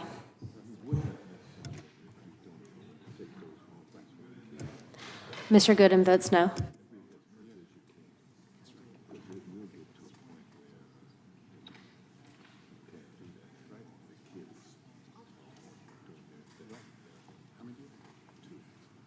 Clerk will report. Mr. Chairman, there are 16 ayes and 18 noes. Amendment is not agreed to. Gentlelady from California is recognized. Thank you, Mr. Chair. I have an amendment at the desk. Clerk will report. I reserve. Point of order from the gentleman from California. Amendment to the amendment in the nature. Without objection, the amendment will be considered as read. The gentlelady from California is recognized to explain the amendment. Thank you, Mr. Chair. This amendment is simple. My amendment would prohibit funding to hire anyone who participated in the January 6th attack, even if pardoned. It applies to all DHS hiring under the Judiciary Reconciliation title. You cannot break into the Capitol, beat police officers, and then apply for a government job enforcing immigration law. Full stop. This amendment is about protecting the integrity of our institutions. DHS employees wield enormous power, and that power should never be in the hands of someone who tried to destroy democracy, tear up the Capitol, assault Capitol police officers who are law enforcement. Those should be disqualifying factors, in fact, for working for DHS. Pardon or no pardon, there should be consequences for such dangerous and anti-democratic behavior. These individuals are a national security risk. They demonstrated that they are willing to use violence to overturn lawful elections, And we are not saying that people can never rebuild their lives, but we are saying that they cannot rebuild them on the federal payroll, enforcing laws they once tried to nullify by force. Hiring insurrectionists to enforce federal law is not rehabilitation. It is a betrayal of democracy, and it is unsafe for people, including Americans and citizens, especially those you just voted to detain, deport, have seized, and kidnapped and not returned. So why should we vote for this simple amendment? Well, one of these people is in fact an alleged sex offender. And while alleged is an important word, taking precautions when hiring law enforcement is also important, because these people conduct searches. They conduct property searches and they conduct body searches. And why am I saying this? Because we know that a 2-year-old was just deported, U.S. citizen. A 4-year-old with stage 4 cancer, U.S. citizen, deported. A 7-year-old, U.S. citizen, deported. A pregnant mother, deported. And all of them certainly had to undergo body searches. As my colleague from Vermont also recounted, ICE recently raided a wrong home in Oklahoma City. They stole money, they seized phones and laptops and other devices, and they forced a mother and her 3 little girls in their underwear outside. And they were also searched. So I don't think any of us would want anyone involved in the destruction of this Capitol and involved in an insurrection and possibly an alleged sex offender to be searching a woman, any woman, or little girls. So please support this amendment. Please support voting against having people who've tried to destroy this Capitol with having the authority to search women and little girls with impunity. Please vote for democracy. And with that, I yield back. Gentleman yields back. Mr. Chairman, I move to strike the last word. Gentleman from New York is recognized. Thank you, Mr. Chairman, and I thank my colleague from California for offering this amendment, which, like so many of the amendments that are being offered today, should not even be on our radar. Of course, 1,500 plus convicted criminals should also not have been pardoned on day one, simply because the president wants to whitewash what happened on January 6th. I actually am a new enough member. I was not here on January 6th, but I know that many of my colleagues on the other side of the aisle were, and in fact, many spoke out against the president at that time, recognizing that he incited a mob to invade the Capitol in order to try to overturn a lawful election. And I say lawful very intentionally because notwithstanding all of the allegations being the important word here, there has never been any proof that the election was in any way fraudulent. So, of course, over the course of 4 years, the inflamer-in-chief decides that, oh, let's rewrite history, and on day one pardons 1,500 plus.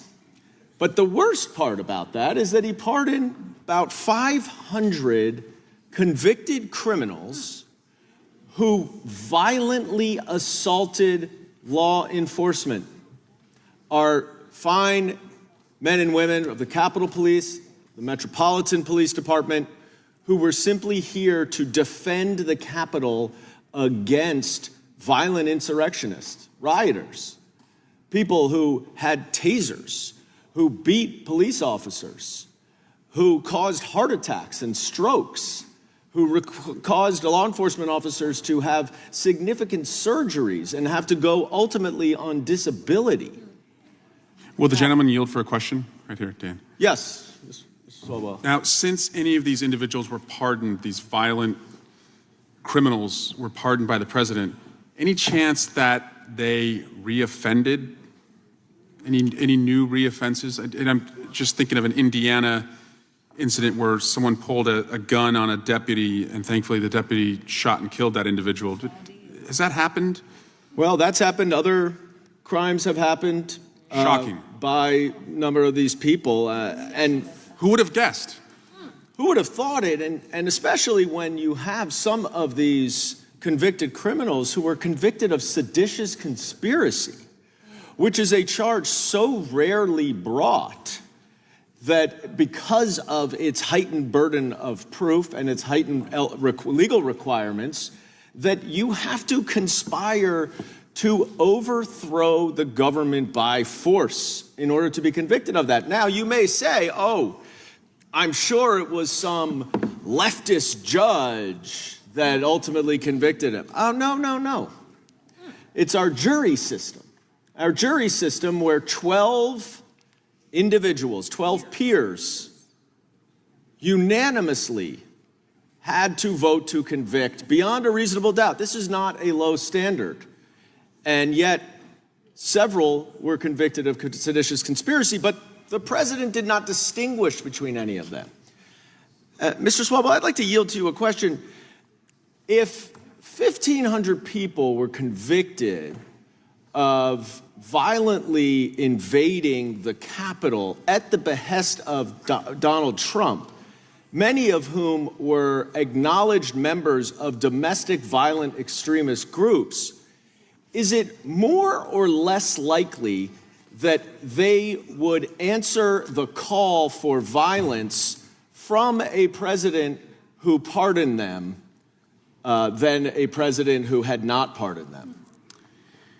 More likely, because those individuals would believe that they have a free pass, a green light, a permissive lane to commit violence because the dude that said what you did was okay, he's going to have your back again. And Dan, Mr. Goldman, do you think it's more likely that a guy who would pardon 1,500 people who committed violence in his name would also imprison 1,500 of his enemies?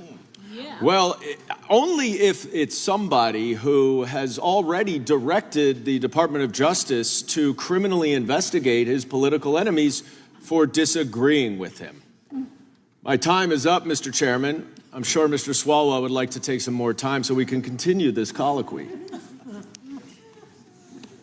The question is on the adoption of the amendment in the nature of a substitute. Oh, wait, I'm sorry. Was there someone else that sought recognition? The gentlelady is recognized. I completely support this amendment. It is one of the most shameful acts of this president to issue pardons those first few days for over 1,000 rioters. And I get asked this a lot from my constituents. How is this possible? How is it possible that President Trump pardoned people who attacked and desecrated our Capitol, who violently attacked police officers? 140 officers assaulted that day, 5 of whom died as a result of their trauma. My constituents want to understand this. How is it possible that your colleagues across the aisle do not see how abhorrent this is, how outrageous this is, how absolutely un-American this is? And this bill appropriates $8 billion to ICE to hire personnel, and I think we want to be sure that we're hiring people for those positions that were not people who participated in the attack on this Capitol. And at least one of those pardoned January 6th insurrectionists was spotted impersonating an ICE agent here on Capitol Hill while he was harassing Capitol Police Officer Harry Dunn. And I just need to say once again, we cannot get the Speaker of the House to agree to hang up a plaque in honor of our officers who defended the Capitol on that day. So we have seen, as we've talked about here, a rash of bad actions from ICE agents over the past few months.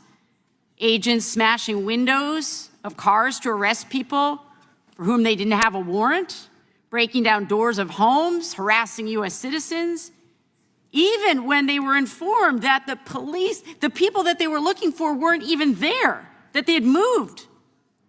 We've seen them arresting innocent teenagers, even when they recognized that they were actually, in fact, looking for a different individual. So we already have concerns about what ICE is doing.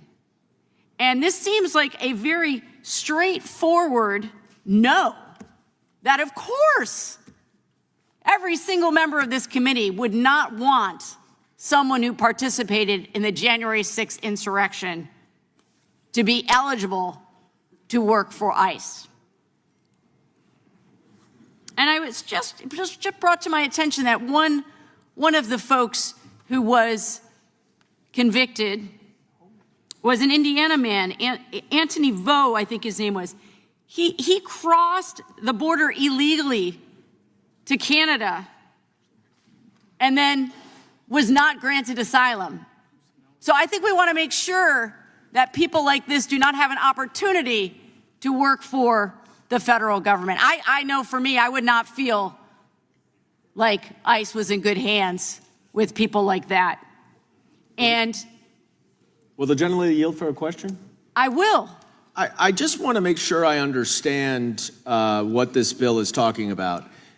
Is it true that the Department of Homeland Security is charged with keeping our homeland safe? Yes. And so would we want people convicted of invading the most sacred monument in our homeland to be then responsible for keeping our homeland safe? Is that what this bill prevents? That's what this bill prevents, Mr. Goldman. All right, thank you. I yield back. I will yield, yes. Mr. Moskowitz. I just want to even make it a little clearer. Sure. I just want some imagery, I think, because my colleagues across the aisle don't seem to be engaged. So this bill would prevent the J6 shaman, right? The guy who wore the... That's right. You know, with the big headdress? Is that what you mean? Yeah. This would prevent, like, Secretary Noem from hiring him in Homeland. That's right. And before you say, like, oh, Jared, don't be ridiculous, like, she would never, I mean, she shot a puppy in the face. I mean, you know, the shaman seems like fair game. Agreed. Okay, this bill would prevent that. Yes. Okay. Yeah. Move to strike the last word, Mr. Chairman. The gentlelady yields back. The gentleman is recognized for 5 minutes. Mr. Chairman, I'm thrilled to see that Mr. Van Drew is here because I think he is one of the honest debaters on your side who is engaged with us on a lot of spirited debates. And so I wanted to ask Mr. Van Drew, because earlier he did not speak when we put an amendment forward that said you can't deport an American citizen, and you guys voted to allow it. Mr. Van Drew, I know you think that's wrong. And if you want to be silent, I'm going to take your silence as you agreeing with me that that's wrong. Okay, so Mr. Van Drew's silent. I'm going to check it off that he agrees that deporting U.S. citizens is wrong. The chair will note that the gentleman did respond. I'll yield to you, Mr. Van Drew. Go ahead. The gentleman did not seek recognition. Okay. So, Mr. Van Drew, we also discussed and had an amendment that said firing veterans is wrong and you shouldn't do that. And you didn't speak up then, and I'm going to take your silence now as you agree firing veterans is wrong. So I'm going to put a check next to Mr. Van Drew being with us on that. We just talked about January 6 rioters not joining the Department of Homeland Security. And Mr. Van Drew, you're a good person. You're a dentist in your community. You stand with law enforcement, so you have not spoken up. So I'm going to take your silence to mean you agree with us that we should not hire January 6 rioters in the Department of Homeland Security. And Mr. Van Drew, we also said that it's probably wrong to deport a 4-year-old with cancer who's a U.S. citizen, and you didn't say anything, but again, I think you're a good person, so I'm going to take your silence to mean, Mr. Van Drew, that you agree with us that that is also wrong. And I'd yield to anyone else who has questions for Mr. Van Drew.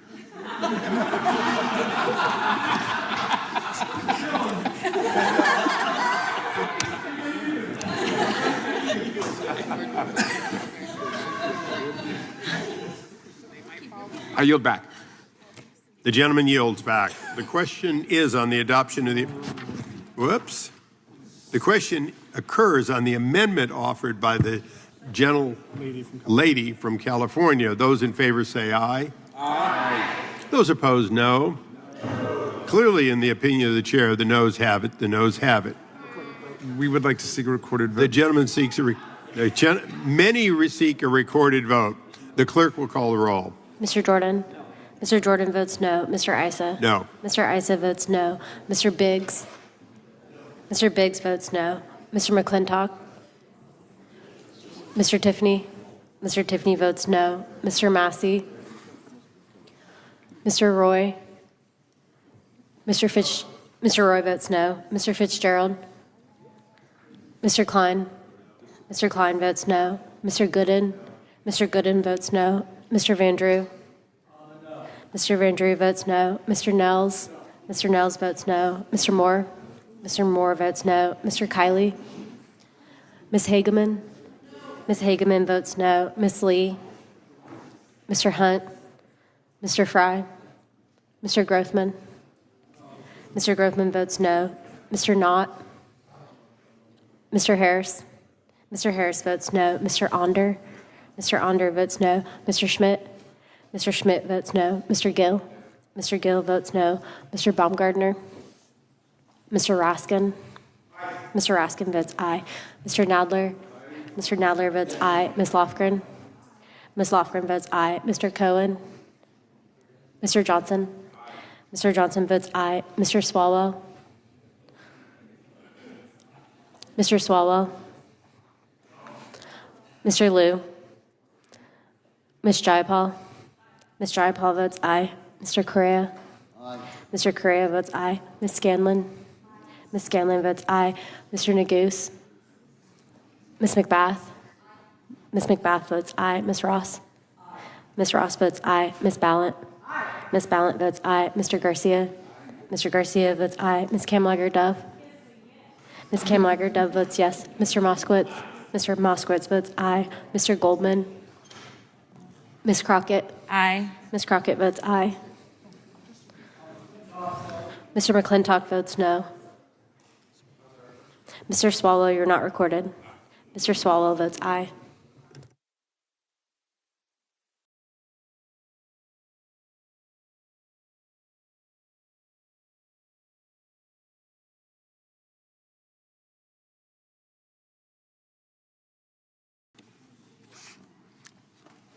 Clerk will report. Mr. Chairman, there are 15 ayes and 17 noes. Amendment is not adopted. Gentleman from Florida is recognized. Mr. Chairman, thank you. Fox News. Oh, I have an amendment at the desk, Mr. Chairman. Clerk will report. I apologize. I'm just trying to get you guys out. You know, you don't seem thrilled. Amendment to the amendment in the nature of a substitute to the committee. Without objection, the amendment be considered as read. The gentleman from California reserves a point of order. The gentleman from Florida is recognized to explain his amendment. All right, thank you, Mr. Chairman. So Fox News asked the White House press secretary, Caroline Leavitt, the other day, would the president ever arrest a Supreme Court justice? Seems a pretty straightforward answer. She could have just said no, but she didn't answer the question. She left the door open. So I thought that this would be an opportunity for some bipartisanship to close the door on that possible question. And so I wrote a very simple amendment, Mr. Chairman. It reads, no funds made available in this title may be used for the arrest, detention, or criminal prosecution of any Supreme Court justice on the basis that that justice has ruled against the executive branch in any case or controversy before the justice. So it doesn't say if they committed a crime, because no one's above the law, of course. It just says they won't be arrested if they rule against the administration. This should seem to be very simple. It seemed to be you should want to take it, be clear. Caroline Leavitt couldn't be. This is your opportunity to clear that up, that we're not going to arrest, Justice Thomas, even though he goes on planes and does stuff with Ginny, right? But we're not going to arrest him, right? We're not going to go arrest him. You should want to vote for that, right? He goes on yachts and, does all, we're not going to arrest him, right? Because we want to make sure that it's clear. So I just figured I'd give you the opportunity, Mr. Chairman. That's the amendment. I wave back. I yield back. I mean, unless you want to talk about it. Gentleman yields back.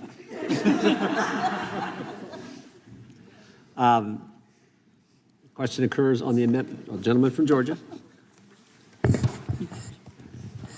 Yeah, even though it seems to be nonsensical, it's actually a very sensible amendment, which I support. Just last week, we had the Attorney General and the FBI to go out and arrest a sitting judge, a state court judge out of Milwaukee. Perp walked her to jail. They could have asked her to turn herself in. But the charges are dubious. She was just simply administering the affairs of her court, and they have charged her with preventing the apprehension of a alien that ICE wanted to deport out of her courtroom and courthouse. And because she took action to continue the operations of her courtroom and the rendition of justice in a manner that was suitable for the state courts, she has been charged with crime, and that was meant to send a message not just to state court judges, but to federal court judges, and indeed to Supreme Court justices. And so it's not outlandish to think that a president who is violating all of the norms would go so far as to arrest a justice who spoke out against him and who ruled against him. And so I think this is a very common sense amendment, and it is a no-brainer. It's not going to cost anybody anything to support this, to go on record and say that we do not support the arrest of a sitting Supreme Court justice. There's nothing wrong with this amendment. I would urge my colleagues to support it. I do, and vote yes, and I yield back.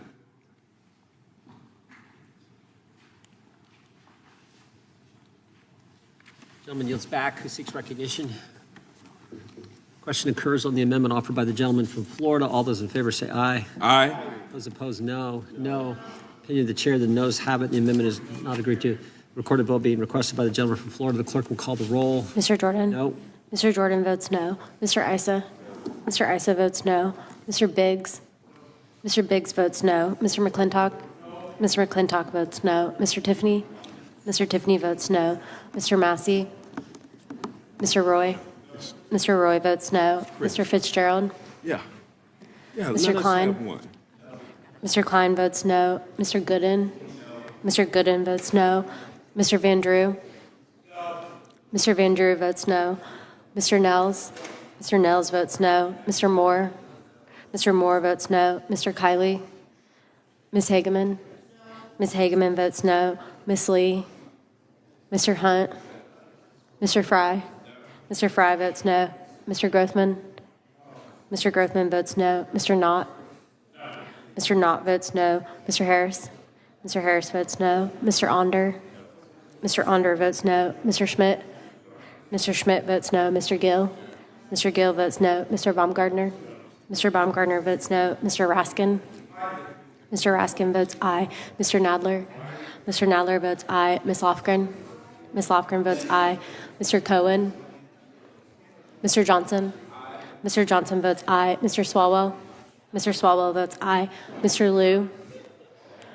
Ms. Jayapal? Ms. Jayapal votes aye. Mr. Correa? Mr. Correa votes aye. Ms. Scanlon? Ms. Scanlon votes aye. Mr. Neguse? Ms. McBath? Ms. McBath votes aye. Ms. Ross? Ms. Ross votes aye. Ms. Ballant? Ms. Ballant votes aye. Mr. Garcia?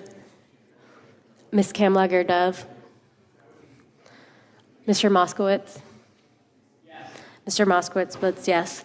Mr. Goldman? Ms. Crockett? Ms. Crockett votes yes.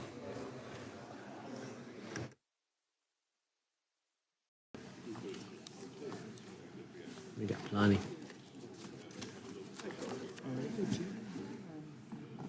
Clerk will report.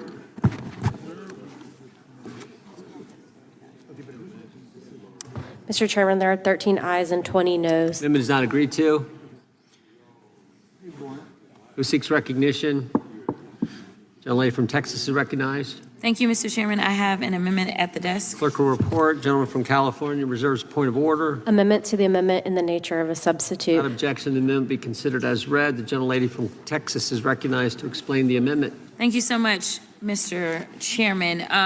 This is a very simple amendment that is actually about public safety of everyone involved, ICE agents as well as the community at large, as well as those that potentially are going to be apprehended by ICE. And simply, it would require that ICE identify themselves and ensure that they do not wear masks except if medically necessary or if necessary to preserve the integrity of undercover operations in order to use funds for civil ICE enforcement actions. With every day that passes in this administration, we are seeing more and more ICE officers rounding up people off the streets into vehicles, and honestly, some of them look like they are supposed to be my criminal defendants in court. It looks like people are getting robbed. It looks like people are about to endure a carjacking, and in fact, I have a video to describe what I'm talking about.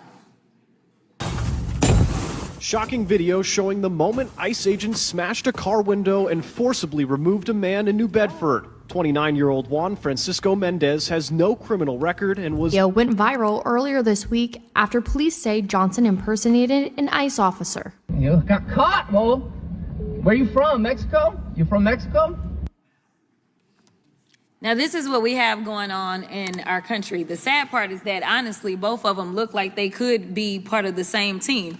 And unfortunately, you have people in both of those situations.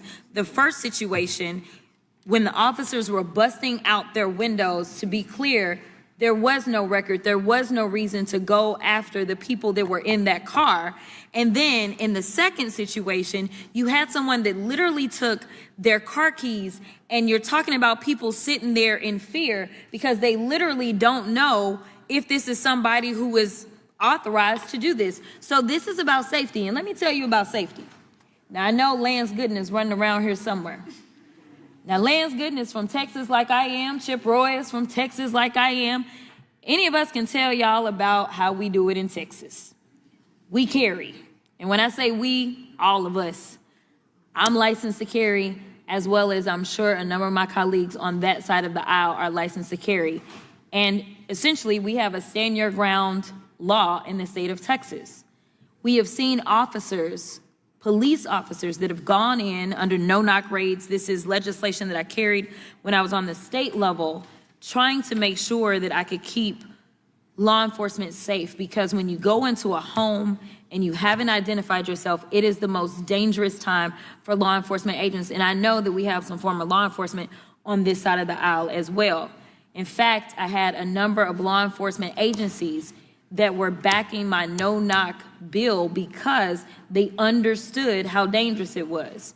So one of the things that we always do typically in criminal law before we can charge anybody with evading arrest or failing to ID is we have to make sure that people even know that it was law enforcement. When you have somebody that say does something like this, like busting my window out, you try that in Texas. It may not turn out too well.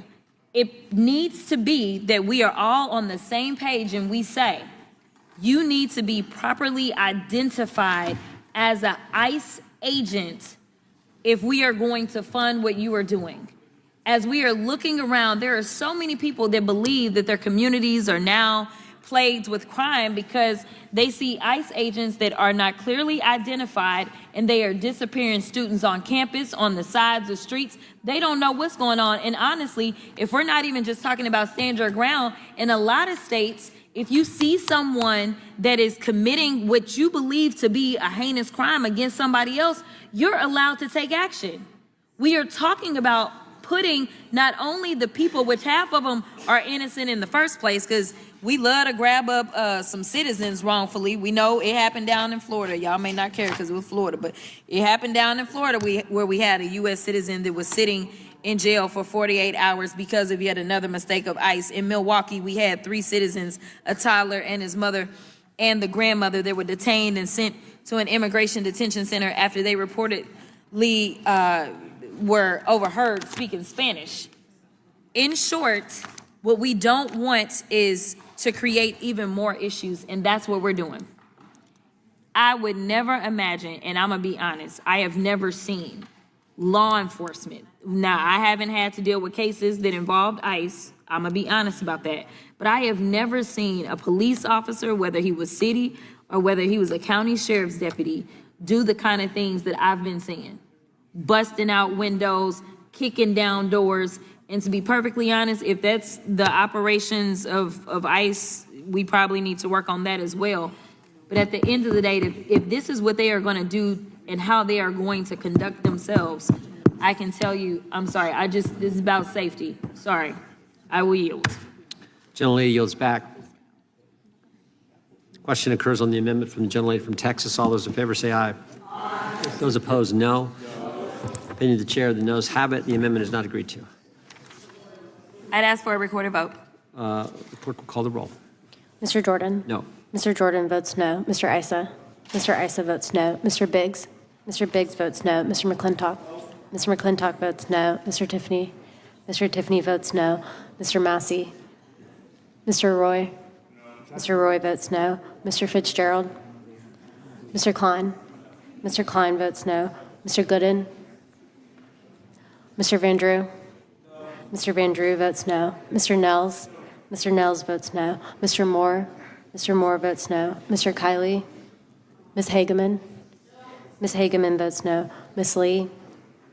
Mr. Hunt? Mr. Fry? Mr. Fry votes no. Mr. Grothman? Mr. Grothman votes no. Mr. Knott? Mr. Knott votes no. Mr. Harris? Mr. Harris votes no. Mr. Onder? Mr. Onder votes no. Mr. Schmidt? Mr. Schmidt votes no. Mr. Gill? Mr. Gill votes no. Mr. Baumgartner? Mr. Baumgartner votes no. Mr. Raskin? Aye. Mr. Raskin votes aye. Mr. Nadler? Aye. Mr. Nadler votes aye. Ms. Lofgren? Ms. Lofgren votes yes. Mr. Cohen? Mr. Johnson? Mr. Johnson votes aye. Mr. Swalwell? Mr. Swalwell votes aye. Mr. Liu? Ms. Jayapal? Ms. Jayapal votes aye. Mr. Correa? Mr. Correa votes aye. Ms. Scanlon? Ms. Scanlon votes aye. Mr. Neguse? Ms. McBath? Ms. McBath votes aye. Ms. Ross? Ms. Ross votes aye. Ms. Ballant? Ms. Ballant votes aye. Mr. Garcia? Mr. Garcia votes aye. Ms. Kamlager-Dove? Mr. Moskowitz? Mr. Moskowitz votes aye. Mr. Goldman? Ms. Crockett? Ms. Crockett votes aye.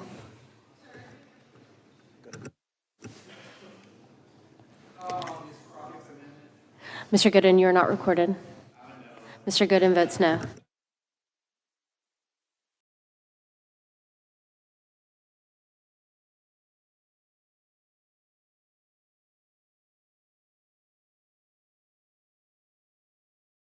Clerk report.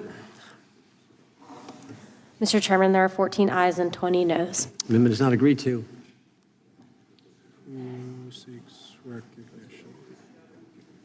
Mr. Gentleman from New York is recognized. Mr. Chairman, I have an amendment at the desk. Clerk report. Gentleman from Arizona reserves.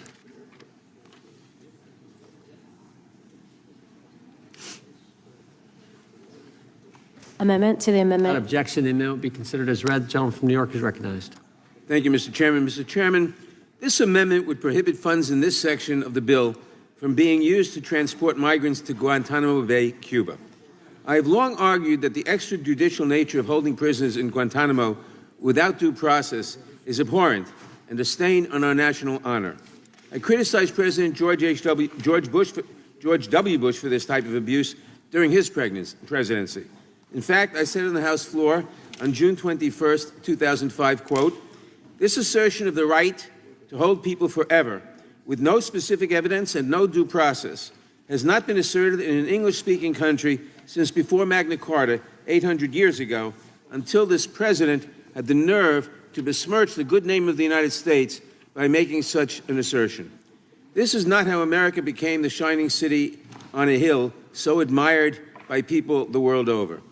No executive should be permitted the power to lock people up forever without ever having to prove their guilt.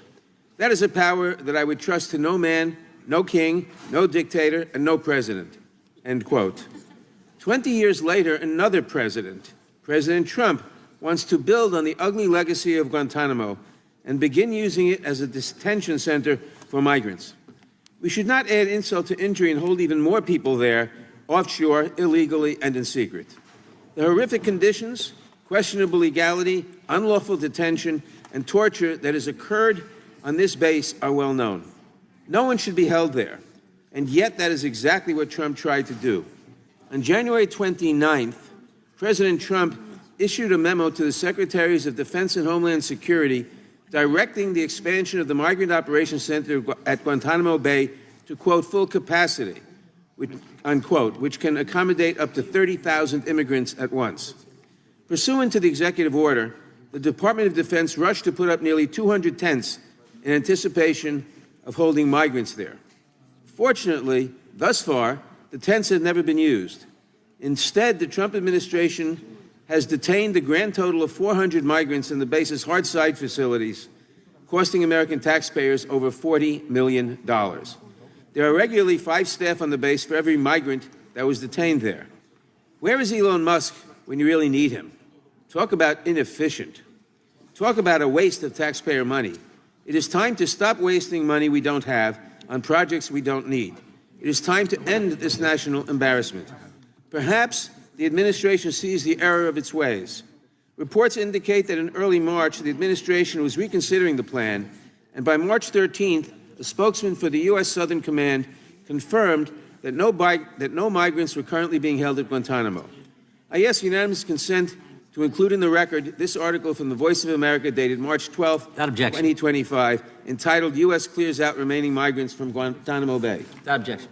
I also ask unanimous consent to include in the record this article from the BBC dated April 17, 2025, entitled Migrant Tents Removed from Guantanamo Bay Satellite Images Show. Without objection. This article states, quote, on 28 March, a group of 5 Democrat senators visited the base. In a statement, they said they were, quote, outraged by the scale and wastefulness of the Trump administration's misuse of our military, close quote, and described the camp as, quote, seemingly designed to undermine due process and evade legal scrutiny. Mr. Chairman, it was always a bad idea to hold people secretly in offshore prisons without due process. And now we have a chance to do something about it. We should not be wasting another penny holding migrants on this base. This amendment would ensure that we won't. I urge my colleagues to support it, and I yield back. Gentleman yields back. Question occurs on the amendment offered by the gentleman from New York. All those in favor say aye. Aye. Those opposed, no. No. Opinion of the chair, the noes have it. Roll call requested. Clerk will call the roll. Mr. Jordan? No. Mr. Jordan votes no. Mr. Issa? No. Mr. Issa votes no. Mr. Biggs? Mr. Biggs votes no. Mr. McClintock? Mr. McClintock votes no. Mr. Tiffany? Mr. Massey? Mr. Roy? Mr. Roy votes no. Mr. Fitzgerald? Mr. Klein? Mr. Klein votes no. Mr. Gooden? Mr. Gooden votes no. Mr. Van Drew? Mr. Van Drew votes no. Mr. Nels? Mr. Nels votes no. Mr. Moore? Mr. Moore votes no. Mr. Kiley? Ms. Hageman? Ms. Hageman votes no. Ms. Lee? Mr. Hunt? Mr. Fry? Mr. Fry votes no. Mr. Grothman? Mr. Grothman votes no. Mr. Knott? Mr. Harris? Mr. Harris votes no. Mr. Onder? Mr. Onder votes no. Mr. Schmidt? Mr. Schmidt votes no. Mr. Gill? Mr. Gill votes no. Mr. Baumgartner? Mr. Baumgartner votes no. Mr. Raskin? Aye. Mr. Raskin votes aye. Mr. Nadler? Aye. Mr. Nadler votes aye. Ms. Lofgren? Ms. Lofgren votes aye. Mr. Cohen? Mr. Johnson? Mr. Johnson votes aye. Mr. Swalwell? Mr. Swalwell votes aye. Mr. Liu? Ms. Jayapal? Ms. Jayapal votes aye. Mr. Correa? Mr. Correa votes aye. Ms. Scanlon? Ms. Scanlon votes aye. Mr. Neguse? Ms. McBath? Ms. McBath votes aye. Ms. Ross? Ms. Ballant? Ms. Ballant votes aye. Mr. Garcia? Ms. Kamlager? Mr. Garcia votes aye. Ms. Kamlager-Dove? Mr. Moskowitz? Mr. Moskowitz votes aye. Mr. Goldman? Ms. Crockett? Aye. Ms. Crockett votes aye.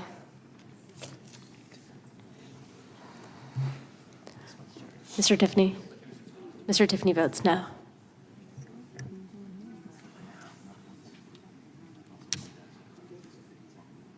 Clerk will report.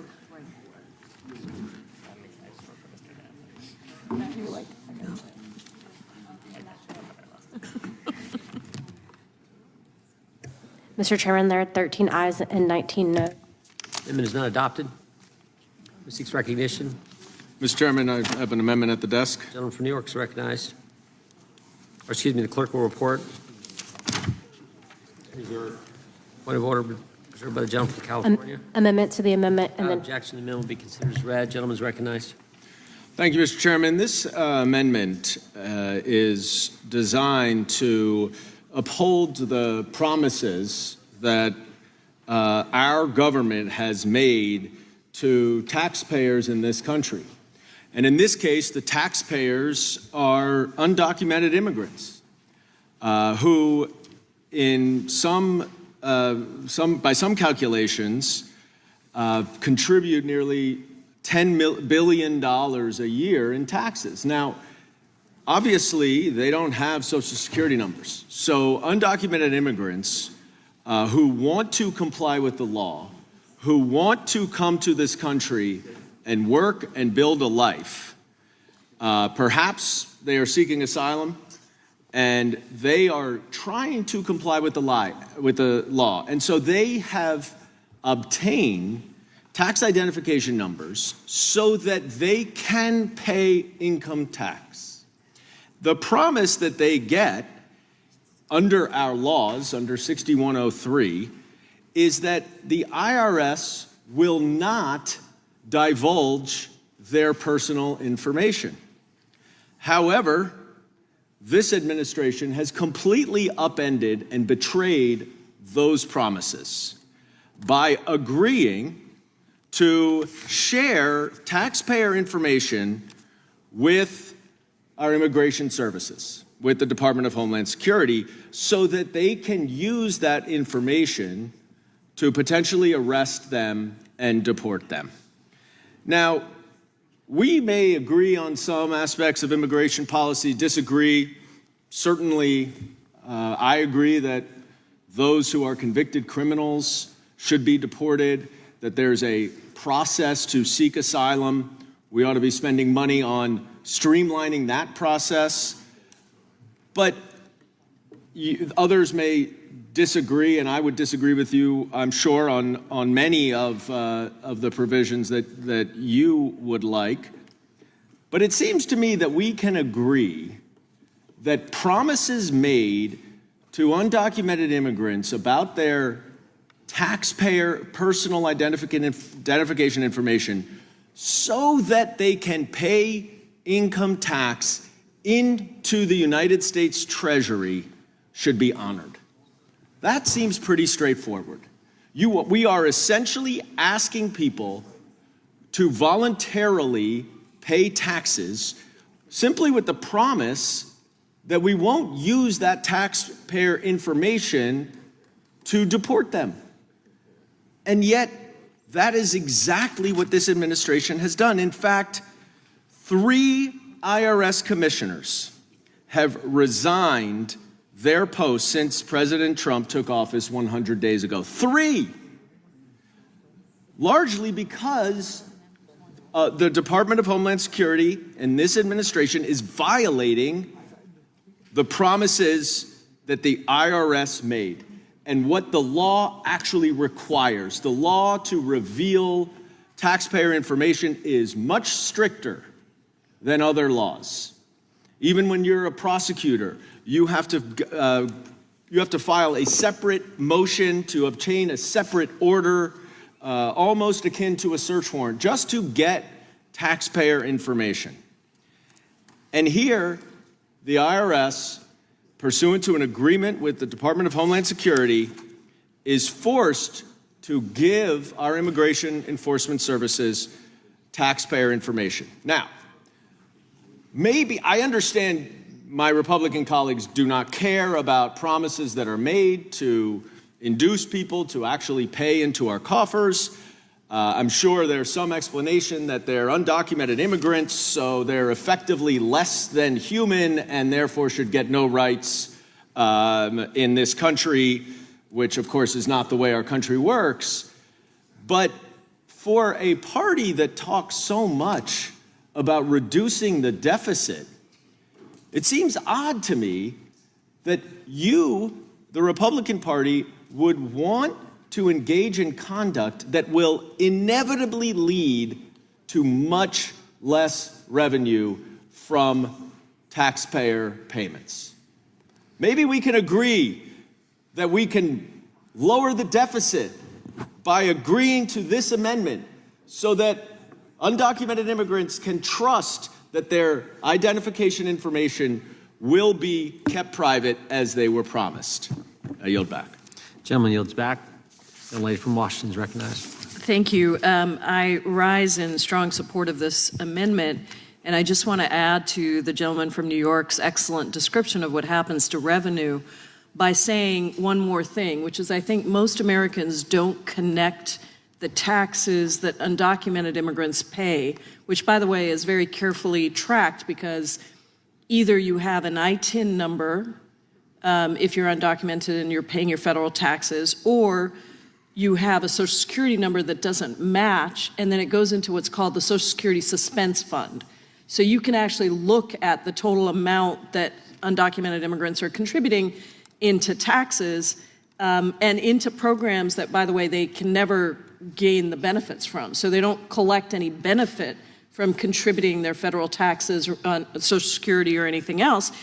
And they're sort of in a no-win situation because people are always saying they don't pay taxes. Not true. They do, constantly. But lies keep being told about how undocumented immigrants don't pay taxes. They absolutely do. And they are then being essentially incentivized by the Trump administration to not pay taxes because they're going to use this data, this information to go after them.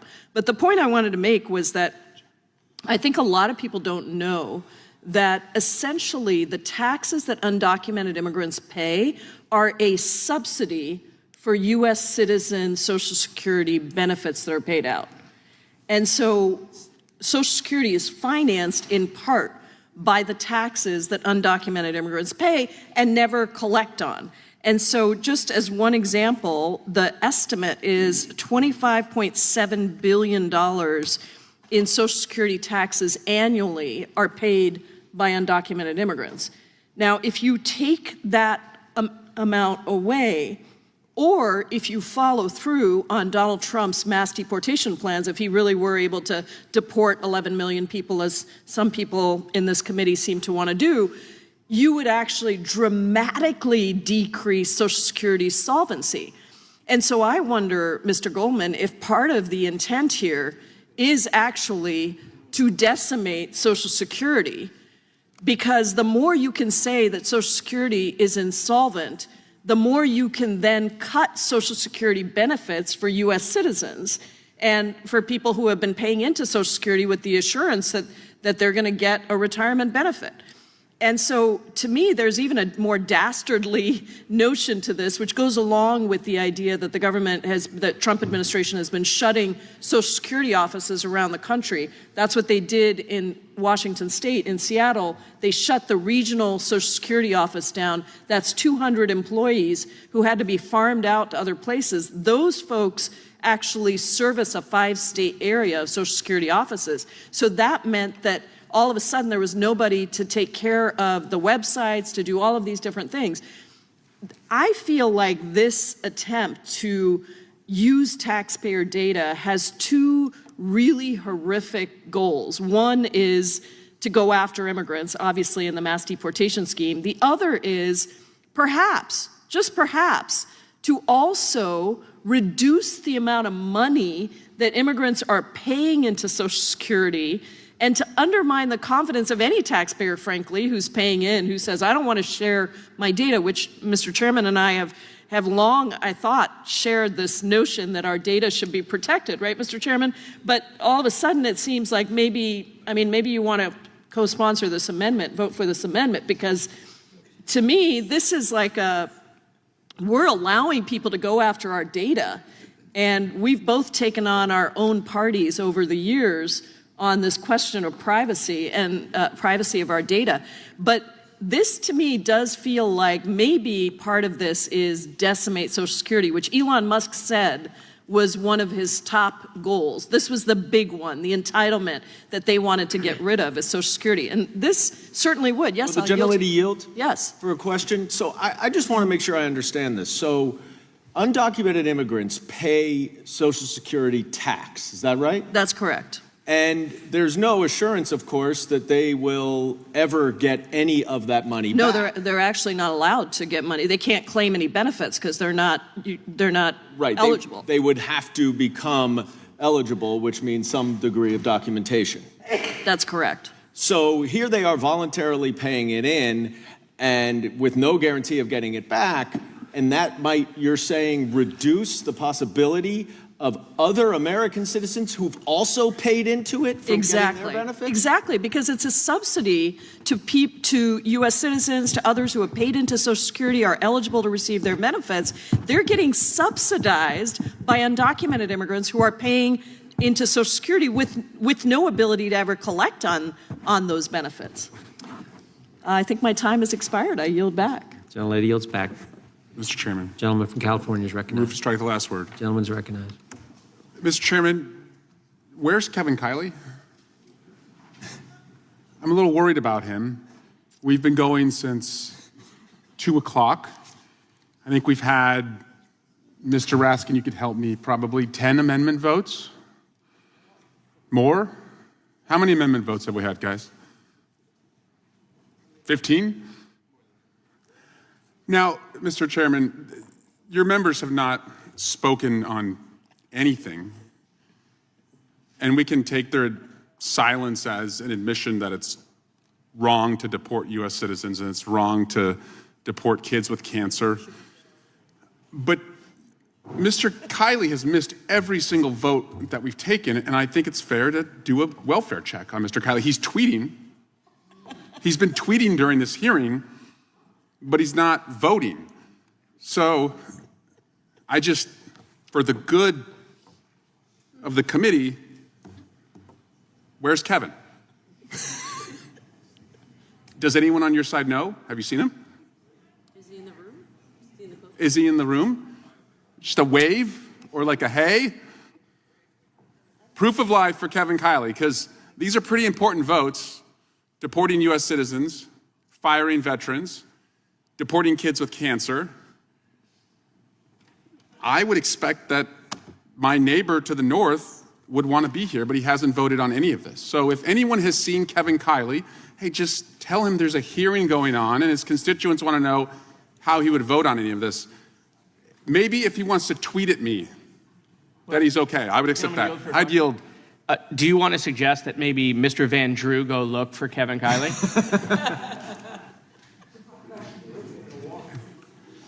So we don't know where Mr.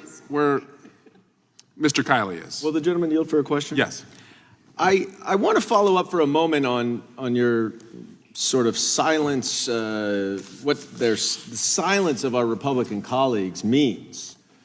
Because you are correct that we've been here since 2 o'clock and not a single Republican on this committee has spoken on any amendment, and they have uniformly and unanimously voted down every single amendment, including, as you mentioned, deporting U.S. citizens. Apparently, that is okay. But my question for you, though, is, you know, our job in Congress here is to vote, right? Our job, we can say whatever you want to say, but ultimately, you are judged on your votes.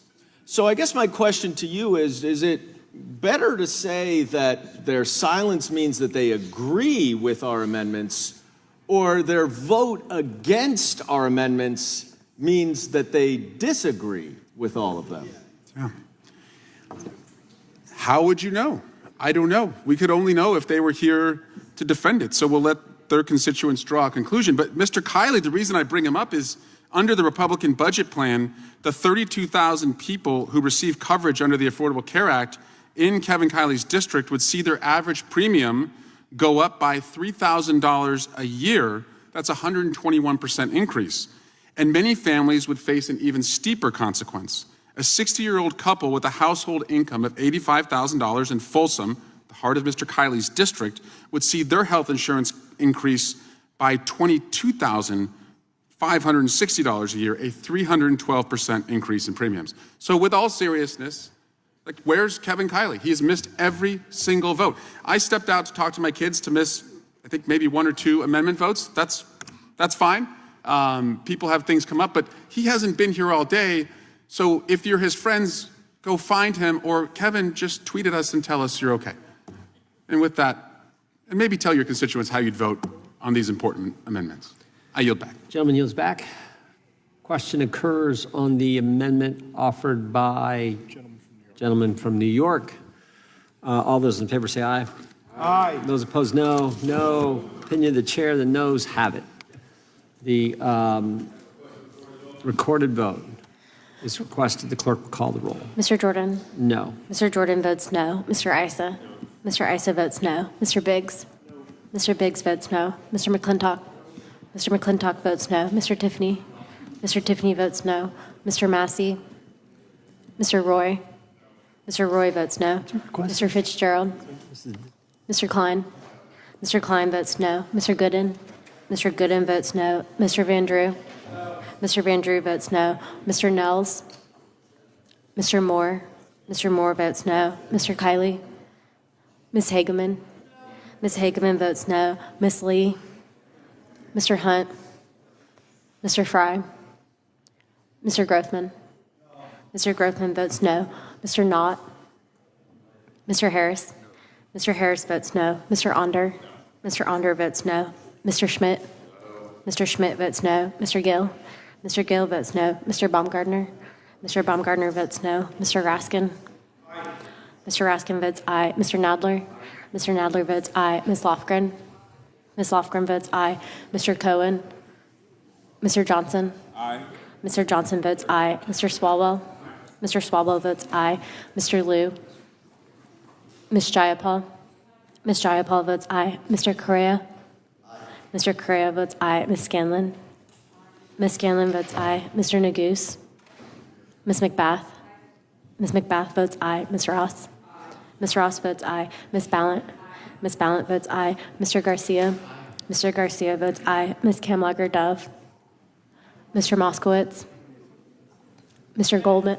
Mr. Moskowitz votes yes. Mr. Goldman? Mr. Goldman votes aye. Ms. Crockett? Ms. Crockett votes yes. Mr. Nels votes no. Mr. Fry votes no. Mr. Fitzgerald votes no.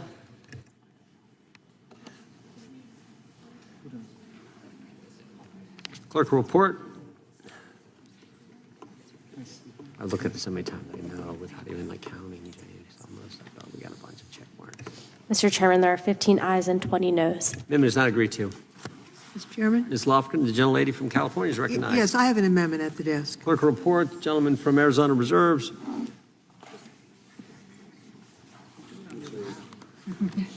Amendment to the amendment. Without objection, the amendment be considered as read. The gentlelady is recognized. Thank you. This amendment would prohibit the use of funds to detain or remove agricultural workers unless they are a threat to public safety. According to the U.S. Department of Agriculture, as well as the National Agricultural Workers Survey, or NAWS, somewhere between 50% to 70% of all farm workers in the United States are unauthorized immigrants.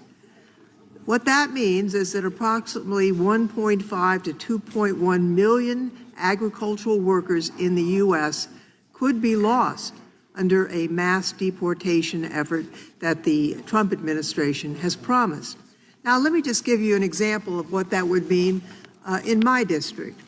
In 2022, in the 18th Congressional District of California, there were 1,800 farms on 1.6 million acres, nearly 3,500 ag producers, and tens of thousands of farm workers. What this means is that we have one of the most productive agricultural areas in the United States. In fact, if you had a salad today, chances are that the leafy greens in that salad came from the Salinas Valley. You know, allowing funds to be used for mass deportations of farm workers is going to drive up costs for American families, and it will increase our deficit. It would deprive agricultural businesses of critical labor, raise prices at the grocery store, and we expect those shelves to soon be empty of imported produce because of the tax, the import tax that has been imposed. It would reduce tax revenue, and it has been estimated by the American Immigration Council that this could cost taxpayers up to $315 billion. Now, with the Republican Party lining up yet another tax cut for billionaires and corporations, working families are going to have to pay the cost. Instead of funding the deportation of these farm workers, a more rational and logical option would be to stabilize the agricultural sector by fixing our broken employment system. And the House has tried to do that. My bill, introduced with bipartisan co-sponsors, the Farm Workforce Modernization Act, has passed the House of Representatives with strong bipartisan support, first in the 116th Congress and then in the 117th Congress. This program, I would remind you, would allow for agricultural workers in the United States to get a special agricultural worker card, and then later, if they chose, they could also apply to become legal permanent residents. Background checks, obviously, and strict criminal national security bars would apply. I just think, you know, for the farm workers who are in my district, it is hard work. And in a way, I think it's really not fair that these individuals are out there in the fields in the worst climate, in the heat, and looking over their shoulder. That's their perspective. But I want to address my colleagues on the other side of the aisle on what it means for other people, what it means to America writ large. If we have a food shortage in this country, it'll be because we don't act on something like this. I will say that throughout COVID, we never ran out of food because the farm workers kept showing up and the farmers kept showing up. If we disrupt that fine pattern of service in the farms of America by deportations, we will be very sorry. I promise you this, we will regret this. We need to, and we will be reintroducing the Farm Workforce Modernization Act next week with bipartisan support. And while that bill is working its way through the Congress, we ought to take steps to prevent the deportation of farm workers. If we do not do that, there'll be a price to pay, a heavy price to pay in the agricultural sector. So I urge adoption of this amendment, Mr. Chairman, and I yield back. Gentlelady yields back. Mr. Chairman. Gentleman from New York. I move to strike the last word. Gentleman's recognized. Thank you. I very much support this amendment from my colleague from California, who comes from a state, as we know, that is vital to our agricultural development. And I often hear from some of our colleagues in Congress this desire to make things in America. And I guess I have a couple of questions for my colleague, if she would indulge me. We're talking about agricultural workers who work on American farms. Is that right?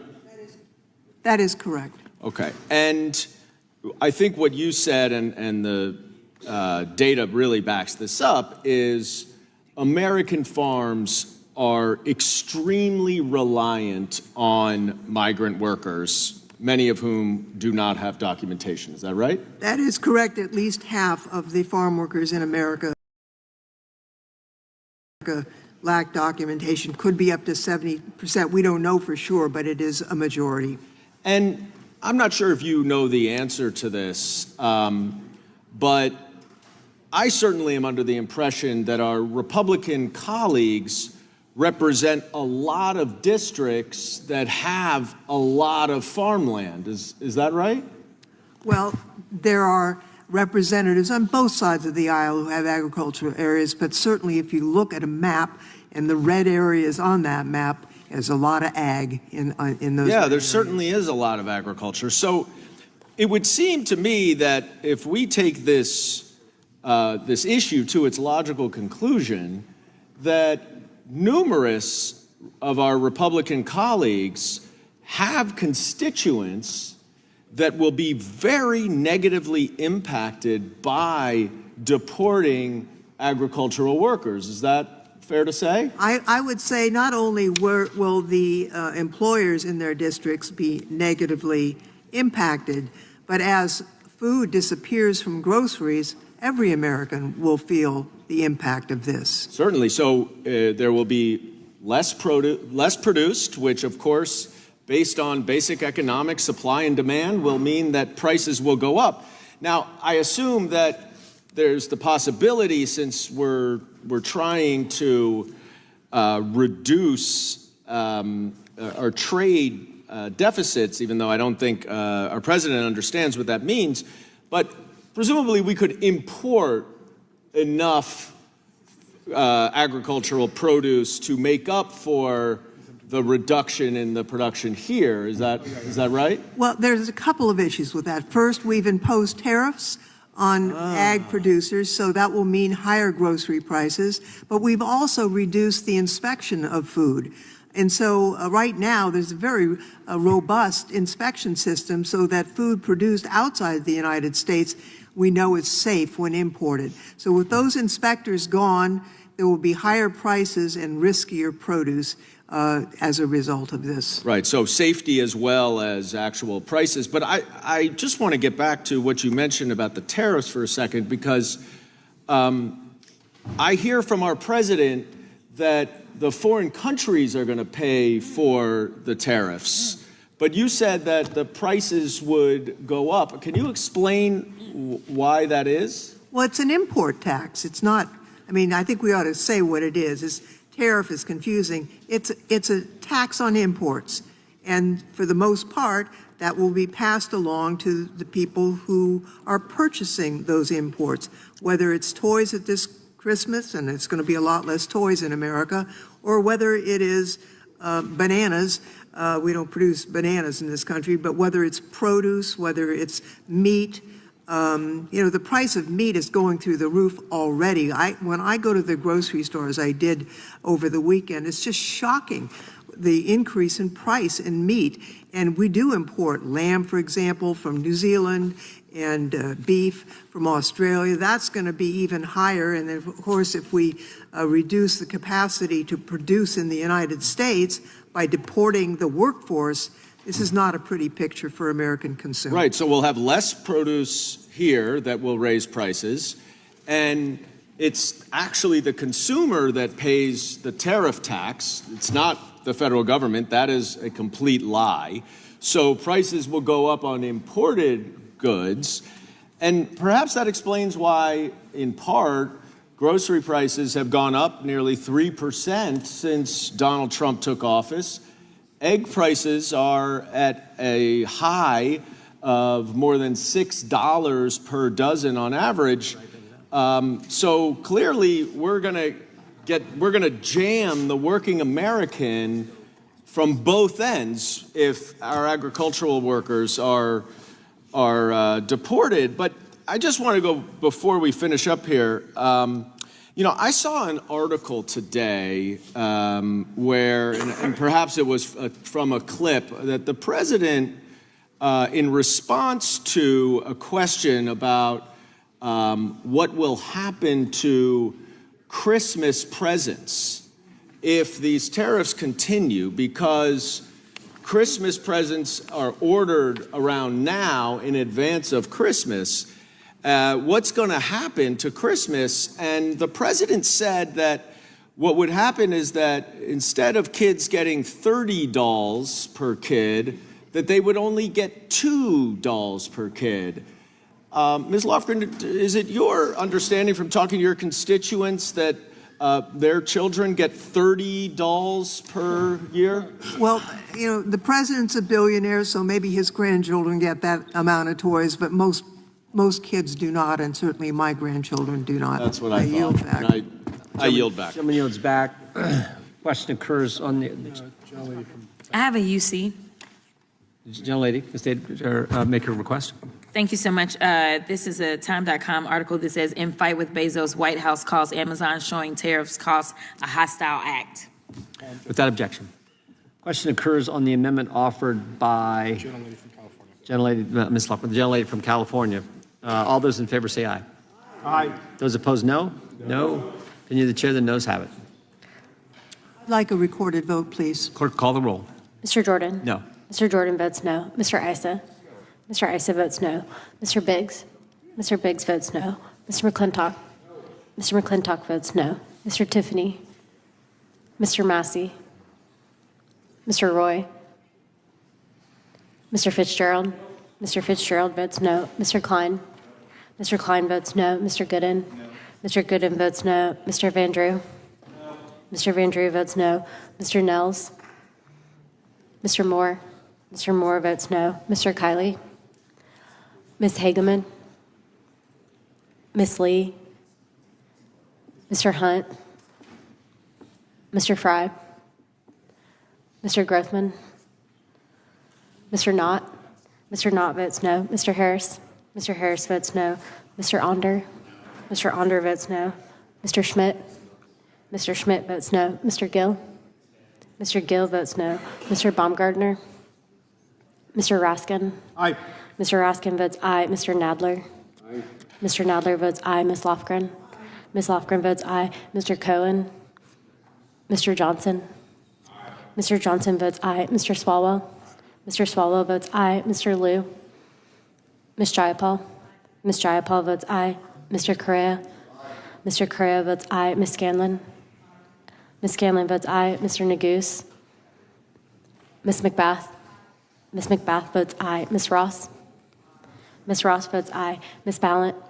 Ms. Ballant votes aye. Mr. Garcia? Mr. Garcia votes aye. Ms. Kamlager-Dove? Mr. Moskowitz? Mr. Moskowitz votes aye. Mr. Goldman? Mr. Goldman votes aye. Ms. Crockett? Aye. Ms. Crockett votes aye.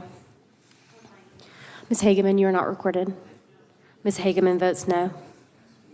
Mr. Nels votes no. Mr. Grothman votes no. Mr. Baumgartner votes no. Mr. Fry votes no. Clerk will report.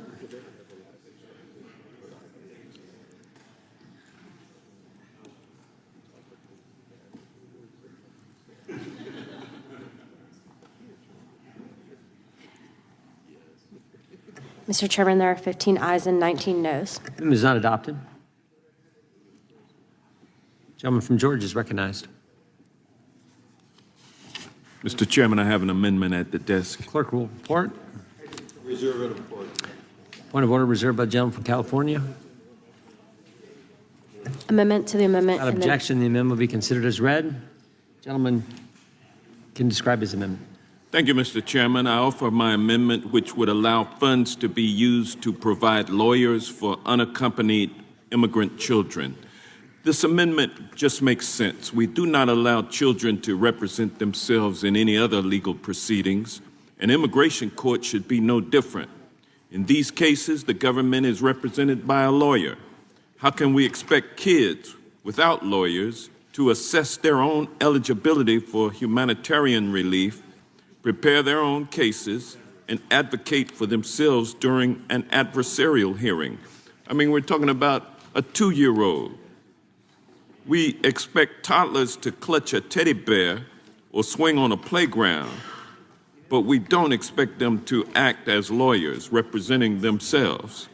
It is absurd to require them to represent themselves in a complex legal proceeding or in any legal proceeding for that matter. The data bears this out. Unaccompanied children without lawyers are almost 100 times less likely to have a good outcome than unaccompanied children who have lawyers. Plus, providing representation leads to an orderly judicial process, which is sorely needed in our backlogged immigration courts. 98% of children with attorneys appeared for their court dates. And according to the National Association of Immigration Judges, it helps them get through their cases. These judges wrote that they conduct proceedings more expeditiously and resolve cases more quickly when children are represented by attorneys. And I thought we all agreed that we don't want immigrants stuck in limbo for years without a judge telling them either way they can stay or they must leave. Plus, there has been long-standing bipartisan support for efforts to provide legal counsel to unaccompanied children, including in the Homeland Security Act of 2002 and the Victims Protection Act of 2008. This is because Congress has realized for years that legal representation is absolutely essential to ensure that children have meaningful access to asylum and other protections. I urge my colleagues to support this amendment, and I yield back. Gentleman yields back. Gentlelady from Pennsylvania is recognized. Thank you.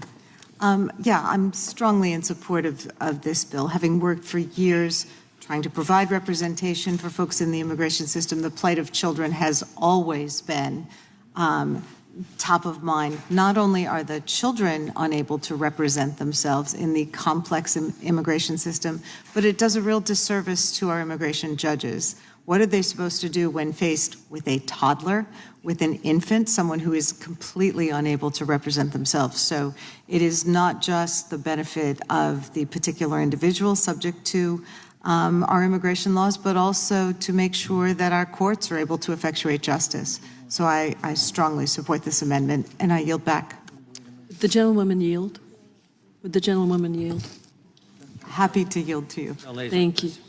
Thank you. I also strongly support this amendment. In fact, today, Representative Norma Torres, Robert Garcia, and I introduced a bill called the Fairness to Freedom Act that would provide legal counsel for immigrants who are detained. And I think most Americans don't know that you are not entitled to provided legal counsel when you are an immigrant in the civil immigration detention system. You can have one, but you have to be able to afford one. You have to be able to find one. And there's decades of research that shows that immigrants with representation are 10 times more likely to obtain relief from deportation than those without, and that detained immigrants with representation are 3.5 times more likely to be granted bond, enabling their release from detention.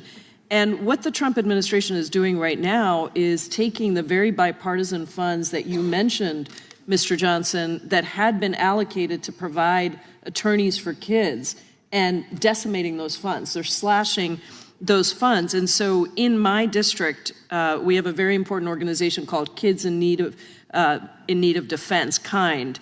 And it's a nonprofit, and it represents kids in court. It does what Ms. Scanlon probably was doing as well.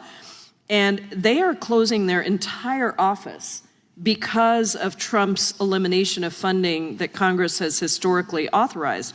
So that means that 250 kids, just represented by that organization alone, have just lost their lawyer. And nationwide, it's 26,000 kids that have lost their attorneys because of these funds that used to be bipartisan that have now been slashed by the Trump administration. So how are kids supposed to defend themselves? How are they supposed to represent themselves in court? And in fact, what's happening is they're not.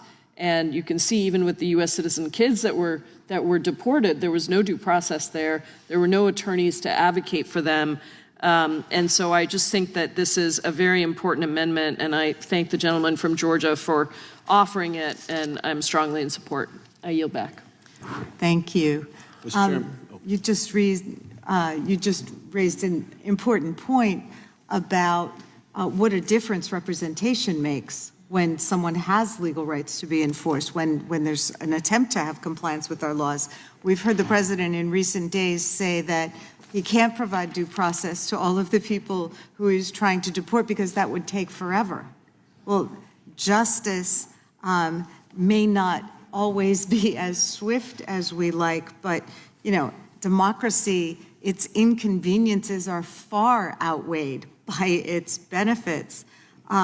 Democracy versus efficiency, we always should come down on the side of democracy. Dictatorships are efficient, but they're also deadly, corrupt, and unfair. So I think this is a situation where Mr. Johnson's amendment is extremely well taken, and I heartily support it. I yield back.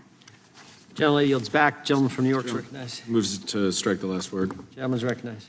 This is an excellent amendment that really should be above and separate from any partisanship.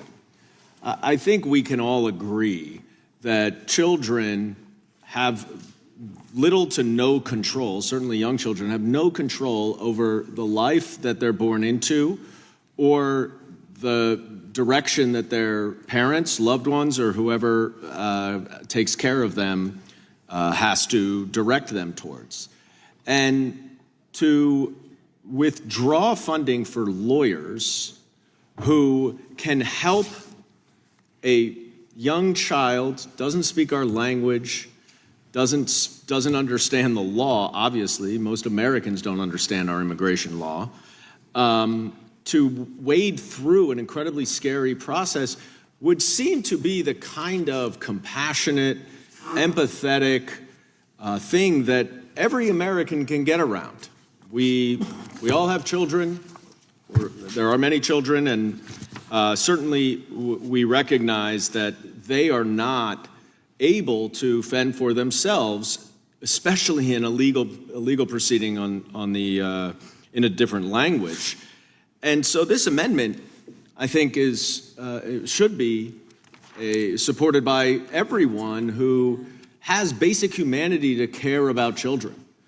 Because I think it's clear, if you care about children, you would want to make sure that an unaccompanied child does not have to go through a court process alone.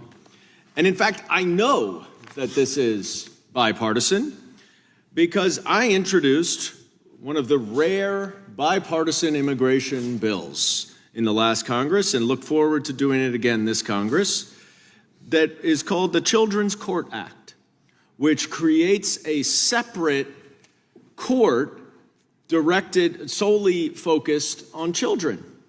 And it would not only have attorneys for these children, but it would have judges who are trained to deal with the various different issues that come with unaccompanied children going through immigration proceedings, which of course, as I know my Republican colleagues know, includes child trafficking and other smuggling. And in fact, I have heard over and over and over again over the last couple of years, my Republican colleagues lambasting the Biden administration for not knowing where children were who crossed over the border. So I know you care about that, because I know you wouldn't just use children as a political pawn and a partisan weapon, and that you do care very much about children. And so, since this is a bipartisan issue, and we should all be able to agree that innocent children, unaccompanied or otherwise, deserve a special treatment, since they certainly did not make any of the decisions that arrived there, and since we know that child trafficking is such a huge problem in our immigration system, that having trained lawyers and judges who can identify trafficking would be very helpful to our country and to humanity at large. And so I very strongly support this amendment, and I hope that we can find some common ground here. And in just my last minute, I wanted to follow up with my colleague from Pennsylvania, who has left. Okay. I'll come back to her, and I'll yield to my friend from Texas. Thank you so much. Really quickly, I think this is one of those issues that really perplexes so many Democrats And when I say Democrats, I'm not just talking about the elected. We have a party that continuously goes out and says that they are the voice of unborn fetuses.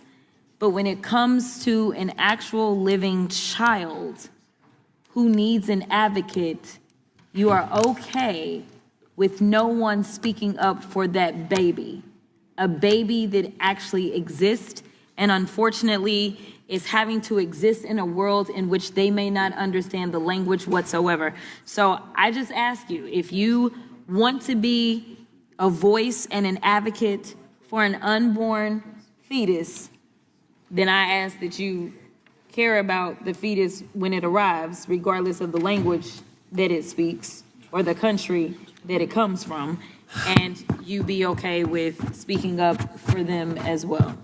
And I will yield back to the gentleman from New York. Time has expired. Question occurs on the amendment offered by gentleman from Georgia. All those in favor say aye. Aye. Those opposed, no. No. Opinion of the chair, the noes have it. The record of vote requested. The clerk will call the roll. Mr. Jordan? No. Mr. Jordan votes no. Mr. Issa? Mr. Biggs? Mr. McClintock? Mr. McClintock votes no. Mr. Tiffany? Mr. Tiffany votes no. Mr. Massey? Mr. Roy? Mr. Fitzgerald? Mr. Fitzgerald votes no. Mr. Klein? Mr. Klein votes no. Mr. Gooden? Mr. Gooden votes no. Mr. Van Drew? Mr. Van Drew votes no. Mr. Nels? Mr. Moore? Mr. Moore votes no. Mr. Kiley? Mr. Kiley votes no. Ms. Hageman? Ms. Hageman votes no. Ms. Lee? Mr. Hunt? Mr. Fry? Mr. Grothman? Mr. Knott? Mr. Harris? Mr. Harris votes no. Mr. Onder? Mr. Onder votes no. Mr. Schmidt? Mr. Schmidt votes no. Mr. Gill? Mr. Gill votes no. Mr. Baumgardner? Mr. Raskin? Aye. Mr. Raskin votes aye. Mr. Nadler? Aye. Mr. Nadler votes aye. Ms. Lofgren? Ms. Lofgren votes aye. Mr. Cohen? Mr. Johnson? Mr. Johnson votes aye. Mr. Swalwell? Mr. Swalwell votes aye. Mr. Liu? Ms. Jayapal? Ms. Jayapal votes aye. Mr. Correa? Mr. Correa votes aye. Ms. Scanlon? Ms. Scanlon votes aye. Mr. Neguse? Ms. McBath? Ms. McBath votes aye. Ms. Ross? Ms. Ross votes aye. Ms. Ballant? Ms. Ballant votes aye. Mr. Garcia? Mr. Garcia votes aye. Ms. Kamlager-Dove? Mr. Moskowitz? Mr. Goldman? Aye. Mr. Goldman votes aye. Ms. Crockett? Aye. Ms. Crockett votes aye. Mr. Nels votes no. Mr. Baumgardner votes no. Mr. Fry votes no. Mr. Knott votes no.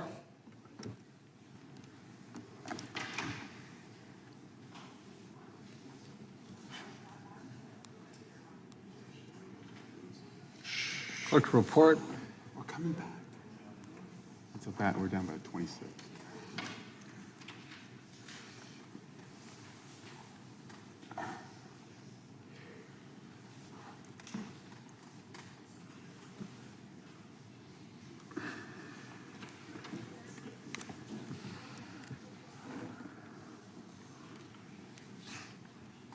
Yeah, there's all this stuff.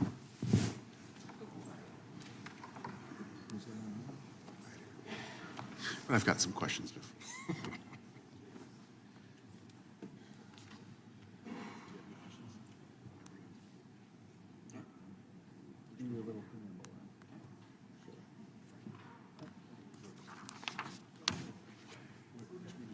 Oh, shit. Mr. Chairman, there are 14 ayes and 18 noes. It is not agreed to. Who seeks recognition? Mr. Chairman. Gentleman from California is recognized. I have an amendment at the desk. Clerk will report. Gentleman from Arizona, California, reserves.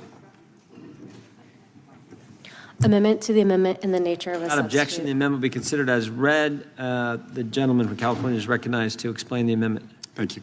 Mr. Chairman, my amendment plainly says let's keep classified information out of the signal chat. But, Mr. Chairman, I did earlier note that our colleague, Mr. Kiley, was not present during any of the votes, and he's here now, and I think that's important. And because I did call him out, it's only fair if I ask him how he would have voted on the votes he missed. And so I would like to know, Mr. Kiley, if you would like to tell us how you would have voted on banning the deportation of U.S. citizens. I think your constituents should know how you would have voted on that. We also voted on prohibiting the hiring of January 6 rioters. Mr. Kiley, you weren't here for that vote, and now I'm offering you the opportunity to speak. I'd yield to you on that. Mr. Kiley, we also voted and discussed whether the DOJ should be able to fire veterans. And if you want to stand up for your veterans in your district, I would yield to you right now to stand up for the veterans in your district. We also talked about whether kids with cancer who are U.S. citizens, particularly a 4-year-old who was recently deported, should have been deported. And Mr. Kiley, again, you're here now. You didn't vote on anything related to that, but I would yield to you. And if you don't want to discuss this, I understand, but we would just take it as an admission that you support all of that, and I think that's how your constituents would interpret that. Mr. Goldman, do you have any questions? Well, I thank you for yielding to my friend from California. I want to go back just for a second to the amendment that you just introduced, because Signal is a very common form of communication. It's encrypted, and I guess I just, why is it so bad to share classified information that would actually subject someone to criminal penalties for its unlawful and knowing disclosure? Why is it, I don't understand, but it's encrypted, so why is it bad to do that? What is the point of this amendment? Well, Mr. Goldman, let's start our own little group chat. Mr. Moskowitz, welcome to the group chat. What do you think? No classified, please. No, I think some of the things that were in that Signal chat make excellent pieces of clothing. Like pound, fire, Like my flag, tie. fist, fire, flag. I got to get the chairman this tie. Right, get it in the rotation. I know you love yellow.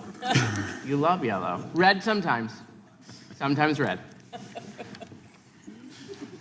But Mr. Moskowitz and Mr. Goldman, anyone else who wants to join the Signal group chat, The report. I appreciate, so I appreciate Mr. Hegseth's commitment to transparency by like putting war plans in a group chat. But Ms. Crockett, what do you think about, should we ban classified information from being discussed in a Signal group chat? We absolutely should, especially with your significant others or when we have the reporters in the room that are going to report out. And thank God for the good reporters. You know, thank God we still have the First Amendment and some people that understand what it is to do true reporting, because honestly, if this administration had their way, I'm sure that reporter would not even be allowed to report on this mishap.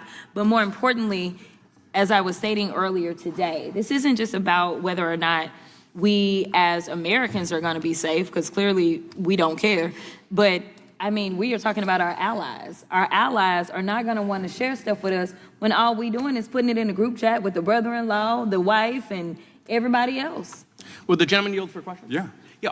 Also, it was reported that the Secretary of Defense, Mr. Hegseth, installed a makeup room in the Pentagon. And I was just wondering if you had any insight, based on things that get discussed in the chat, if you were aware of what foundation or what cover-up he used. Yeah. He tried to conceal that story, but it got out. Conceal. Oh, he uses concealer? concealer? He uses concealer? He did. Oh, wait, hold on. Go back to this for a second. I'm not following this. The Secretary of Defense has a makeup room? Yes. Did he use government funds to create that makeup room? It's unclear. I'm just saying in that room is where he does the concealer and the cover-up. I actually don't have any problem with anybody that needs to get their makeup. If he wants that, he should have that. That's okay. Especially if they want to wear their lashes. I was going to say, do you think Mr. Hegseth has special I lashes? forget who has the time, but whoever has it, it has expired. Who seeks recognition? The gentleman from Maryland is recognized. Thank you very much, Mr. Chairman. I've got an amendment at the desk. We're still on. Oh, we're still there. I yield back. You want to offer a different amendment, is that correct? Yes. Okay. Question occurs on the amendment offered by the gentleman from California. All those in favor will say aye. Those opposed, no. No. Opinion of the chair, the noes have it.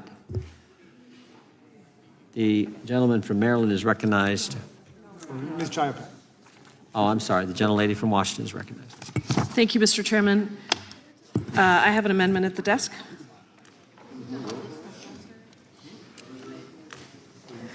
We made our point. Yeah, the gentleman from Arizona reserves point of order. The clerk will report. Amendment to the amendment in the nature of a Without objection, the amendment will be considered as read. The gentlelady from Washington is recognized to explain the amendment. Mr. Chairman, this is a very important amendment. The amendment's been administration. important and everyone's been simple, so got that That's on what we've been trying to point out, but I don't know, you all aren't, you're sitting on your hands over there. This administration's immigration policies are extraordinarily harmful and traumatizing, and the bill would increase that harm immensely, giving ICE a $45 billion slush fund for detention. Just to put that into context, ICE's annual budget for immigration detention is less than $3.5 billion. So this is a massive increase, and the increase alone is bad, but I just want to point out something very important, which is that the policy changes that the majority is trying to slip into their so-called funding bill are even worse. So my amendment would strike the provision that allows for families to be detained indefinitely. This provision would overturn the Flores Settlement Agreement, which has helped protect children in government custody for nearly 30 years. The Flores Settlement Agreement's principal purpose is to ensure that children are released from immigration detention as quickly as possible, recognizing the harm to children. Children in the custody of the DHS have to be placed in the, quote, least restrictive setting, and they are not allowed to be detained for more than 20 days. But this bill actually makes a very important policy change, and it gets rid of that requirement. It allows families to be detained throughout their immigration proceedings through their removal if they're ordered removal. But with the immigration court backlog, that means that families could be stuck in detention for years. Now, family detention has historically been used only for arriving families. But now, Trump is incarcerating families who have already been living in our communities as friends and neighbors for years. One of the youngest children being detained is only 1 year old. 1 year old child being put into detention. That is unacceptable, especially considering that much of the families detained under this provision and much of the new money provided for immigration detention is going to go straight to private for-profit prison companies. For-profit, privately owned prison companies are incentivized to make as much money as possible, often at the expense of the health and protection of individuals forced into their care. Private immigration detention facilities lack necessary oversight. They're often unsafe, and time again, that has led to a lack of sufficient health care and resources for detained individuals. Some of the most egregious abuses that we hear about of immigrants happen in detention facilities that are run by these for-profit private companies. Unnecessary medical interventions, forced labor, abuse of solitary confinement, and intimidation have run rampant. You might remember a case in Georgia. Mr. Johnson was with me when we went to visit, where immigrant women were being forced into sterilization procedures. Experts hired by the DHS office, that detention center, by the way, we were able to shut down thanks to our advocacy. Experts hired by the DHS Office for Civil Rights and Civil Liberties, an office that the Trump administration closed without any congressional input or consent, conducted secret inspections of these detention facilities. Their investigation contains over 1,600 pages detailing conditions in these facilities, which they describe as, quote, barbaric, and negligent. Private prison companies owe their first duty to their shareholders, not to the people they detain. They prioritize profits over people and care, and that is clear from a recent report in which medical experts determined that 95% of in-custody deaths that ICE reported between 2017 and 2021 were actually preventable. And of the 15 immigration detention centers with the highest number of deaths during this period, 13 are run by private prison companies, including a facility near my district, the GEO-run Northwest ICE Processing Center. I'm sure it's a total coincidence, but in 2024, GEO Group's PAC gave nearly $4 million to Republican campaign groups. And they're poised to make hundreds of millions of dollars in taxpayer money from the bill's detention expansion. The Flores settlement agreement has guided our government's policies for detaining children for over a quarter of a century. And I want to be clear about what it looks like for kids before. When the Flores case was filed in 1985, children were held in indefinite detention in poor conditions without access to basic medical treatment. They were handcuffed, they were strip searched, subjected to body cavity searches, and required to sleep in areas and share bathrooms with adults that they didn't know. I can't imagine that that's something that anyone on this committee would want, and I would ask for the support of our Republican colleagues to prevent the overturning of Flores. I yield back. Gentlelady yields back. Gentlelady from Pennsylvania is recognized. I move to strike the last word. Gentlelady is recognized. I wholeheartedly endorse Representative Jayapal's amendment. Anyone who has worked with kids who've been caught in the immigration system, anyone who has met children who've been held even briefly in a detention center, know how much damage that does to these children, lifelong trauma. We've heard testimony before this committee in the past when there were efforts to detain children in violation of the Flores Agreement. So we can just go back to this committee's own records and testimony from Homeland Security officials. This is not something that the United States of America should ever be a party to, and so I would urge adoption of this amendment. Would the gentlelady yield? Yes. I just have a question. I'm wondering if you think that everyone on the committee has actually read this bill, because this is a policy provision that's being slipped in as as part of a funding bill. And I'm just curious whether you think our colleagues on the other side have read. I mean, none of them are talking tonight, otherwise I would yield to anybody on the other side to answer that question. That sounds like it could be problematic on the Senate side with the Byrd rule. Well, exactly right. I think that there's a really important question about what happens in the Senate, but I would just urge I can't believe any of my colleagues on the other side would want to detain kids. I don't know if anyone over there wants to respond. Doesn't seem like anybody is talking tonight.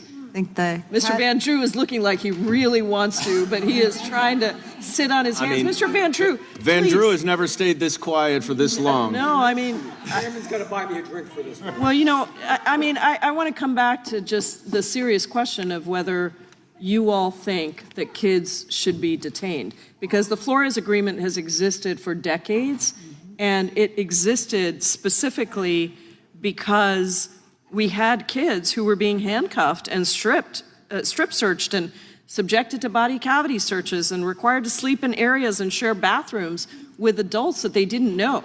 And I'm thinking that, because I'm the eternal optimist, that maybe some of you over there don't want to vote for that and would vote with me on my amendment to make sure that we do not overturn the Flores Amendment in this, and that we actually preserve this important agreement. I don't know, Ms. Scanlon, it's your time, but I'll yield back to you. But I don't know if there's any other way to get people over there to answer the question about whether they've actually read the bill. Well, and I think there's been a fundamental misunderstanding about what is the Flores Agreement. The Flores Agreement came out of a lawsuit about what was appropriate treatment for children. That's right. And it was a way of the U.S. dealing with the fact that the treatment that was being afforded to children before the Flores Agreement was unconstitutional, was a serious violation of not just their rights, but of their physical and mental health. I mean, the testimony that we've heard about children being held in inappropriate situations that are not appropriate for anyone, but much less a child. Again, it is just not something that I think the United States of America should be party to. Will the gentlelady yield? Yes. Because there's an additional problem on top of this, which I think Ms. Jayapal very incisively got to, which is that by increasing the budget for immigration detention, I think you said from $3.5 billion to $45 billion, what is clear is our government does not have anywhere close to enough prison beds to use all that money. So that money designated for immigration detention of children is going to be outsourced to private prisons. So children are going to be indefinitely imprisoned in private prisons built for profit with substandard conditions, certainly not at all prepared for children or organized and arranged and oriented for children. And so we have so many multiple levels of problems here with this bill that this amendment would solve, which I think is very important for us to consider. I yield back. Mr. Chair. Time of the My time expired. gentlelady. Gentlelady from Vermont is recognized. I move to strike the last word. I yield to my colleague from Pennsylvania. I'm just getting tired. Pennsylvania, Ms. Scanlon. Thank you. Well, I just wanted to note, I think Mr. Goldman has raised a really interesting point. To the extent that this billion of dollars of slush fund then becomes available to fund private prisons through companies like GEO, isn't this another instance where we may have to start monitoring our colleagues' stock purchases? Because I think I recall that once these executive orders started going into effect, we started seeing more stock purchases by our colleagues across the aisle of GEO and these other. Yeah, and then another one, if I may request the time, is Palantir, which is a large tech company that was started by some of the supporters of the president who are close with other billionaires who've been put in the administration and clearly are advising the president on just about everything. And a certain member of the Republican Party from Georgia purchased Palantir stock, and as I understand the fact pattern, I could be wrong. That's why we have due process, because I would not be the one who would determine whether this is right or wrong. A couple weeks after making this purchase, this Palantir company entered into a $30 billion agreement with the Department of Homeland Security. This Republican member from Georgia sits on the Homeland Security Committee, which is the committee that oversees the Department of Homeland Security, which entered into this $30 billion. My understanding is that last check, that stock had increased by 48% since that deal was announced. And so since we have a slush fund going from $3.5 billion to $45 billion that will almost all go to private prisons, certainly this is something we would need a strong inspector general to oversee, right? To make sure that the Department of Homeland Security is not procuring that money in any wasteful, fraudulent, or abusive way. Is that your view as well, Ms. Scanlon? Absolutely. I mean, the combination of the possibility that the money would go to those kind of private interests that have been so, making all those donations to the president and his inaugural fund and everything, or funding more placements in El Salvador or other inhumane prisons. I think for all those reasons, we should be cutting off this funding. And may I ask another question? You mentioned the funding for the El Salvador prisons. I assume that you're referring to the fact that this administration is using taxpayer money to pay for El Salvador to house undocumented immigrants who were removed from our country without any court appearance and without any due process. And one of them, as we all know, has gotten a lot of attention, is Kilmar Abrego Garcia. The reason he's gotten a lot of attention is because there was a withholding order on his deportation order that specifically said he could not be deported to El Salvador because there was a legitimate fear of persecution if he were sent to El Salvador. And he was sent there. My understanding is the administration admitted that he was sent there in error. I think they called it a mistake, quote unquote. And the courts all the way up to the Supreme Court have ruled that it was a violation of the fundamental right to due process. And the Supreme Court said that the administration must facilitate his return.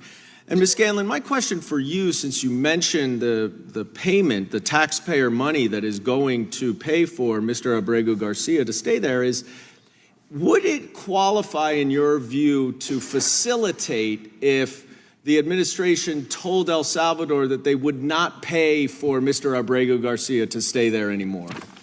That would seem to make sense, and it would certainly be consistent with the reporting we're seeing that it's not consistent with the conditions that even the El Salvador government had agreed to in that case.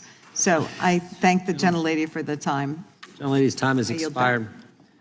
Gentlelady from California is recognized. Thank you. I move to strike the last word. I would like to continue to engage in this questioning, and I have a question for the gentlewoman from Pennsylvania. You know, in California, there are actually instances where dozens, maybe even hundreds of unaccompanied minors are in detention centers. And in fact, you know, we have been told, although the federal government is being very evasive in allowing us access, but we have been told that they've been trying to force cities, my city, to continue to hold these young children. And I don't believe they have been provided access to representation. Welfare checks are not being allowed. There's no kind of adult supervision of these young children. And so I was just wondering, concerned that this administration is trying to force cities and states into collusion with it, with this illegal, unconstitutional, and dangerous behavior, especially when we're talking about young children. And can you talk about, you know, how really disastrous this would be for the country, and why supporting your kind of amendment would allow folks to stand up to what this administration is doing when it comes to young children? And I'm so curious about this because in the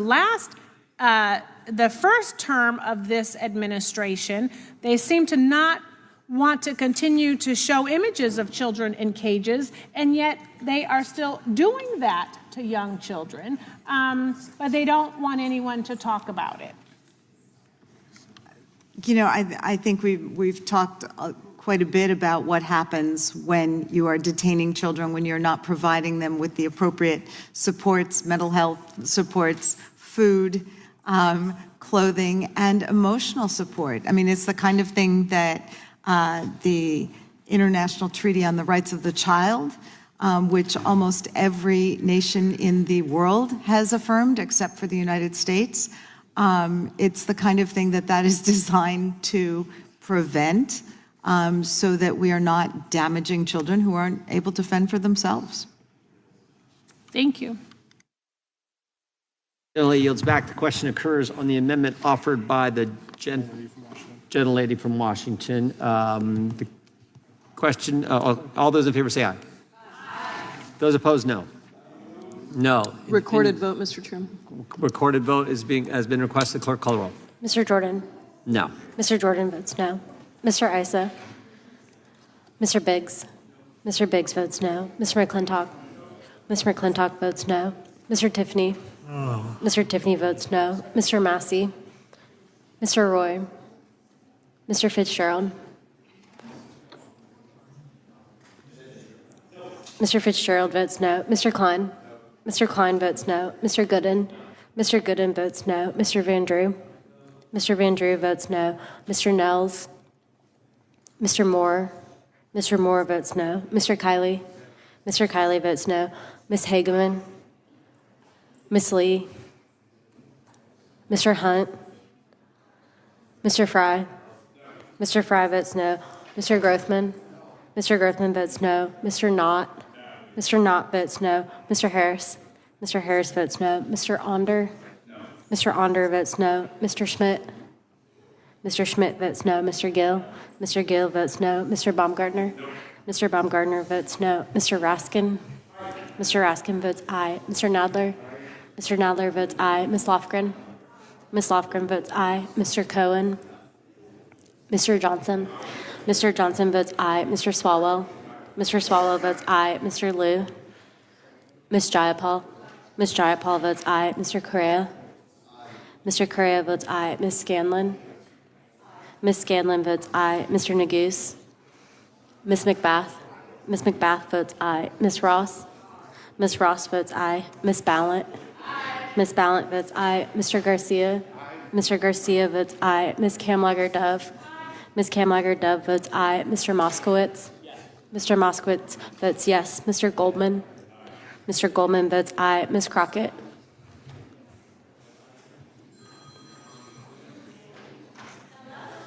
Ms. Hageman? Ms. Hageman votes no. Ms. Crockett, you are not recorded. Ms. Crockett votes yes. Mr. Correa, you are recorded as aye. Mr. Issa, you are not recorded. Mr. Issa votes no. Mr. Nels votes no.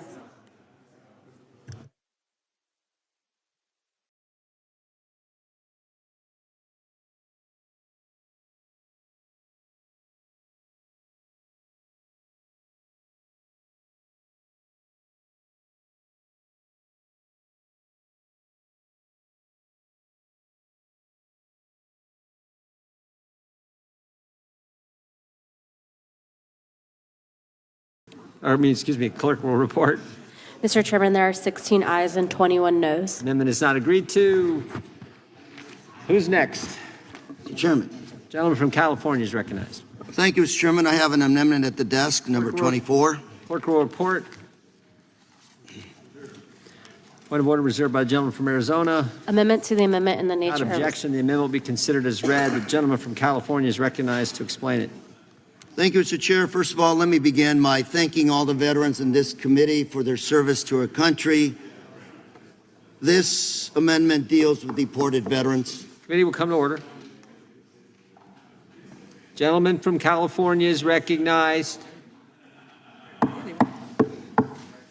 Gentleman's recognized. Thank you, Mr. Chairman. This amendment deals with deported veterans. A number of years ago, I had the opportunity to go south of the border to visit with a colony of deported veterans. These are formerly green card holders that served our nation honorably, were discharged with honor, and for some reason or another, their green card status was removed. I remember meeting one young man, probably in his late 20s, told me his story about serving in Afghanistan, numerous tours, a lot of firefights, saw a lot of bad stuff. Told me one day he woke up and he was choking his wife. Of course, he was convicted of aggravated assault, his green card was taken away and he was summarily deported. My amendment is simple. Essentially, today ICE is supposed to consider a veteran's service history when making a removal decision. Recent GAO study found that they failed to do so. So what my amendment will do is make sure ICE and/or an immigrant judge do consider a veteran's length of service, awards, honors, disability, or health status related to their military service. And of course, their family and community ties before they are removed. And I gotta point out to, if I can have your attention here, a lot of the times when these immigrants are actually recruited by their recruiting officers, they are promised automatic citizenship. And of course, no such thing happens. And so when these individuals get into trouble, their green cards are removed. Today, about 45,000 immigrants serve in our active armed forces. These individuals, when they get out, honorably discharged, are still not citizens. All I'm asking is when they get in trouble, that they be given the courtesy of due process, that their service to this great country be considered and be part of the judgment, so to speak, upon their status in this country. We can do better for our immigrants. And by the way, it's not all that bad. These immigrants, these deported citizens, since they were honorably discharged, they have earned the right to be buried in a VA national cemetery. So their bodies can actually be brought back to the U.S. and buried in a national cemetery. Guess that's a consolation prize? Folks, I ask you, please look at this amendment. Let's do the right thing for our veterans. I ask you to vote aye on this amendment. Mr. Chairman, I yield. Gentleman yields back. Question occurs on the amendment from the gentleman from California. All those in favor say aye. Those opposed, no. No. Opinion of the chair, the noes have it, and the amendment is not agreed to. Recorded vote requests the clerk will call. Mr. Jordan? No. Mr. Jordan votes no. Mr. Issa? Mr. Issa votes no. Mr. Biggs? Mr. Biggs votes no. Mr. McClintock? Mr. McClintock votes no. Mr. Tiffany? Mr. Tiffany votes no. Mr. Massey? Mr. Roy? Mr. Fitzgerald? Mr. Fitzgerald votes no. Mr. Klein? Mr. Klein votes no. Mr. Gooden? Mr. Gooden votes no. Mr. Van Drew? Mr. Van Drew votes no. Mr. Nels? Mr. Nels votes no. Mr. Moore? Mr. Moore votes no. Mr. Kiley? Mr. Kiley votes no. Ms. Hageman? Ms. Hageman votes no. Ms. Lee? Mr. Hunt? Mr. Fry? Mr. Fry votes no. Mr. Grothman? Mr. Grothman? Mr. Grothman votes no. Mr. Knott? Mr. Knott votes no. Mr. Harris? Mr. Harris votes no. Mr. Onder? Mr. Onder votes no. Mr. Schmidt? Mr. Schmidt votes no. Mr. Gill? Mr. Gill votes no. Mr. Baumgartner? Mr. Baumgartner votes no. Mr. Raskin? Aye. Mr. Raskin votes aye. Mr. Nadler? Aye. Mr. Nadler votes aye. Ms. Lofgren? Ms. Lofgren votes aye. Mr. Cohen? Mr. Johnson? Mr. Johnson votes aye. Mr. Swalwell? Mr. Swalwell votes aye. Mr. Liu? Ms. Jayapal? Ms. Jayapal votes aye. Mr. Correa? Mr. Correa votes aye. Ms. Scanlon? Ms. Scanlon votes aye. Mr. Neguse? Ms. McBath? Ms. McBath votes aye. Ms. Ross? Ms. Ross votes aye. Ms. Ballant? Ms. Ballant votes aye. Mr. Garcia? Mr. Garcia votes aye. Ms. Kamlager-Dove? Ms. Kamlager-Dove votes aye. Mr. Moskowitz? Mr. Moskowitz votes aye. Mr. Goldman? Mr. Goldman votes aye. Ms. Crockett? Ms. Crockett votes aye.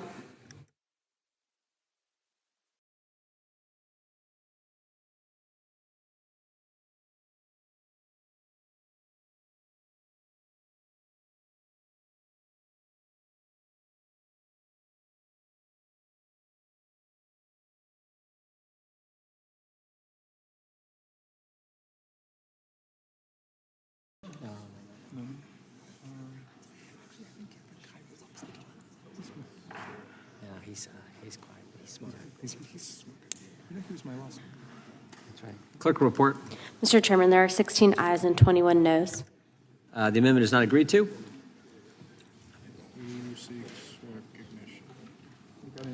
I'll take one. Gentleman from Maryland is recognized. Thank you, Mr. Chairman. I've got an amendment at the desk. Clerk will report the amendment. Point of order reserved by the gentleman from California. Amendment to the amendment in the nature of a substitute to the committee print offered by Mr. Objection Ross. will be considered as read. The gentleman from Maryland is recognized to explain the amendment. Thank you kindly. Look, as we race to spend more than $81 billion in this bill, primarily for ICE and deportation, the Department of Justice just terminated hundreds of millions of dollars in grants to groups working in all of our communities, cutting funds for state, local, and county law enforcement, cutting funds for opioid addiction treatment programs, cutting funds for crime prevention programs, cutting funds to support victims of rape and sexual assault. And this move is baffling. These are grants that support our local police in solving violent crime. They help survivors of abuse and sexual assault navigate the legal system. They provide drug addiction treatment services and overdose prevention services. They're working with young people. I'm going to submit some documents for the record, Mr. Chairman, that will help spell this out. Here's an article entitled "Trump Delivers Massive Blow to Youth Justice Programs." Objection. April 29th. Here is a letter that we all received from the Conference of Chief Justices in the state courts administration expressing deep concerns about the termination of Department of Justice grants to our communities. And I also ask unanimous consent to enter the record a letter dated April 25 from the Council of State Governments Justice Center to express profound concerns and strong opposition to the termination of Department of Justice grants totaling hundreds of millions of dollars. I raise this because, thank you, Mr. Chairman. I raise it because, you know, some of our colleagues, well, they've been quite inscrutable in their reaction to what we've been talking about tonight. Sometimes it seems like I'm in a Quaker meeting house or a mega mime troupe or something, because I'm trying to read people's facial expressions and their body language to see how they're reacting. But a lot of what we've been voting on are constitutional principles like due process and free speech and birthright citizenship. But this is something that really should unify all of us. And I want to warn all of my colleagues, Democrat and Republican, that there will be danger back home if you do not vote to restore these grants that have just been categorically cut. I've been so upset about it after I've spoken to some law enforcement from my state that I tried to track down where did this come from. And it didn't come from the House of Representatives. There was nobody pushing it here. As far as I can tell, it didn't come from anybody in the Senate. Nobody in the executive branch is identified with it except for someone who works for DOJ, and I see a picture of him in a bow tie. The name is Tarak Makicha. And Tarak Makicha is the author of the Excel spreadsheet that destroyed hundreds of these grants to local law enforcement in our communities, to local victims and survivors groups in our communities, to anti-gang efforts, to juvenile assistance work, and so on. And so I was just able to look at Tarak Makicha up online, and this is a DOJ employee. The bio on this employee's website goes back basically to Tesla from 2017 to 2019. They worked at Tesla in various roles, including head of strategic planning, Tesla Energy, chief of staff, North America sales and delivery, and global finance lead, working capital and supply chain. Most recently, they've been the vice president of finance and operations at SkySafe since 2022. They attended the University of Texas and so on. Well, look, this person has essentially dismantled a lot of the infrastructure of funding to combat crime and violence and to assist victims in all of our districts. And so this amendment is simple. I don't know that any member of this committee or Congress would be saying if this person had not simply wiped out all of this funding, we should be wiping out that funding. But this person did it. And that doesn't seem like a very sensible way to proceed procedurally. And I know that all of us are going to hear about it from people in our districts if you have not already heard about it. And I don't want anybody to plead complete ignorance. This is our chance to reverse the damage right now. And especially for people who don't want to get into gun safety regulation, this is money that goes actually to try to create peace in the community, to fight gangs, to get kids off the streets. All that money's being cut right now. And so what this amendment does, Mr. Chairman, is simply to restore all of these cuts that were made by this individual, as far as I can tell. I thank you, and I yield back. Gentleman yields back. Mr. Chairman, Gentleman from New York. I move to strike the last word. Gentleman's recognized. I just want to emphasize a couple of points that the ranking member so eloquently made, and make sure that my Republican colleagues who talk very much about caring about public safety and caring so much about fighting crime and law and order understand that the grants that were yanked away from so many of these organizations makes our communities less safe. It makes fighting violent crime, gangs, guns, drug trafficking much, much more difficult. That's what these grants do. These grants in various different ways, some of them go to local law enforcement, some of them go to local organizations that keep kids out of gangs, that keep guns off of our streets, that reduce demand for guns. These are proven to be effective programs. And it's not even just that we decide, okay, in the future, we're not going to fund these grants. It is actually grants that have already been appropriated, have already been obligated, and in some cases have already been spent down because they're in the budgets of these organizations, and yet they're just yanked away by an administration that talks so much about public safety. And we hear over and over, apparently, of the you would listen to the president of the 5 million undocumented immigrants who came over the border in the last 4 years. I think the way he talks, it's got to be about 4,950,000 of them must be criminals or drug dealers or rapists, because certainly everybody I hear about is a violent criminal. Obviously, the data doesn't bear that out. In fact, the data shows that Americans commit a much higher proportion of crimes than immigrants do. But if you want to make our country safe, I think there's an expression, make America safe again. Isn't that one of the expressions? You would think that you would want to invest in programs in law enforcement that actually do make us safe. But once again, this president, this administration, and the complicit Republicans in the House are all talk, no action. Because if you truly wanted to put your vote where your mouth is, you would 100% support this amendment and ensure that our communities are kept safe by these critical programs. Will the gentleman yield? Yes, of course I will yield. And thank you for that powerful statement you just made. My amendment would require DOJ to reinstate grant funding to hundreds of groups. Here's one of the ones that contacted my office, the National Policing Institute. And they have a a program where they provide critical support to local and county law enforcement under the, quote, Rural Violent Crime Reduction Initiative. So they're able to take the money and put it into rural areas to fight violent crime.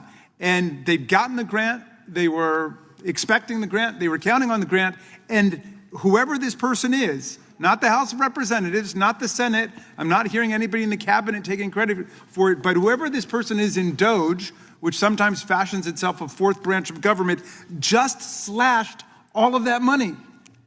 Is there a single member of Congress who knew this was going to happen? Is there a single member of Congress who wanted this to happen? And now they're going to be showing up in our offices saying, we had a whole program for fighting violent crime in rural areas, which is gone now. We had a whole program for reaching out to young people with an after-school program, and now it's gone. And what are we going to say? Well, we didn't know anything about it. I'm afraid at this point, we are burdened with the knowledge that DOGE has done this. And so I thank the gentleman for yielding. I hope everybody can support this amendment. Gentleman yields back. Gentlelady from Texas recognized. I'd move to strike the last words. Gentlelady is recognized. Thank you so much. I just want to say that this is such an important amendment for so many reasons. You know, there have been actual full-blown bills because of literally one incidence of a crime victim. And here it is, we have an opportunity to restore and reinstate grant funding, say for programs such as a program that would enhance access to crime victim services for persons with disabilities, including a grant that provided American Sign Language interpretation services to domestic violence victims with disabilities. My question is, are we really that cruel?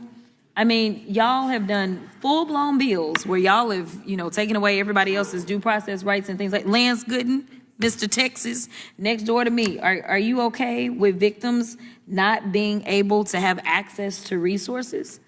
You're my next door neighbor. You mute? Because you always talking to me. Okay, you're going to be mute. Okay, that's fine.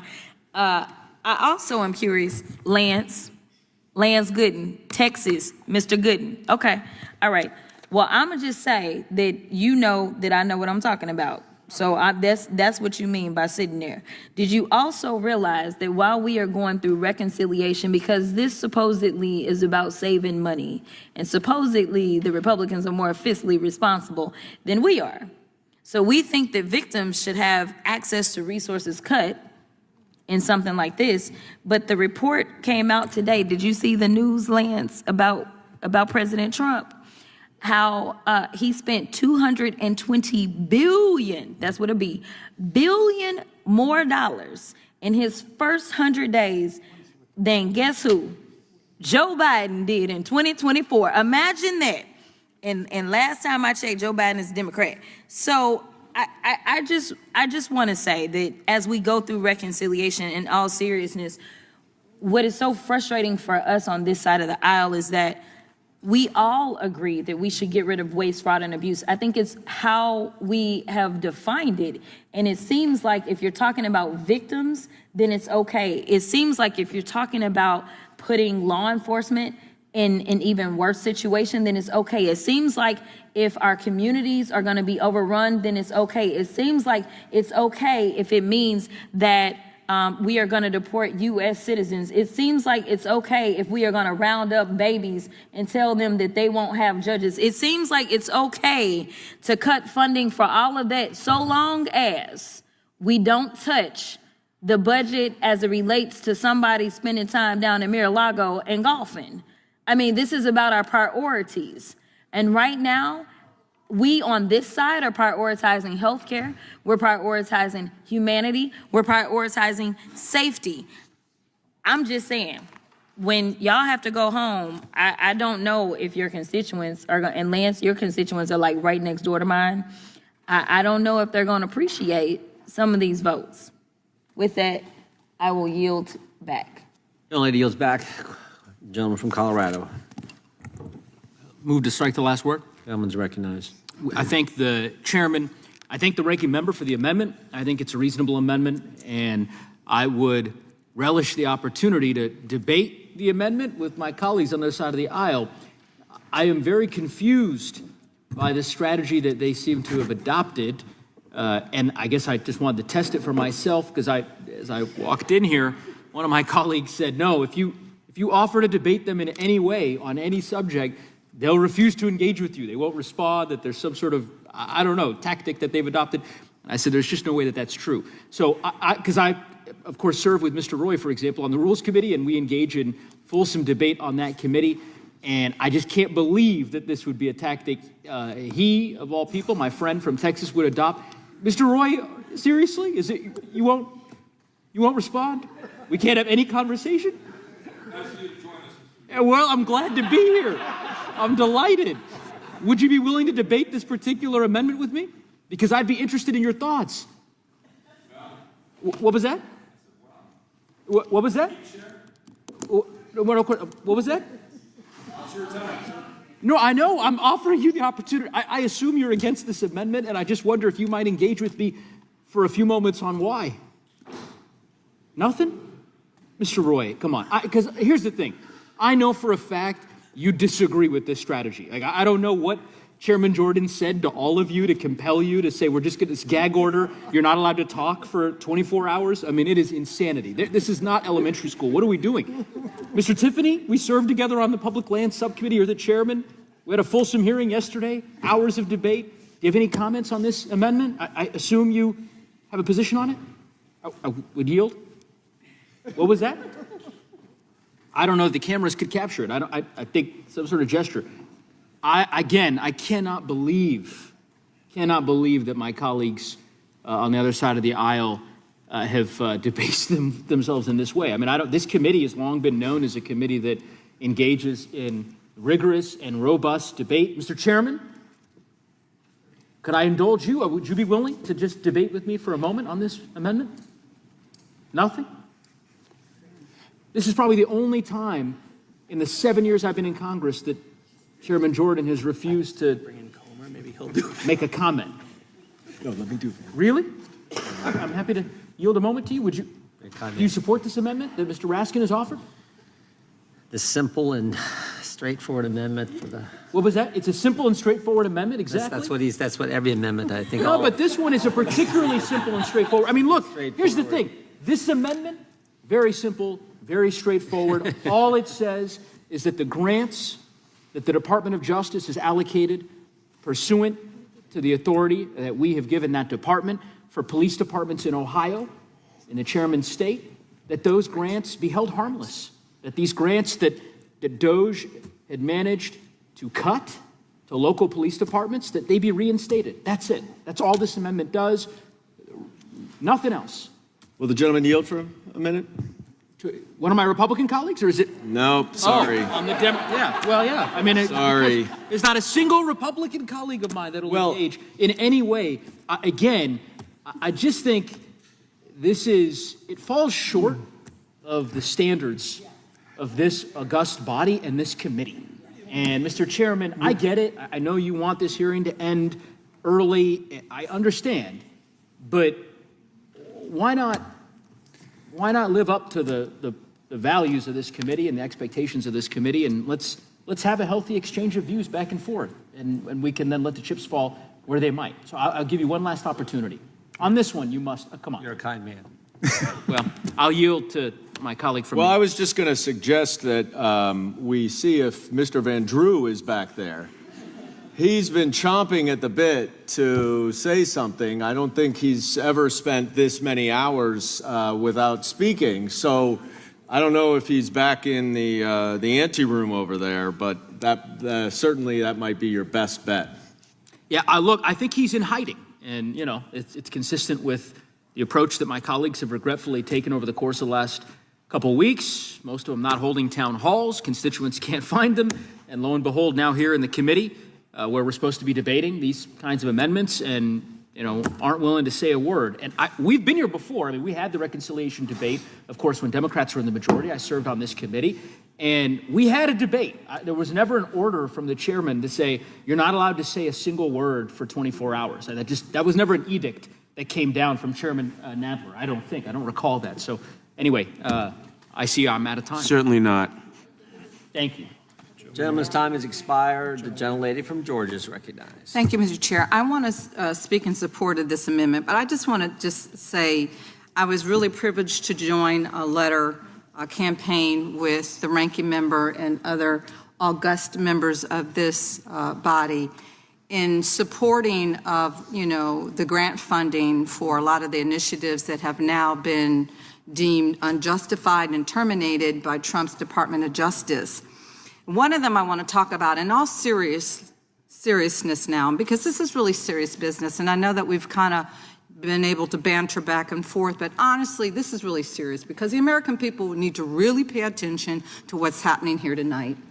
What's been happening here all day long is an inability of our Republican colleagues to take this seriously and to care about the welfare, the protection, and the safety of the Justice Department, your public safety, and what's going to happen in this country if we do not stand and defend democracy, civil liberties, and defend you.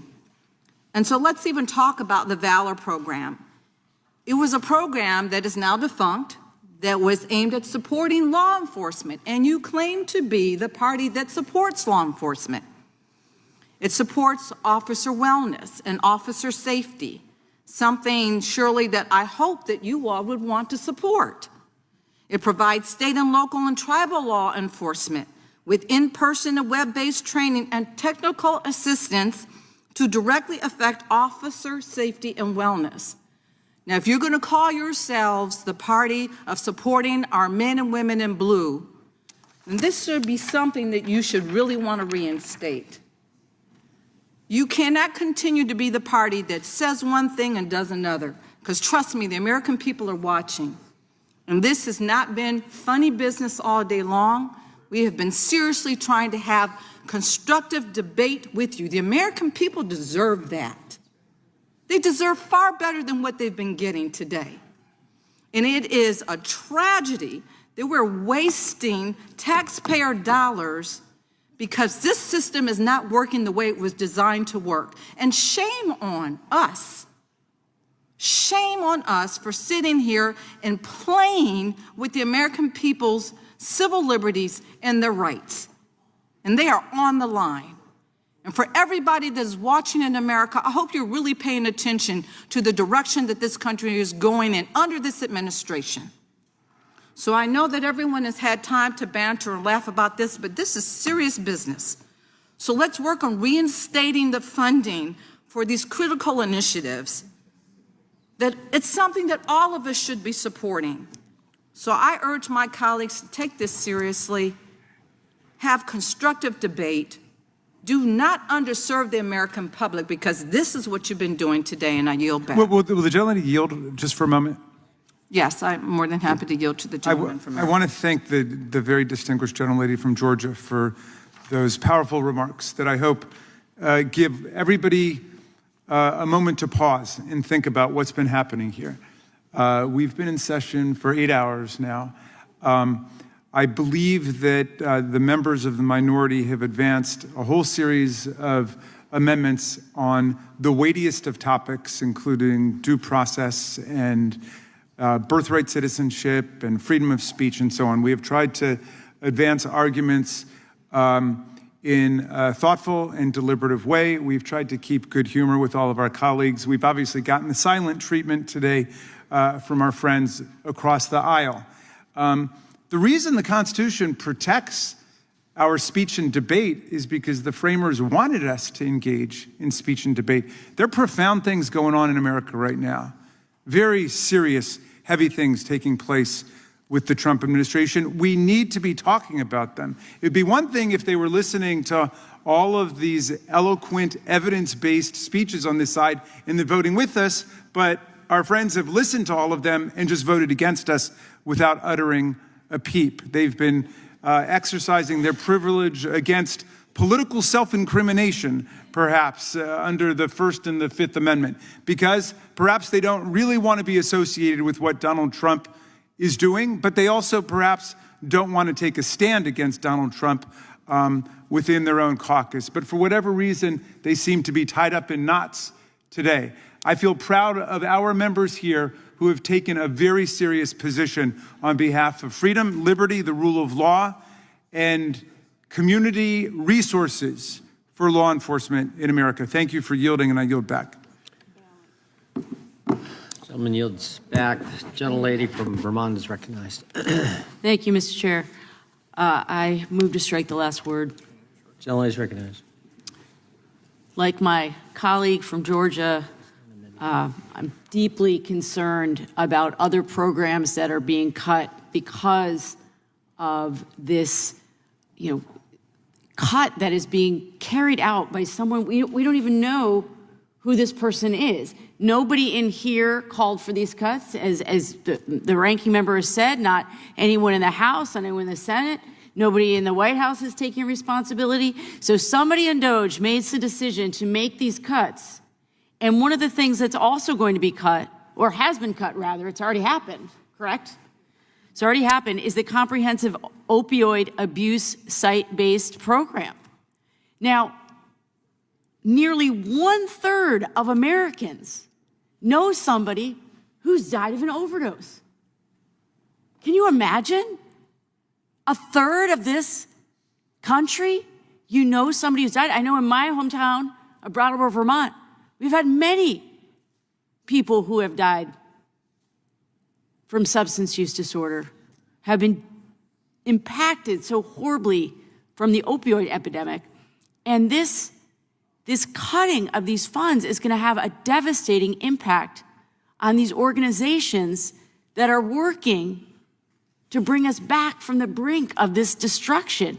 This is meant to reduce opioid abuse, reduce the number of overdose fatalities, mitigate the impact on crime victims by supporting comprehensive collaborative initiatives. And I know every single member in here, every single district has been touched by the opioid crisis.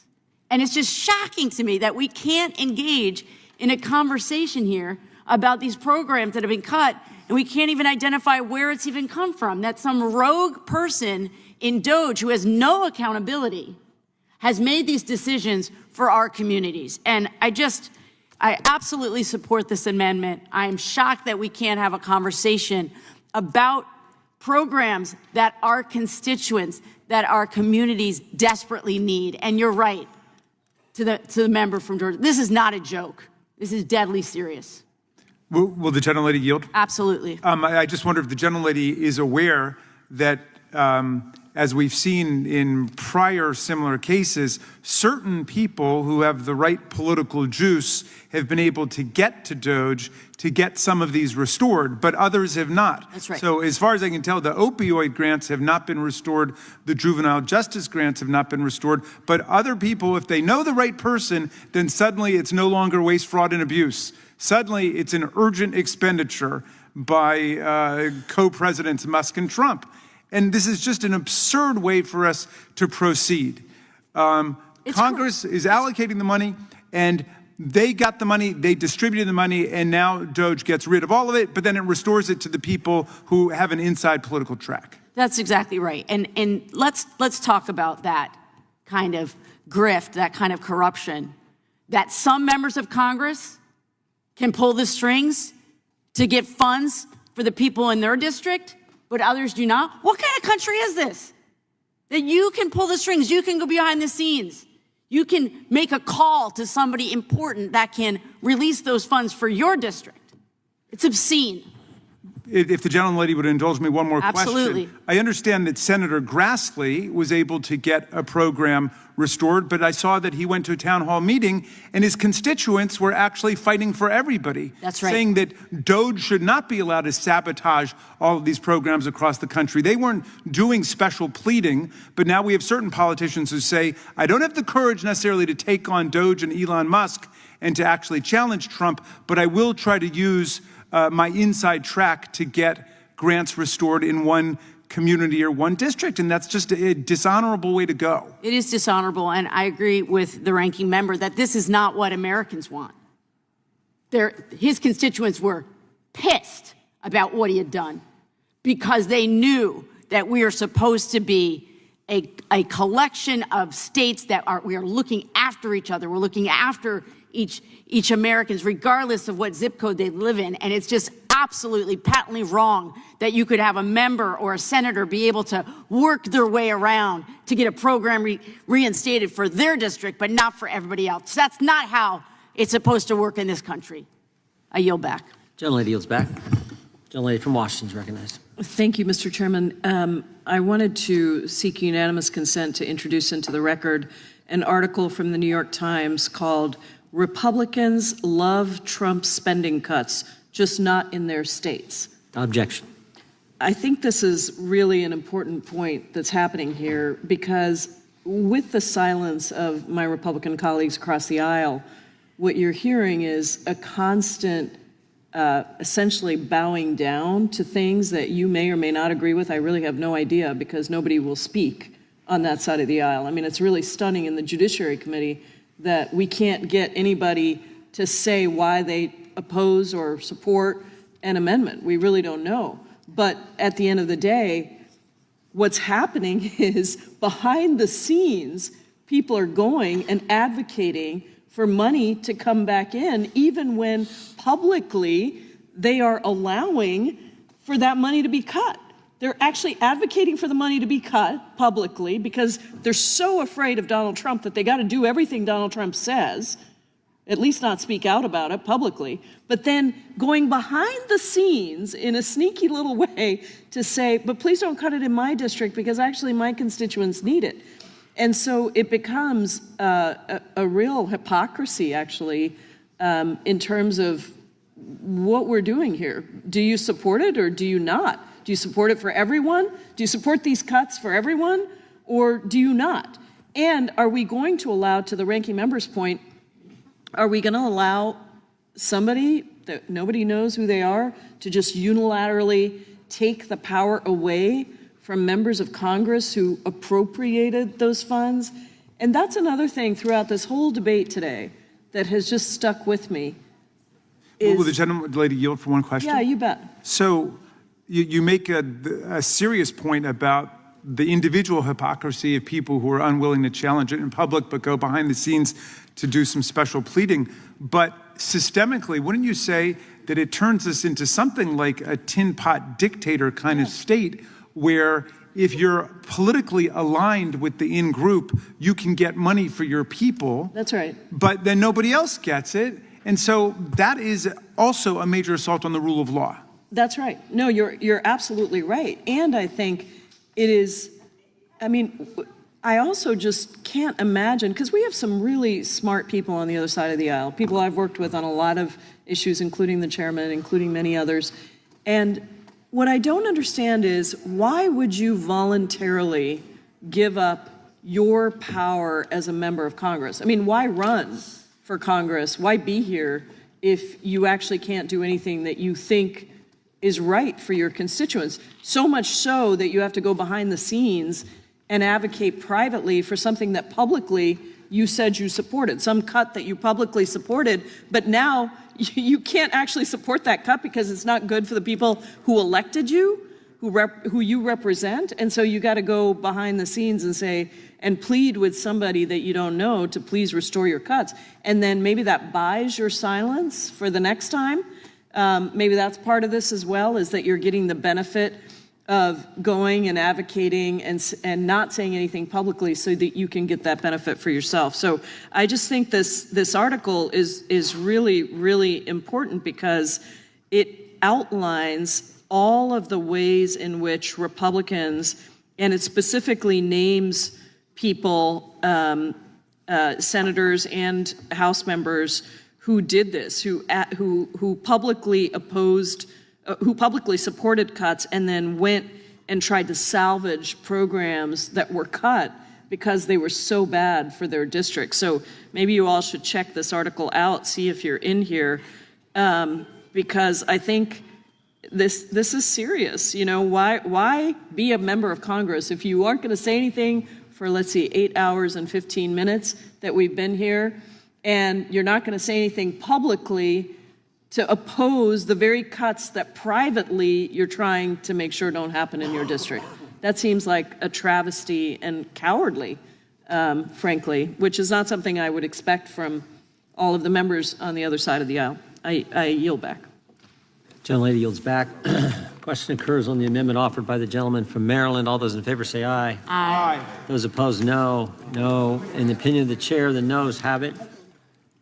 Could I request a recorded vote, please? The clerk will call the roll. Mr. Jordan? No. Mr. Jordan votes no. Mr. Issa? Mr. Issa votes no. Mr. Biggs? Mr. Biggs votes no. Mr. McClintock? Mr. McClintock votes no. Mr. Tiffany? Mr. Tiffany votes no. Mr. Massey? Mr. Roy? Mr. Roy votes no. Mr. Fitzgerald? Mr. Fitzgerald votes no. Mr. Klein? Mr. Klein votes no. Mr. Gooden? Mr. Gooden votes no. Mr. Van Drew? Mr. Nels? Mr. Moore? Mr. Moore votes no. Mr. Kiley? Mr. Kiley votes no. Ms. Hageman? Ms. Hageman votes no. Ms. Lee? Mr. Hunt? Mr. Fry? Mr. Fry votes no. Mr. Grothman? Mr. Grothman votes no. Mr. Knott? Mr. Knott votes no. Mr. Harris? Mr. Harris votes no. Mr. Onder? Mr. Onder votes no. Mr. Schmidt? Mr. Schmidt votes no. Mr. Gill? Mr. Gill votes no. Mr. Baumgartner? Mr. Baumgartner votes no. Mr. Raskin? Mr. Raskin votes aye. Mr. Nadler?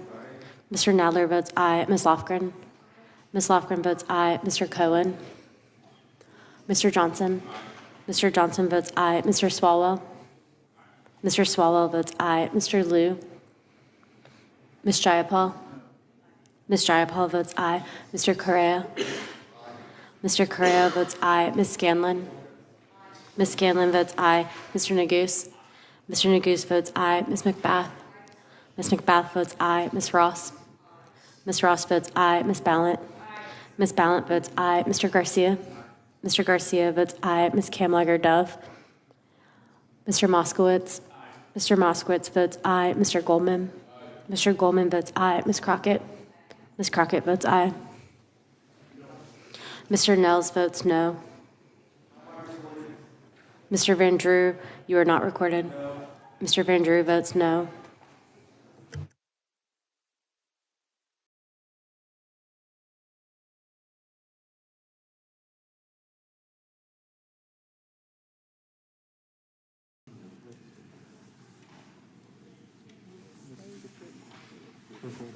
Clerk will report.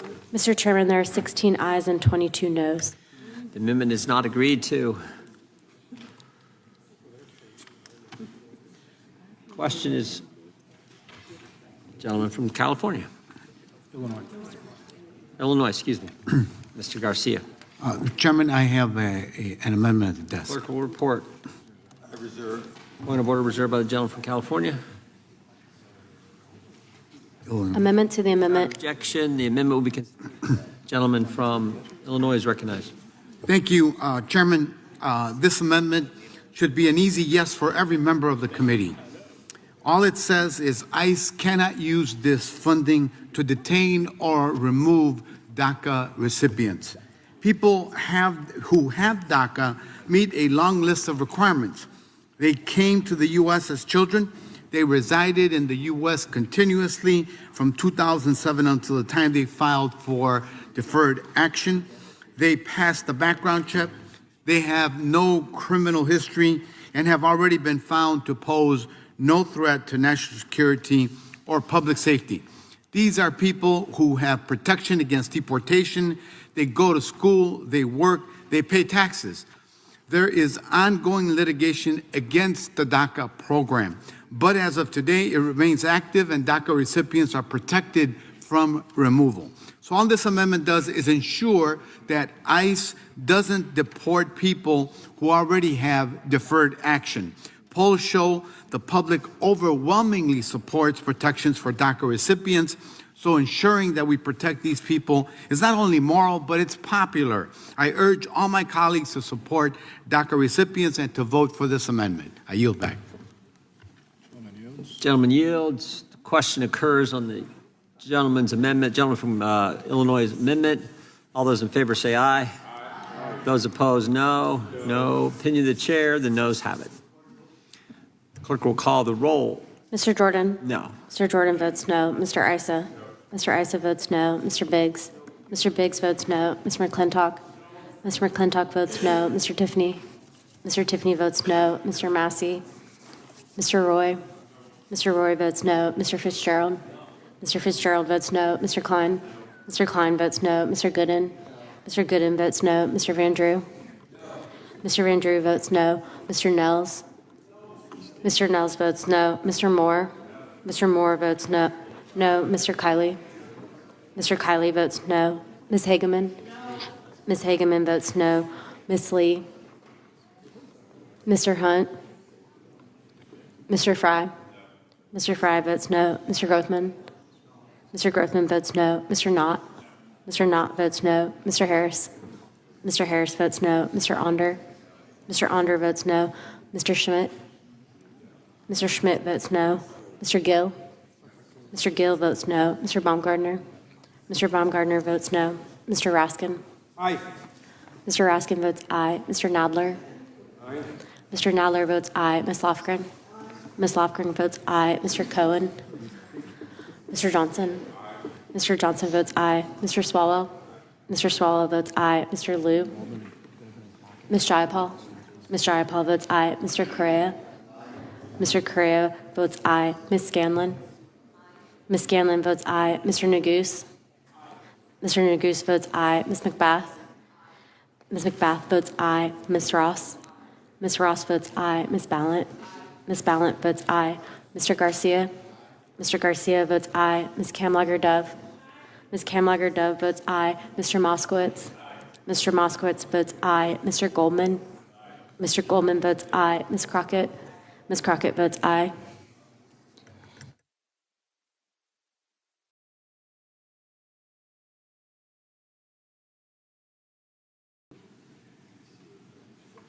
Clerk will report.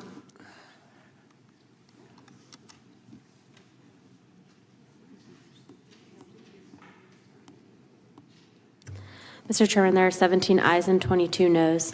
The amendment is not agreed to. Gentleman from Florida. Thank you, Mr. Chairman. I have 4 amendments that I would like to consider en bloc. They are amendments Moskowitz 35, Moskowitz 34, Moskowitz 36, and Moskowitz 39. Without objection. Only if they're straightforward and simple. That's fine. It's math. The clerk will report.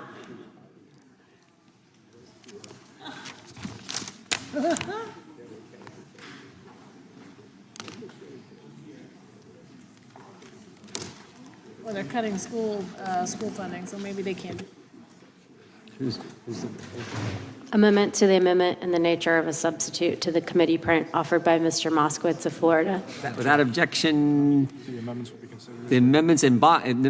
be considered en bloc and considered as read, and the gentleman from Florida is recognized to explain his 4 amendments. All right, thank you, Mr. Chairman. All right, Judiciary after dark. So 100 days into the administration, Mr. Chairman, the golden age. Some are saying, many perhaps, that even William Henry Harrison had a better 100 days. But I want to talk about the economy because that will explain my amendments. Goldman Sachs is now saying the United States will have the lowest economic growth and the highest inflation of any developed country, all related to tariffs. The Dow's down 3,000 points. Consumer sentiment has fallen 32% since Trump took office, the largest decline since the 90s. And then, there's this, Trump in January 29, 2024, after inauguration, says, this is the Trump stock market. It's his stock market. And then on April 30th, something happened, and he says, this is Biden's stock market, not Trump's. So anyway, and then today, what he said was even more interesting. He said, and even the next quarter, that will sort of be Biden's also, kind of telling us that it's going to get worse. So, Mr. Chairman, listen, in the spirit of Doge, I present to you 4 amendments that have over $900 million, some people would say that's $1 billion, okay, of savings to the American people. I decided to Doge your budget. Even though the Doge caucus in Congress is dead, it met twice. I know, I was there. It did nothing. It was never included. Instead, what we got was a executive branch DOGE program that fell 80% lower than their goal. They left the E out in DOGE. They didn't do anything that was efficient. They've not helped government become more efficient, just the dog part. And so what I did, Mr. Chairman, is I used the exact same metric that Elon Musk used. I just made it up. So let's just go with page 70, okay? On page 70, you want to put $700 million into the IT budget. I propose we make that $600 million. Save the American people $100 million. $600 million for computers, Mr. Chairman, sounds like a lot of money. My next amendment in there is on page 75. You guys want to spend $1.3 billion to hire lawyers. You guys starting a law firm? I mean, didn't Trump get like billions of dollars of like pro bono work out of all of the law firms? So what I propose, Mr. Chairman, is instead of $1.3 billion, we just spend $1 billion. How about $1 billion on lawyers? That sounds like a lot of money, $1 billion on lawyers. New cars. Homeland needs new cars. So you guys want to spend $250 million on new cars. I propose $125 million. Feel like they could probably get away with $125 million in new cars, not $250. I know cars are more expensive because of the tariffs, but at the end of the day, I feel like $125 million is a lot of money. And then this one's my favorite. I don't know if you know this, but you guys have $858 million, again, almost $1 billion, okay, of money to give out bonuses to people.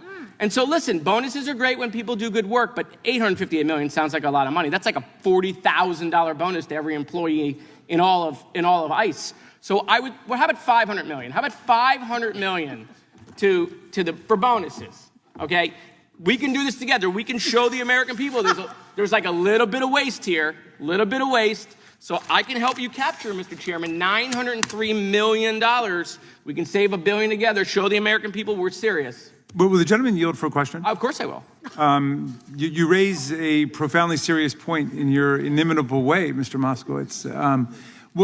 The bonuses, that is a huge bonus budget. Yeah. What does that work out? Have you done the math to see what that works out in terms of bonus per ICE employee? $42,000 for every employee in a bonus in addition to their salary. A $42,000 bonus? Yeah, $42,000. And I, because you and I sometimes are symbiotic, you're probably going to ask me, what is the average bonus for the American worker in this country? Do you know what that is? It's $2,500.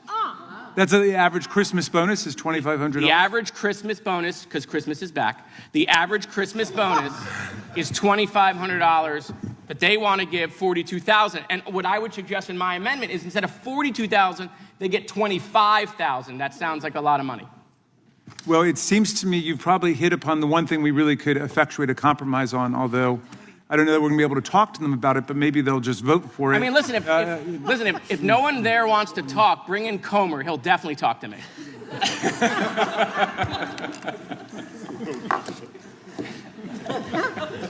Gentleman's time has expired. And I see the hands coming up. Okay. Gentleman from California, I think, was the first one up. Thank you, Chairman. The silence. I want to talk a little bit more about the silence. I'm going to invite Professor Raskin in on this.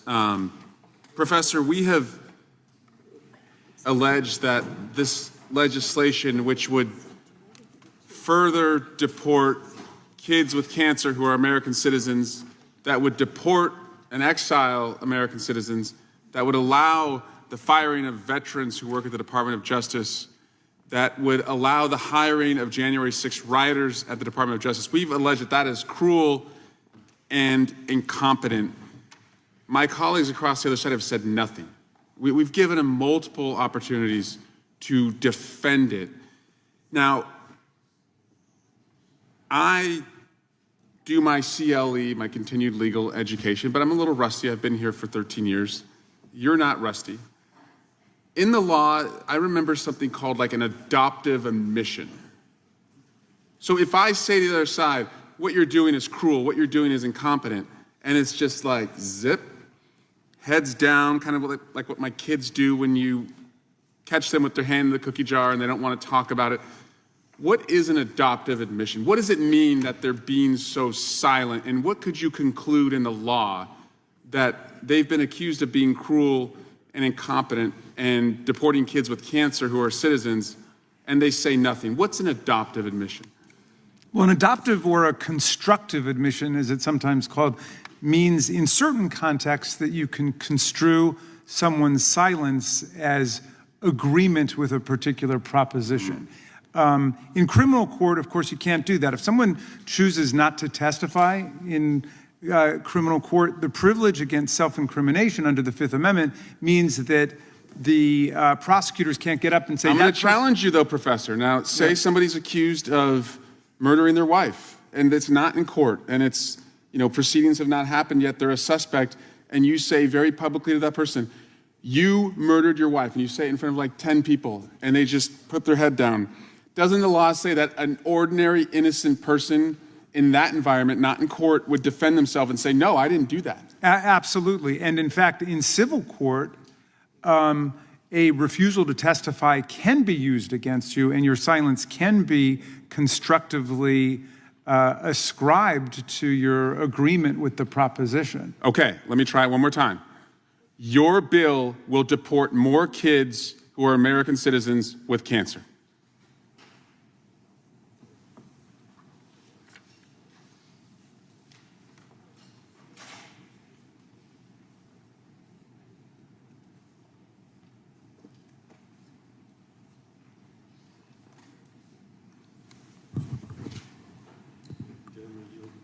I don't think they want to answer that. The silence is deafening. Would the It gentleman tells us yield? everything we need. Would the gentleman yield? Yes. Let's do it a different way. How about this? Raise your hand if you do not think children with cancer who are American citizens should be deported. If you do not think. Looks like it's all the Democrats and none of the Republicans. Now, Mr. Swalwell, if I could just continue and ask a question, because you raise an interesting point on the sort of adoptive or constructive admission, especially the distinction between a criminal investigation and a civil investigation. So if a president orders the Department of Justice to criminally investigate his former administration officials because they spoke out against him, does that mean in a criminal context that if they are asked a question and they remain silent, that it can or cannot be used against them? In a criminal context, it cannot be used against them. I see. Okay. So they really benefit, I guess, from being under criminal investigation for speaking out against the president, dissenting, as they say. So luckily for them, and I guess unluckily for our colleagues over there who are not under criminal investigation. They could just speak up and say something. They could, and they don't get. Okay, thank you. I yield back. Yield back. Time of the gentleman has expired. Whose seeks recognition? The gentlelady from California. Thank you, Mr. Chair. I move to strike the last word. I am rusty when it comes to new math, and so I would like to yield my time to my colleague from Florida so he can continue to educate us on this budget and the savings and the dog, the Doge, all of that. Thank you to the gentlelady from California. Yeah, so again, these are very simple, straightforward amendments, like the chairman left. I'll do it again. We'll do it quickly. You guys, with no justification, want to spend $250 million on new cars for ICE in a time in which we're telling the American people we have to spend less, in the time when we're telling the American people that we have a $36 trillion deficit. We're going to go buy new cars, probably Teslas, maybe, I don't know, it's unclear. But $250 million a year, I just think $125 million. I'm not zeroing the line item out. There could be a need, but I think $125 million is enough. Again, IT. Okay, so they need new laptops, right? They need new MacBooks. Not a problem. Instead of $700 million on IT, why is $600 million not enough? You provide zero justification on why we need $700 million new network IT computers, modems, flip phones. I have no idea what we're buying. There's no justification. So I say $600 million, that's a lot of money. $600 million is a lot of money to go to the Apple store. It's a lot, okay? And then, again, lawyers. You guys are gonna spend $1.3 billion on lawyers. What is the justification for $1.3 billion on lawyers? What's wrong? I'm giving you $1 billion. You can't take yes for $1 billion? Hey, like, how many lawyers can you even hire for $1 billion? I don't even know the answer to that.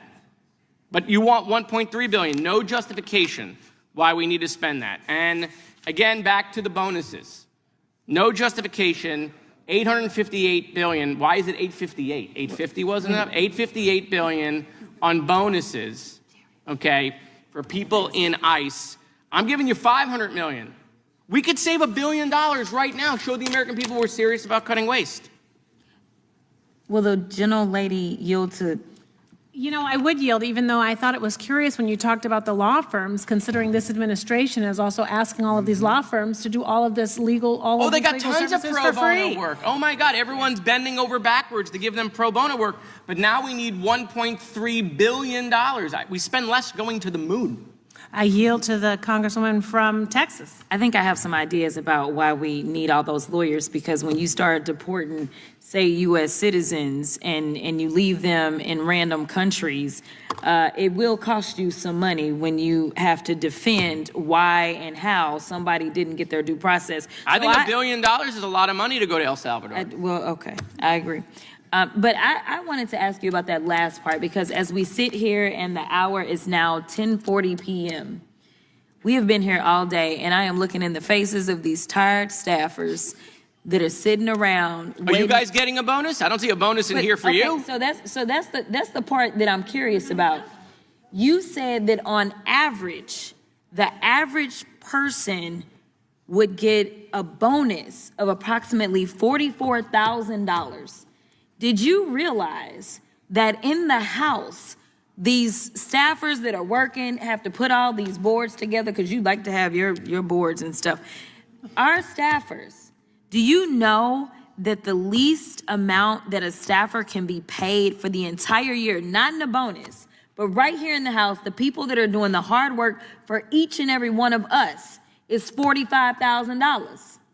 45. That's what some people are going to get for doing what I put up on the video, breaking people's windows out, which is, last time I checked, the criminal code was a crime. But nevertheless, why would we be rewarding people that are going and snatching children, and they are snatching the wrong children half the time, and then the children that they are snatching, they probably shouldn't be snatching them either. And then we got people that are literally busting people's windows out. Another reason they need the lawyers.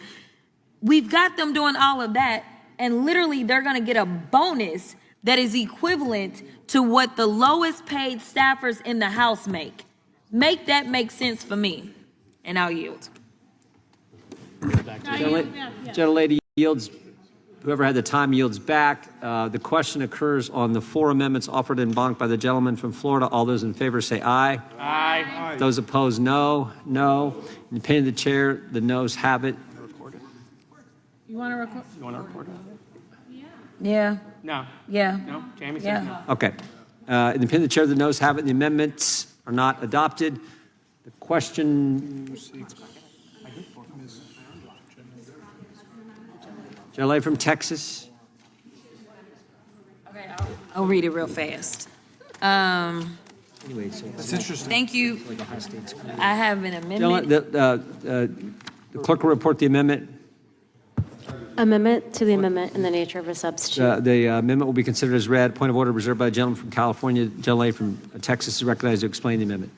Mr. Chairman, my amendment today strikes the provision of the bill that uses federal taxpayer dollars to, quote, conduct an examination of the unaccompanied alien child for gang-related tattoos and other gang-related markings. Since I was sworn into Congress, my colleagues on the other side of the aisle continue finding new ways to engage in this strange obsession with having adults and the federal government examine children's bodies. First, it was the trans kids, now it's the immigrant and the unaccompanied kids. So really, it's any kid that looks different or looks like they were born in a different part of the world. These are the kids they want to force having to undergo traumatic strip search and, quote, examinations. Kids as young as 12 years old. And let's be clear, these kids are in 6th or 7th grade during vulnerable preteen years who will experience a violation of their body in addition to the already traumatic experience of being detained alone in a country they don't know. So what I'm trying to do with my amendment is protect these kids, a group of vulnerable people whom my Republican colleagues continuously say they are always wanting to protect our children. I know there are colleagues here in this room, Republican and Democrats, who have children. I am not one. I can bet that none of you would ever want to allow anybody to look at your 12-year-old child's body, to have them stripped down and exposed and inspected by strangers and government officers. And to be very clear, tattoos don't prove that someone's in a gang. In fact, more and more people have been falsely targeted for having a tattoo recently by this administration, despite having no gang affiliation or criminal record. And I will point out for the record that y'all's favorite secretary, y'all's secretary, Pete, he got upset about the questions that he got about the tattoo that he had when he was going through his confirmation hearings, and there were questions about whether or not they were associated with white supremacy. We also have Mr. Alvarado, a Dallas-based baker who was detained by ICE and sent to the Terrorism Confinement Center without due process solely because of his tattoo of a colorful autism awareness ribbon. And we are still barely within Autism Awareness Month right now. Mr. Alvarado's so-called gang tattoo was a puzzle piece to honor his brother with autism. That tattoo ultimately was what sent him to the notorious mega prison in El Salvador. I want to be very clear. My amendment doesn't prevent DHS from requesting a kid's criminal record or having HHS evaluate that kids aren't a danger to themselves or others. What this is about is preventing kids from unnecessary strip searches and being traumatized in the process.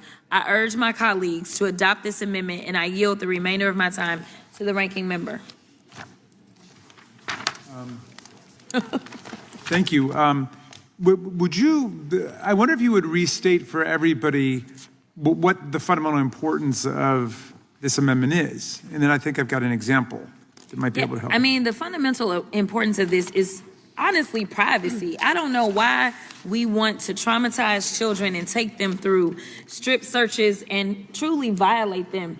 And when we think about how vulnerable some of these children are that have made this trek, we have already discussed the fact that these are the children that a lot of times potentially are most vulnerable to being trafficked in the first place. So why would we then, as the federal government, engage in this type of behavior when it comes to children?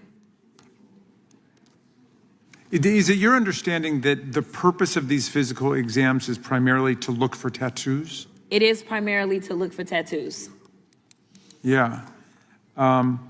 This whole tattoo thing is kind of astonishing how it's gotten out of hand, because it seems like in a lot of the cases of people who've been falsely deported, I mean, of course, we doubt that there's any authority just to take anybody without due process, but a lot of people who are suffering from a case of completely mistaken identity are there because of tattoos. Yeah. And the idea that this could be happening to children, to young people, seems pretty appalling to me. So I thank you for introducing the amendment. And Absolutely, and we could solve some of this if we just had due process as well, so people could explain this is autism, in case you don't know, but yeah.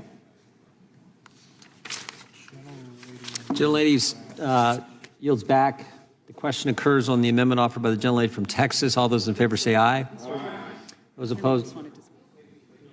Are you all those opposed? Do you dying to talk, Mr. Neguse? You just have to? Very insistent. All right, very consistent. God bless you. I'd like to move to We'll strike the hold last off on that vote. The gentleman from Colorado is recognized.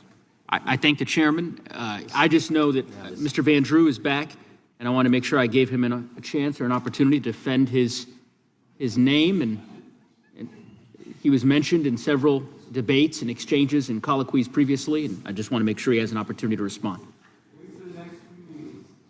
What was that?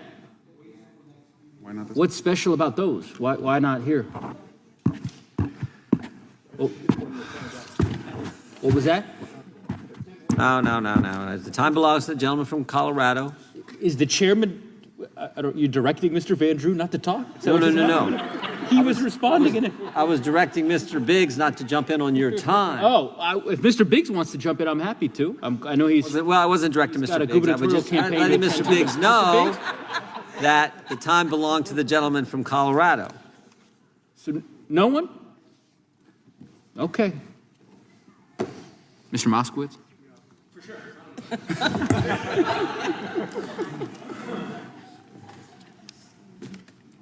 Okay, all right. I yield back. Gentleman yields back. It was important we took that a minute and 10 seconds right there for the gentleman from Colorado. The question occurs on the amendment from the gentlelady from Texas. All those in favor say aye. Aye. Those opposed, no. In the opinion of the chair, the noes have it. I'd ask for a recorded vote. Recorded vote is requested. Go. The clerk will call the roll. Mr. Jordan? No. Mr. Jordan votes no. Mr. Issa? Mr. Issa votes no. Mr. Biggs? Mr. Biggs votes no. Mr. McClintock? Mr. McClintock votes no. Mr. Tiffany? Mr. Tiffany votes no. Mr. Massey? Mr. Roy? Mr. Roy votes no. Mr. Fitzgerald? Mr. Fitzgerald votes no. Mr. Klein? Mr. Gooden? Mr. Gooden votes no. Mr. Van Drew? Mr. Van Drew votes no. Mr. Nels? Mr. Moore? Mr. Kiley? Ms. Hageman? Ms. Lee? Mr. Hunt? Mr. Fry? Mr. Fry votes no. Mr. Grothman? Mr. Grothman votes no. Mr. Knott? Mr. Harris? Mr. Harris votes no. Mr. Onder? Mr. Onder votes no. Mr. Schmidt? Mr. Schmidt votes no. Mr. Gill? Mr. Gill votes no. Mr. Baumgartner? Mr. Baumgartner votes no. Mr. Raskin? Mr. Raskin votes aye. Mr. Nadler? Mr. Nadler votes aye. Ms. Lofgren? Ms. Lofgren? Ms. Lofgren votes aye. Mr. Cohen? Mr. Johnson? Mr. Johnson votes aye. Mr. Swalwell? Mr. Swalwell votes aye. Mr. Liu? Ms. Jayapal? Ms. Jayapal votes aye. Mr. Correa? Mr. Correa votes aye. Ms. Scanlon? Ms. Scanlon votes aye. Mr. Neguse? Mr. Neguse votes aye. Ms. McBath? Ms. McBath votes aye. Ms. Ross? Ms. Ross votes aye. Ms. Ballot? Ms. Ballot votes aye. Mr. Garcia? Mr. Garcia votes aye. Ms. Kamlager-Dove? Ms. Kamlager-Dove votes aye. Mr. Moskowitz? Mr. Moskowitz votes aye. Mr. Goldman? Ms. Crockett? Aye. Ms. Crockett votes aye. Mr. Moore? Mr. Moore votes no. Mr. Klein votes no. Mr. Knott votes no. Mr. Kiley votes no. Mr. Nels votes no. Ms. Hageman votes no.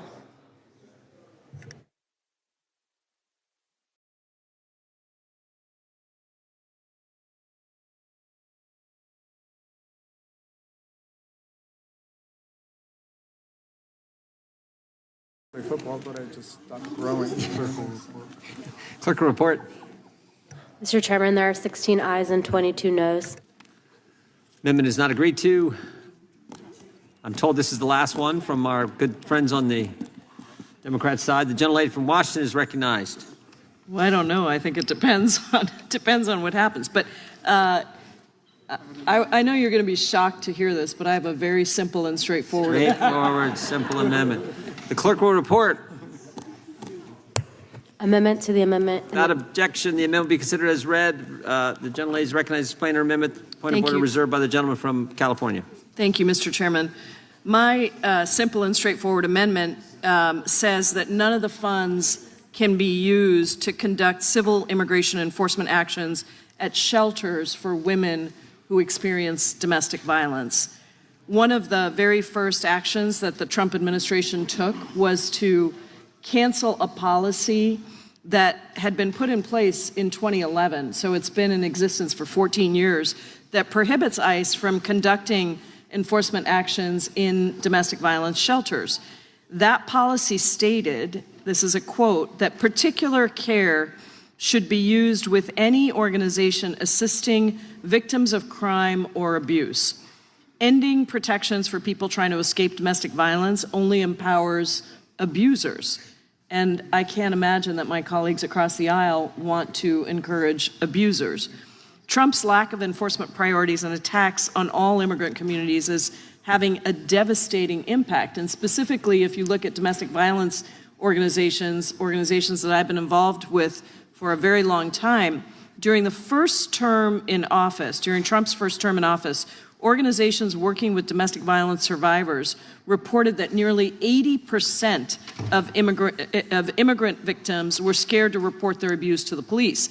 Workers at domestic violence shelters reported traumatized women afraid to come forward out of fear that they would be separated from their children or deported. And they also reported that women were no longer coming to the shelter after the first or the second incident of domestic violence, and instead they would only come to the shelter after they were so severely beaten that they were running for their lives. Now we're starting to see the same pattern emerge again, except this time it's even worse. The Trump administration gutted the Division of Violence Prevention at the CDC and placed the head of HHS's Office of Family Violence Prevention and Services on leave. Those are two offices within our government that work to prevent domestic violence. Funding for nonprofits that help support survivors of domestic violence has been frozen while the administration evaluates if their mission, quote, aligns with the president's agenda. So I guess if you're working on domestic violence prevention, somehow you don't align with the president's agenda. My question is, does it align with the agenda of those across the aisle that are sitting here tonight? Is it okay to have domestic violence victims not be able to report their abuse and to be beaten severely? It is incredibly disturbing to think about what is happening to our survivors of violence. In addition to Trump's broader attacks on the support network for survivors of domestic violence, the administration has also gone after immigrant survivors. There are several of the thousands of students who had their visas canceled by the administration that were survivors of domestic violence. One in particular, she and her partner were both arrested after he assaulted her. This is a common occurrence in domestic violence situations. And as the victim, she wasn't charged with a crime, but because of that interaction with the police, ICE arbitrarily canceled her visa. These are the very stories that empower abusers. There's a much older case that I wanted to call your attention to. An abuser called ICE to go after his victim who was hiding at a domestic violence shelter.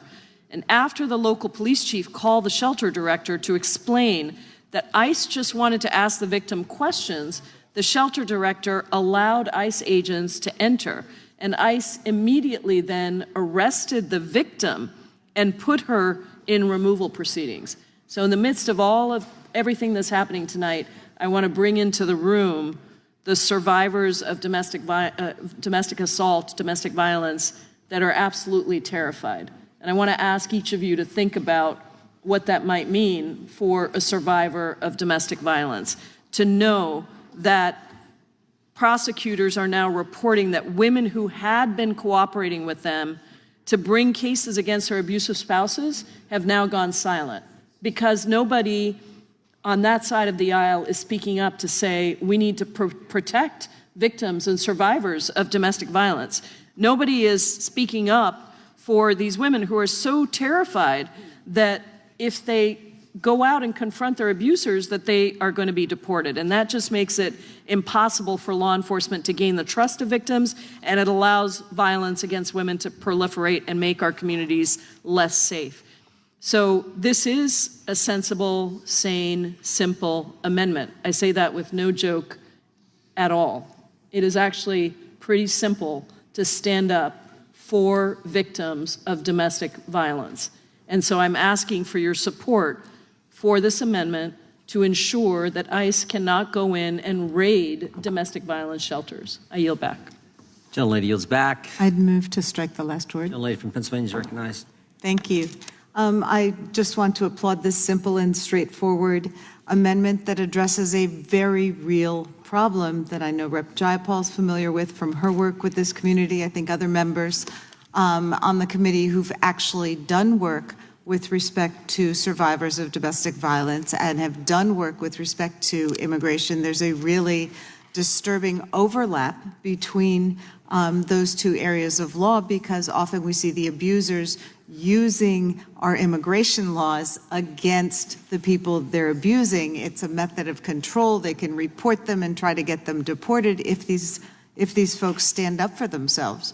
So rather than enabling abuse, preventing abusers from further weaponizing our immigration laws and abusing the system that is designed to protect survivors, this amendment would address that very real problem. And of course, we do have in our law provisions that allow people who are victims of crime to apply for visas, to apply for relief, based on the recognition that Congress has made that we should be able to support folks who are victims of crime in order to promote law and order in this country by people who are present in this country. So I think it's a very well taken, simple, straightforward, and effective amendment, and I would urge that we all support it. Questions on adoption of the amendment offered by the gentlelady from Washington. All those in favor say aye. Aye. Those opposed, no. No. In opinion of the chair, the noes have it, and the amendment is not agreed to. The recorded vote requests the clerk call the roll. Mr. Jordan? No. Mr. Jordan votes no. Mr. Isa? Mr. Isa votes no. Mr. Biggs? Mr. Biggs votes no. Mr. McClintock?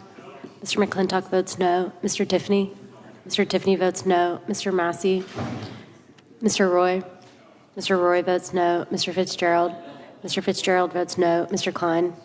Mr. Klein votes no. Mr. Gooden? Mr. Gooden votes no. Mr. Van Drew? Mr. Van Drew votes no. Mr. Nels?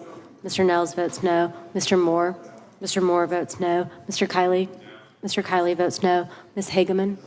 Ms. Hageman votes no. Ms. Lee? Ms. Lee votes no. Mr. Hunt? Mr. Fry? Mr. Fry votes no. Mr. Grothman? Mr. Grothman votes no. Mr. Knott? Mr. Knott votes no. Mr. Harris? Mr. Harris votes no. Mr. Onder? Mr. Onder votes no. Mr. Schmidt? Mr. Schmidt votes no. Mr. Gill? Mr. Gill votes no. Mr. Baumgartner? Mr. Baumgartner votes no. Mr. Raskin? Aye. Mr. Raskin votes aye. Mr. Nadler? Aye. Mr. Nadler votes aye. Ms. Lofgren? Ms. Lofgren votes aye.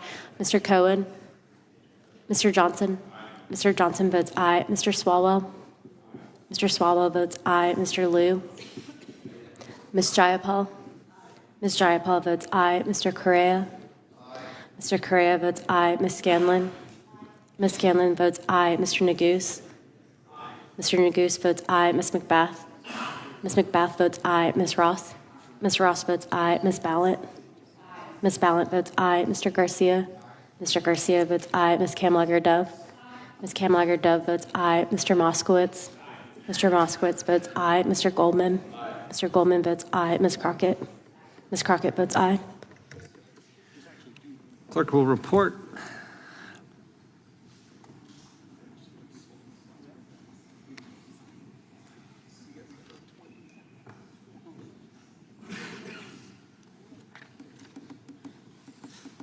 Mr. Chairman, there are 17 ayes and 23 noes. The amendment is not agreed to. The question is on the adoption of the gentleman from Texas is recognized. So I was going to offer an amendment. But in the spirit of the night and not to disappoint my colleagues on the other side of the aisle, I will not do so. The amendment that I was going to offer was because there are a number of states represented in this room, both sides of the aisle, that have had to endure significant additional expenses as a result of the issue we're dealing with tonight, significant on border spending and so forth. My colleagues from Arizona, California, New Mexico, Texas. There are important issues that I think need to be dealt with that have not been dealt with yet in the Judiciary product nor in the Homeland Security product that I think need to be addressed in the process of the reconciliation.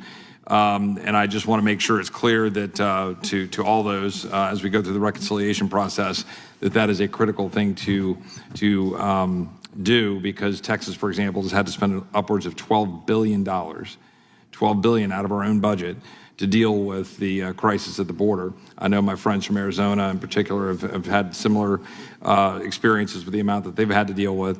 And I believe this needs to be dealt with in due course over the course of the reconciliation process. I appreciate the indulgence of the chairman, and I will not offer the amendment at this time. Will the gentleman yield?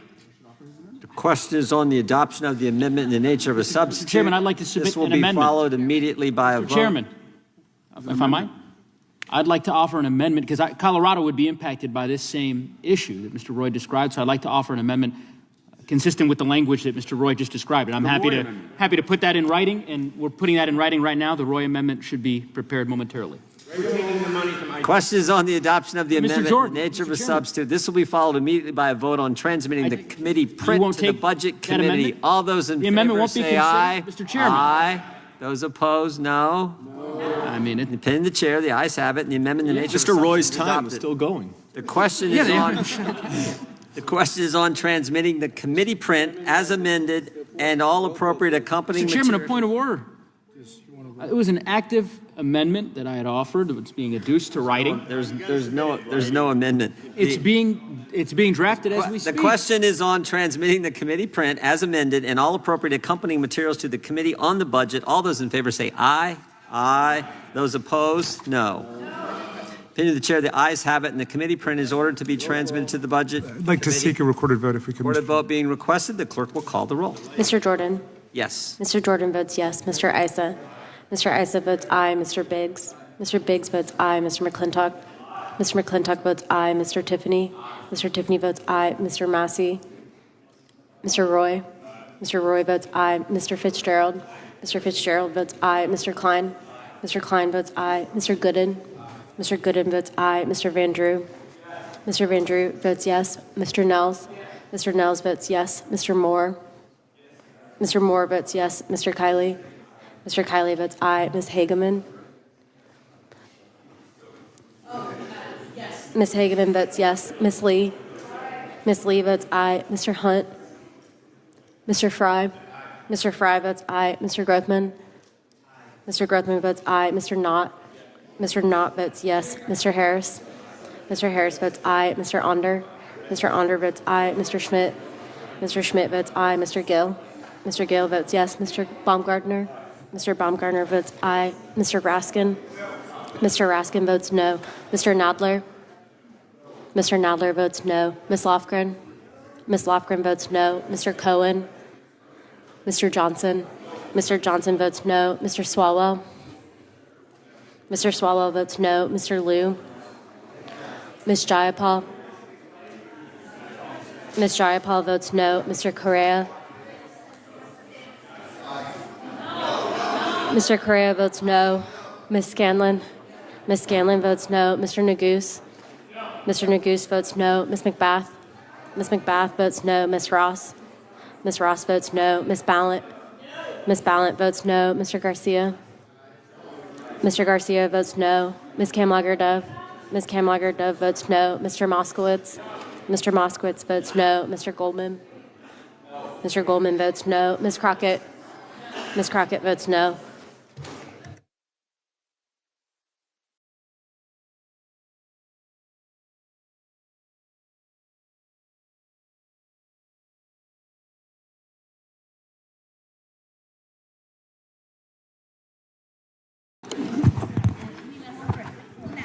Clerk will report. Mr. Chairman, there are 23 ayes and 17 noes. The ayes have it, and the committee print is ordered to be transmitted to the Budget Committee. Members will have 2 days to submit views without objection. The committee print will be transmitted as a single committee print, incorporating all adopted amendments, and staff is authorized to make technical and conforming changes. This concludes the committee's business for this meeting. The meeting is adjourned. Thank you for tuning in to the live show. All right. This was the House Judiciary Committee held a markup hearing for GOP reconciliation package. You guys think this bill, this big, beautiful bill, do you think it's going to be signed? You think it's going to be passed? I think it's going to be passed, but of course, Democrats in Congress, they're definitely not going to vote for it. Hopefully, every Republican vote for it. Reduce taxes and everything like that. All right. It is currently 12:11 p.m. And of course, today's date is the 7th of May, 2025. We are going to be back for daily updates. For now, God bless you. Instead of looking for perfection, seek for consistency. Never give up on yourself. Never give up on your dreams. Never give up on God. Believe in yourself. Believe in your dreams. Believe in Almighty God. All right.